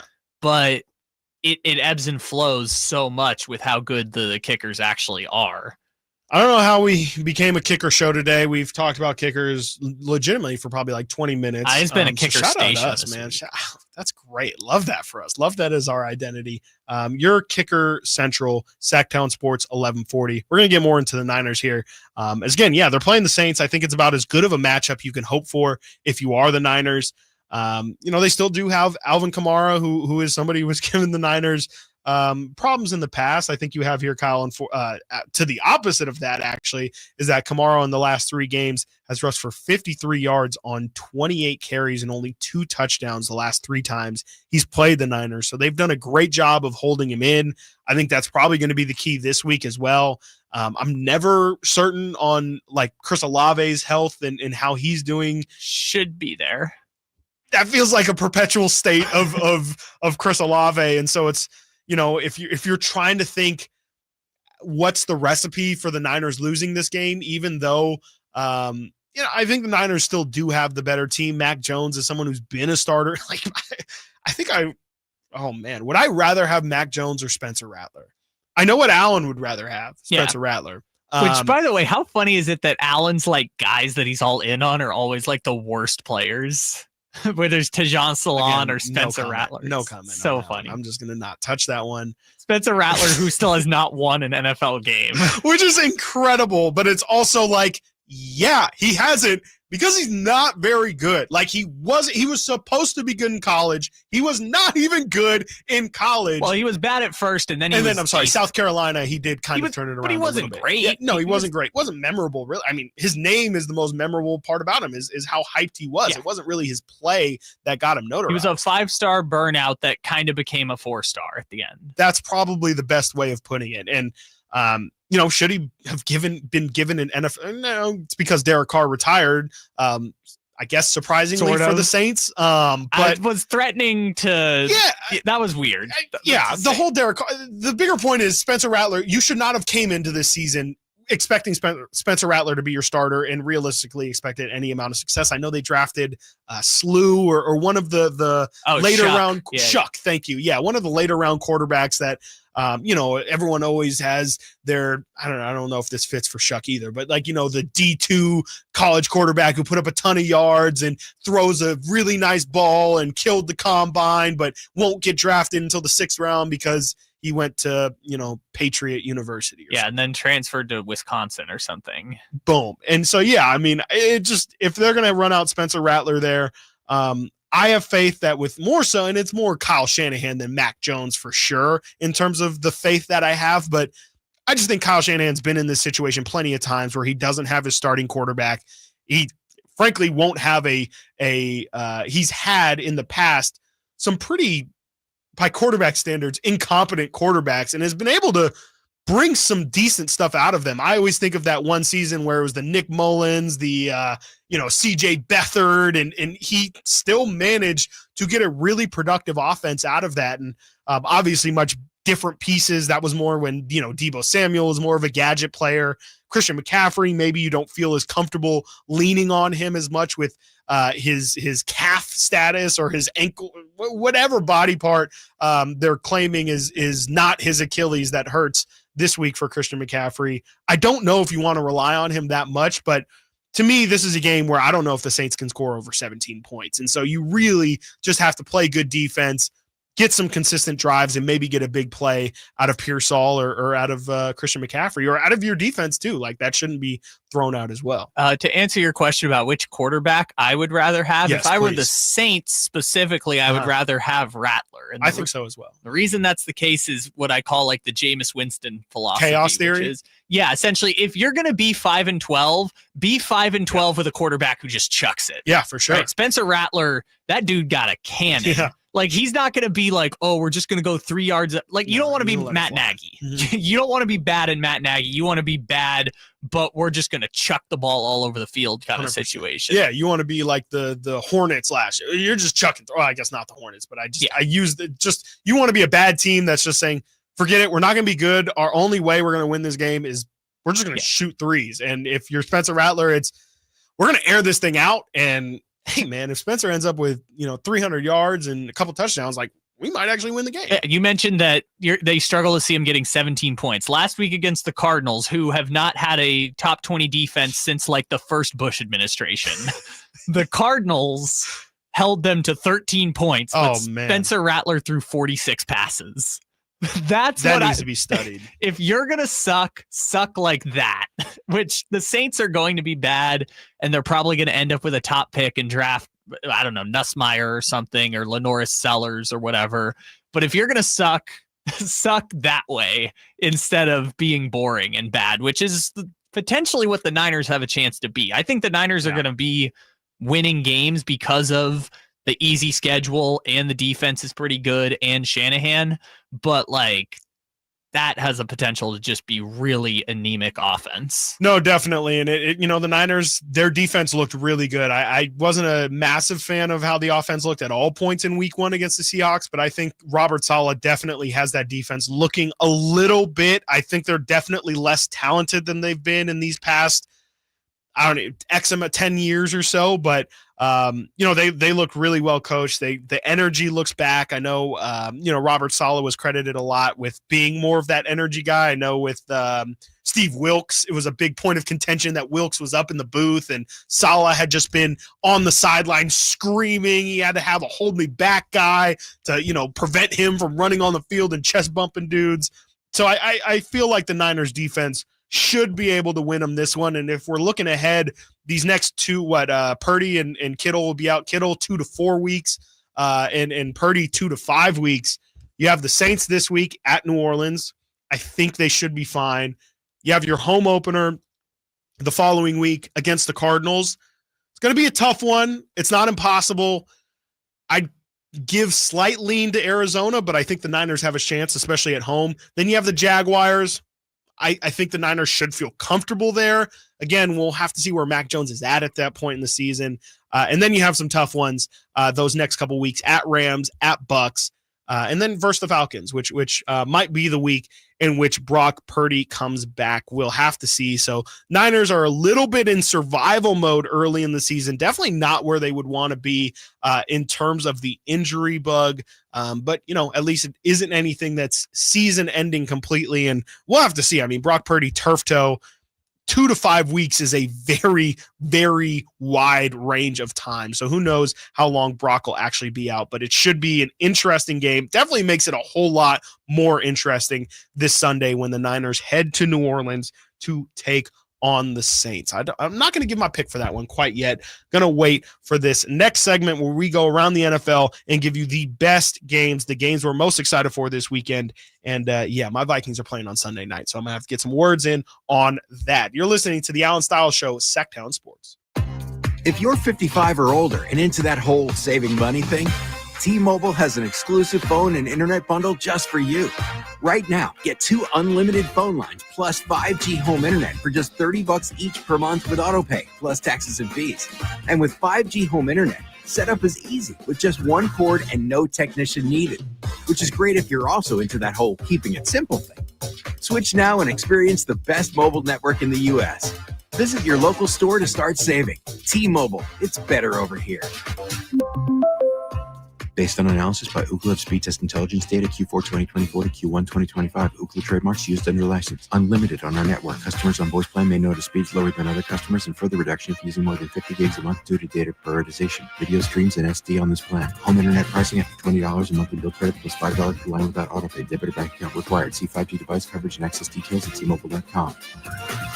Hi, this is Greg Papa. Disasters hit every day. If your home, business, or building has suffered from any disaster, SunPoint Public Adjusters can help. SunPoint prepares, presents, and negotiates your claim with the insurance company, working only for you, making sure you get everything you're entitled to and letting your focus be on what's most important, your family or your business. Call SunPoint today at 888-247-7865 or contact us at sunpoint.us. SunPoint Public Adjusters, the gold standard in public adjusting. License number 2N14884. Capital Casino, Sacramento's #1 poker room with primetime football. It's back. Capital Casino is giving away $500 per game in high-hand bonuses for every Sunday, Monday, and Thursday night primetime game, offering the best food, best service, and the best action with the most variety of games in the region and conveniently located at 411 North 16th Street in downtown Sacramento.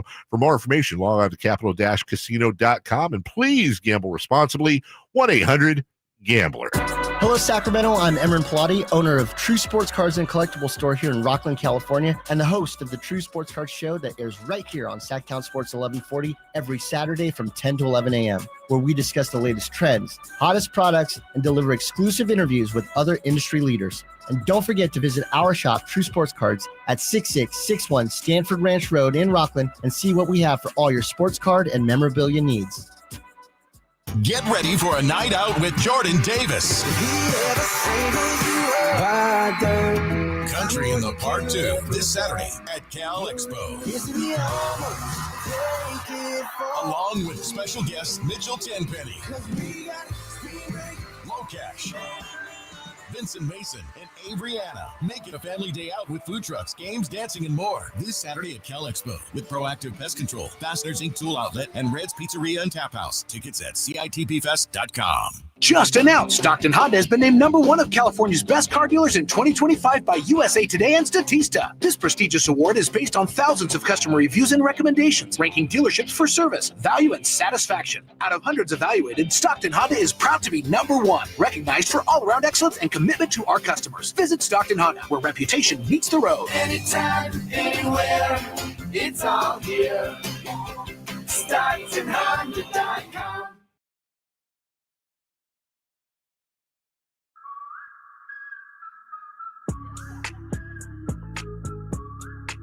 Your home for Kings basketball for over 25 seasons. Sacktown Sports.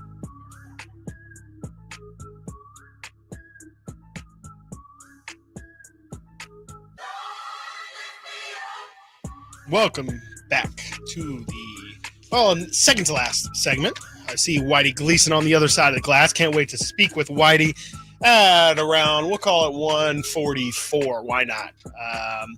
Where we will do our little crosstalk. I'll hand it over to him for someone just asked, is Kyle Draper MIA again today? I believe so. I believe it will be Whitey rocking solo. I think Jay is going to be in there in the back as well. So you got those two bringing you all the way up until 6 o'clock. Always great to hear from those two. Got some things to tell Jay as my maybe I'll tell Whitey during crosstalk, but things didn't go so well for my softball team yesterday. We'll talk about that hopefully on air, but definitely off air with those two. But let's get into the NFL weekend. It is a heavy slate this weekend with some really, really exciting games.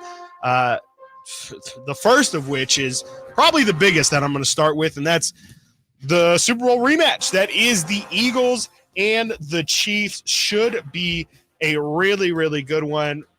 To me, the Eagles still look like, the class of the NFC. We'll see about the Chiefs. I think every year that they try and kind of extend this run is going to be harder and harder. They continue to be thin at wide receiver. I feel like, it's just, again, with the way that the Eagles play, obviously we saw them completely dominate them in the Super Bowl the last time these two teams played. I guess that's maybe the counter for the Chiefs, is that this game is going to mean so much more to the Chiefs than it is for the Eagles. The Chiefs have a little bit, I would guess, of some get back and some proving to themselves that they can still compete at that level. Because to me, I mean, you got to beat the champs to be the champs, and the Eagles are definitely the team to run through if you want to get to a championship this year. I still like the Eagles in that one, even though I think it's going to be a really, really good game, and you can never obviously count out the Chiefs. That game's at 1:25 on Sunday. Another big game, as I mentioned earlier. I was in Chicago this past weekend to see Ben Johnson in his first game on Monday night. He returns to Detroit as the Bears take on the Lions. I think Caleb Williams is also getting, I won't say unfair, because to be fair, I didn't watch a ton of Caleb Williams last year. But that first half, really the scripted plays that the Bears were able to run, I thought Caleb looked great. Frankly, like if you just take his first half film, and I guess that's really, could be the story of what's really wrong with Caleb Williams, is putting together a full game. And maybe, when things aren't scripted, can you stay on schedule? Can you keep it within yourself, or do you start to kind of lose it? And we saw him lose it towards the end of that game on Monday night. Overthrew some receivers unnecessarily. And I don't know. I think there's something there, but I think the Lions get this win. They lost big week 1 to the Packers. Feels like the Lions need this one to kind of start feeling good about themselves. And, I think it would be really good for that division to have the Lions, the Bears, and the Vikings all competing. I'm sorry, I said the Bears. I meant Packers, all competing for that division. And, I just feel like the Bears are on the outside looking in. I like the Lions in that one for sure. Let's get to the other NFC West games. You got the Seahawks taking on the Steelers. I don't know what to do with the Steelers week 1 game, that game against the Jets. I think the Jets are supposed to have a good defense, but the fact that they ran it up that much, am I really supposed to believe Aaron Rodgers is going to throw, 4 touchdowns again? Did he have over 300? Like, Aaron Rodgers has not had a performance like that in a very, very long time. I think the Seahawks defensively, again, looked good at points against the Niners. The offense did not look good. Was a rough week 1 for Sam Darnold. I think I like the Steelers in that one. But I do like the overall lookout of the Seahawks. So it's tough to have them start 0-2. But I do think they're going to turn it around, and I think they're going to be really competitive in the division. Rams at Titans. This is the Rams game. I think the Rams have an opportunity to get an easy one here. Titans did impress, I guess you could say, in week 1. I thought it was more of the Broncos look bad. Maybe they'll make the Rams look bad as well. I still believe in them. I think they're going to be good until the injury bug kind of comes around for them, as it tends to do. Kyron Williams. We'll see Matt Stafford if he can still stay upright. I know there was a lot of talk about his health this offseason. So as long as the Rams are healthy, I'm going to pick them to look good. And I think they're going to be just fine against the Tennessee Titans. And then last but not least, in the NFC West, do we have to?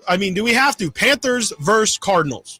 That is a classic NFL red zone 4th game out of 4. Keep it off the screen. It's like the one they never show. Exactly. And when it comes up, you pull out your phone and look at your fantasy team. Exactly. Oh, I forgot. Oh, wait, no, I do have James Conner. Okay, cool. Oh, James Conner touchdown. Great. Okay. Oh, 14 to okay. I'm glad I didn't watch that. Red zone will pop up the scoreboard. It's like, oh yeah, Panthers Cardinals is going on. Yeah, exactly. That is exactly what it's going to be. So I don't really want to pick anybody in that one. I guess I'll take the Cardinals start 2-0, which would be interesting for that division. Cardinals starting 2-0. We'll see. Panthers. I just don't really have faith in Bryce Young, and really, I don't have faith in the Cardinals either. But at some point here, I know a lot of people believe the Cardinals, with how much talent, they just tons of first-round talent playing. At some point, they have to figure something out. Maybe they don't, but I think there's just enough talent on that Cardinals team to take care of that one. The offense is good, but as I mentioned earlier, they've not had a top 10 defense since 1998. Yeah. That is insane. To not have a top, you said top 20? It feels like top 20, okay. But okay, I was going to say. Just being funny. I mean, their defense is always terrible. I can't think of a good Cardinals defense. Even when they made the Super Bowl, it was all about Kurt Warner and the offense. Patriots Dolphins, you have written down here in the whose season is more screwed game. I do like that. I think I don't even really think it's a question, though. I think it's Miami. I saw the other day that they already held a players-only conference or a players-only meeting. There's no way. Yes, there's one. There is an ESPN article I saw this morning. Dolphins held players-only meeting after blowout loss to Colts. The Dolphins held a players-only meeting on the team's off day Tuesday in wake of their 33-8 loss to the Indianapolis Colts in week 1 to make sure they remained, quote, on the same page. That's insane. That is the longest page that has ever been written if they are on the same page right now. Which, to that point, how bad would it be for the Patriots if they lose? Sure. Yeah, I mean, in the Patriots, to that point, yeah, I mean, the Patriots were probably smelling 2-0. Before the season, you say, oh, we got the Raiders week 1, take care of that at home, and then we have the Dolphins who are just hanging on by a thread. If they start the season 0-2, you're right. I mean, that is really bad for the Patriots, who were expecting. There were some Patriots fans talking about playoffs with Mike Vrabel in his first year. And Josh McDaniels back, That's right. Josh McDaniels back as well. I think the Patriots have to get that one for their own safety. So that one should be an interesting one. Bills-Jets, we'll see how much last week of the Jets was real. Of course, the Bills had their crazy Sunday night game. It'll be interesting to see how they look, if they're more of that fourth quarter team or if maybe they are a little bit more vulnerable. I think they are a lot more of that fourth quarter team than we saw. Broncos-Colts, got Daniel Jones hype train rolling on is what Kyle wrote in the notes. I mean, best quarterback in week 1. It's debatable, but it was a good performance for sure. And the Broncos did not look good. I think here's the thing, if the Colts look good in week 2, I'm out on the Broncos because I don't want to hear it. A lot of preseason hype about them. Sean Payton doesn't like to, glaze his teams a ton, and he could not shut up about this Broncos team all offseason long. If you give me that poor performance in week 1 topped with a shaky performance against the Colts in week 2, Daniel Jones, granted, give Daniel Jones his flowers. He played well in week 1, but I just don't believe it. And then I gotta wrap it up with this one. Vikings at Falcons, Sunday Night Football. I'm giving it to the Vikings. I would be very interested to see if Kirk Cousins shows up on the sideline at all. I just feel like the game's going to be a little bit weird. It wouldn't surprise me, honestly, if the Falcons fight more than I'm anticipating.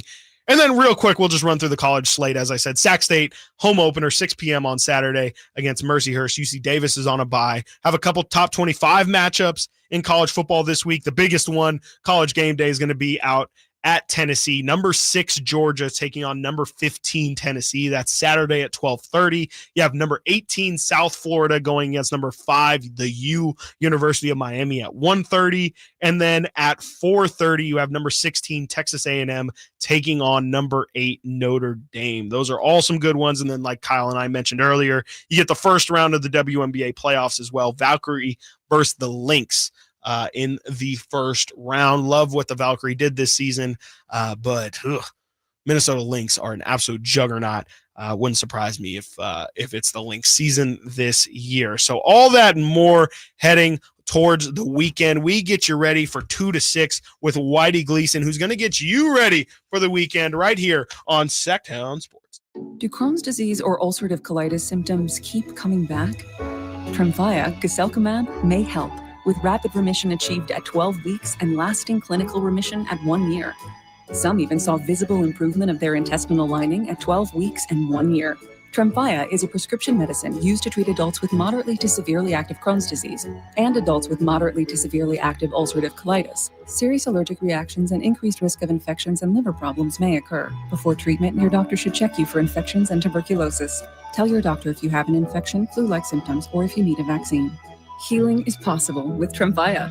Approximately 3 out of 10 patients were in endoscopic remission at 1 year, based on areas visualized on colonoscopy, which may not represent the deeper bowel layer or entire GI tract. Individual results may vary. Ask your doctor about Tremfya today.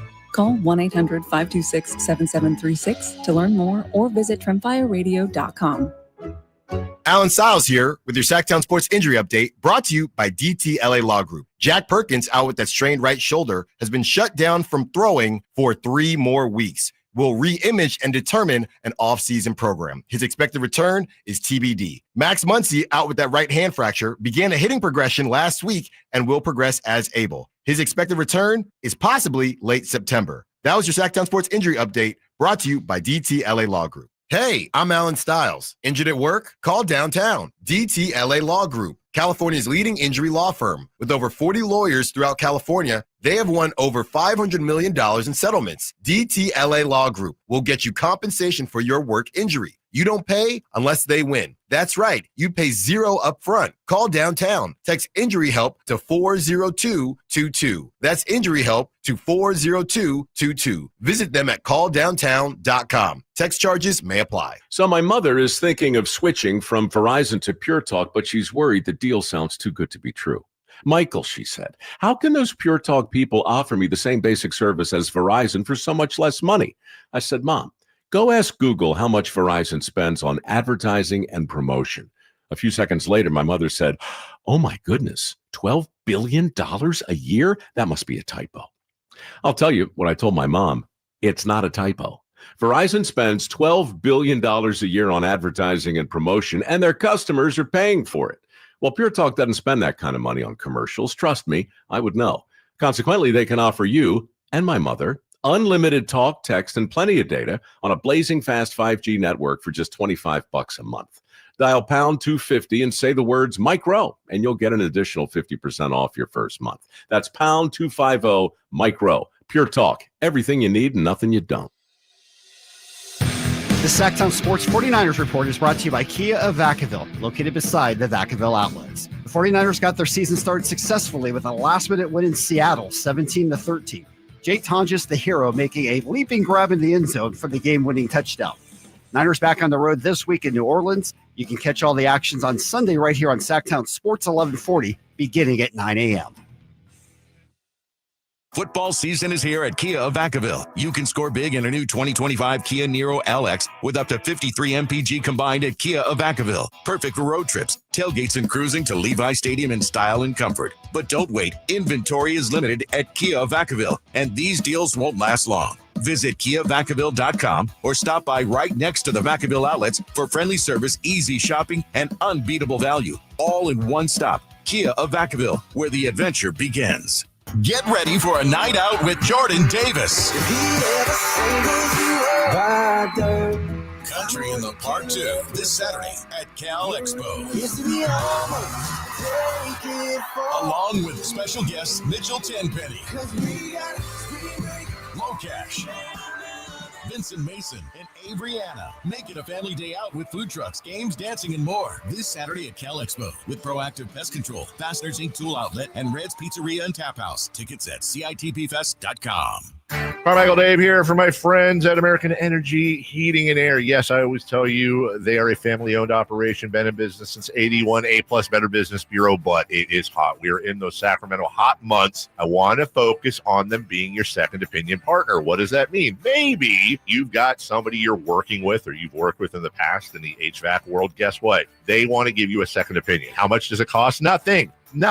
You call them up and say, hey, can I get a second opinion on this deal? They come out and they either say, wow, that's a great deal. You should feel better about that. Or they say, we can beat that price. And usually they're going to beat it by a lot. Guess what? You just saved money and it didn't cost you anything to find out. It's a no-lose situation. Go with a trusted company. American Energy, 916-520-9990. That's 916-520-9990 or AmericanEnergyAir.com. Jingle Singers, take it away. Call 916-520-9990 now. Feel the earthquake at the Fall National Strong Record Bowl, Saturday, September 13th at Stockton Dirt Track. Massive machines, raw horsepower, and dirt slinging action. Tickets start at just $15. Visit StocktonDirtTrack.com for tickets and info. Don't miss the action. It's Friday, gotta get down on Friday. Your flagship station for the Beam Team, Sacktown Sports. Yes. The wonderful words of one Rebecca Black. Partying. Yeah, fun. 'Tis the weekend. Well, almost. For me, at least. Pretty much. Sure. Purdy. You're going to say Purdy much these days. Mm-hmm. Whitey Gleason Hello. joining me. It's good to see you, Whitey. It's good to see you. Yeah, I think the last time I saw you was we were co-hosting together a few weeks ago. Mike Parsons trade happened. Yeah, that's and right. Yesterday, we got to see a little bit of the fulfillment of that trade. Packers looking good, much to my chagrin. Not a fan of that. I know. Yeah, I know you're not, Mr. Viking fan, but yeah. they're scary good. I mean, Jay Reed's injuries going to be something. Should be interesting. Roadblock for them, but yeah, I know it's very early and all that, but man. And even those stupid new white uniforms. I liked them. I did too. I mean, anything's better than the green and gold, to be honest with you. But I liked it. You know, the white. All it was missing was some Lambeau snow, and maybe we could have had something going there. I wanted to hate them, Chris, and I couldn't. Yeah, no, they're very, very solid. And I know you were very passionate about the NFL Rivals jerseys. I think I saw that those have actually done pretty well sales-wise. Really well. So, and the 49ers one is the best seller. Is it really? That's the black one? Yeah. Yes. I don't think you was it that you didn't like it, or you just it's a little over the top. Okay, really just, okay. You know, black jerseys before they had black jerseys with red numerals. I think they wore. They did. Yep. Yeah, and I know you remember. We probably talked about that because I played your team. They did. But this one with the red on the gold background, to me, it's like just a little bit too much. But they're flying off the shelves. Yeah, I mean it's amazing. I think I'm a big jersey guy for sure, but I think they're fine. I don't think I'm necessarily as far as you are out on them, but they're, I personally like Niners red ones a lot more, not to get too into jersey talk, but we're there. There's you have no idea. I don't know how much you've been listening today, Whitey, but we've gone about 30 minutes on kickers today, which I enjoyed the conversation. I don't know how much everybody else or America enjoys the conversation. Talked a lot about the Kings 2022-23 playoff series. Honestly, it seemed like it was therapeutic for you. And speaking of that, it was. Is there something you need to tell me about your softball team? Yeah, speaking of therapy, Whitey, my team was 7-1. The only game we lost this year was one that I couldn't make. We made the playoffs yesterday, and a little flex right there, but well earned. We were the 2 seed, so it's not the biggest flex. The team that is the big flex is the only game we lost is one where I wasn't there. That is the flex, you're right. I was the reason we lost that game. And so the team that is generally wasn't first place this year, also stumbled as well. They ended up being the 4 seed. How our playoffs go is 1-4 and then 2-3, and then the winners play in the championship. They took care of business, upset the 1 seed 4-1. And then it was just up to us, and we couldn't even get to the second game. We couldn't make it out of the first game. We had to claw back. I think we were down 2-4 going into the 5th. I will say we had a great 5th inning, tied it up. I was up at bat, runners at second and third. Oh, here we go. Hit them both in. We go up 2 going into the final inning. Keep it squared. Or I think they then tie it up 6-6. Seesaw battle. Yeah, we go into extras. Postseason softball at its best. It really was at its best. There was controversy. There was is it fair? Is it foul? It could have been a home run if it was fair.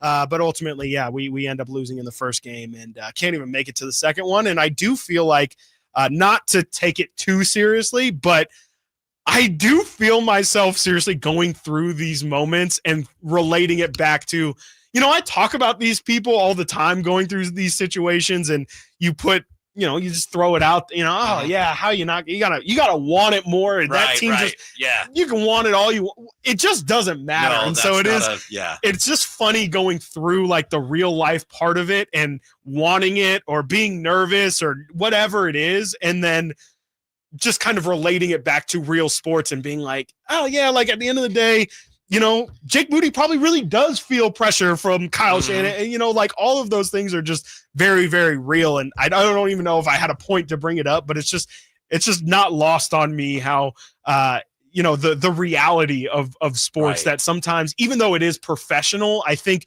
because it's professional, we discount it. We just say like, it's expected. You just should be at a certain level because you're a professional. Because you're getting money for it, so you shouldn't lose. And things are automatic. You can shortstop. Yeah. You should be able to make that throw to first base. Yeah. You shouldn't. You can because you're getting all that money. Because you're getting all the money. You've done it your whole life. Oh, how could you mess that? And it's just, hey, I don't know. Like I popped up faster than I normally did, and my arm went up. Like there's such random variables, but it's just funny to me that we expect actual perfection out of these guys every single time. Anytime I read or hear a prediction and it is based on this team wants it more, or so-and-so's just not going to let them lose. I just click because it's like, that doesn't matter. It just doesn't. No, I mean, it doesn't. And yeah, I mean, those are perfect examples of like, just the cliches, I guess, that you throw out when, I heard people might not saying Chris Watkins will not let this team lose. Some were saying it. I heard it too. And you know what? That's another thing is the talk gets in, Whitey. It gets in and it starts to get to your head. And, it's you can want it all you want. It just doesn't matter. And, typically the other team wants it as well. They tend to. Yes. And I tend to find that, people on the other team tend to want to play well. And it's just crazy how, sometimes it ends up being that way. I'll tell you one thing I've witnessed or observed. I think sometimes when a team loses and it looks like they're not trying, sometimes, and you see this in the NBA a lot, it's just that you get your ass kicked sometimes. You look like you're not trying. It's not you're not trying. You're getting it just happens. And it really does. And things spiral. And that is really a perfect example because, you'll have all the best intentions. Sometimes you'll listen to coaches. You'll follow the scouting reports. You'll read the scouting report. And it's like, no, I knew he was going to go left. And like, I tried to stop it, but he got there. And so it's just crazy how it happens sometimes. So thank you for allowing me to, I guess today it's just been a big therapy session. Thank you to Kyle, who's sat with me through the kicker talk and, and through the playoff your thoughts talk on the Beam Team season. Yeah, that was really cathartic. It really was. I didn't think I was going to do that walking into today. It literally wasn't on the rundown or anything. And we just kind of went. And so felt good, feels good to feel good. Excited for the Friday. Whitey, what do you guys have on the show? Oh, we're going to talk to Rod Brooks at 2:30 about whatever's going on with 49ers. And also Ken Rudolph's going to be with us today. Amazing. And he is hosting, Rancho Cordova Sports Hall of Fame ceremonies tomorrow. So we'll catch up on Any that. notable names that I would know, I guess? Do you know who Chris Bosio is? I've heard the former name. major leaguer Yes, who was on one of the teams he played on in Rancho. Very, very cool. Okay, awesome. Well, be locked in for that. And there's even some more Kuminga stuff. No today. way. Yes. I tried to avoid Kuminga today. I ended up inevitably talking about him. Couple tidbits. You just can't ignore him. You can't avoid him. Whitey Gleason, the Drive Guys, coming up next from 2 to 6 o'clock. You've been listening to the Alan Stiles Show. My name is Chris Watkins. I believe I'll see you on Monday. Have a great weekend.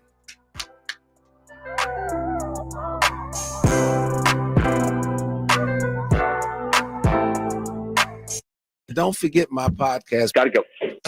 This is the story of the one. As a safety manager at a manufacturing plant, he does everything he can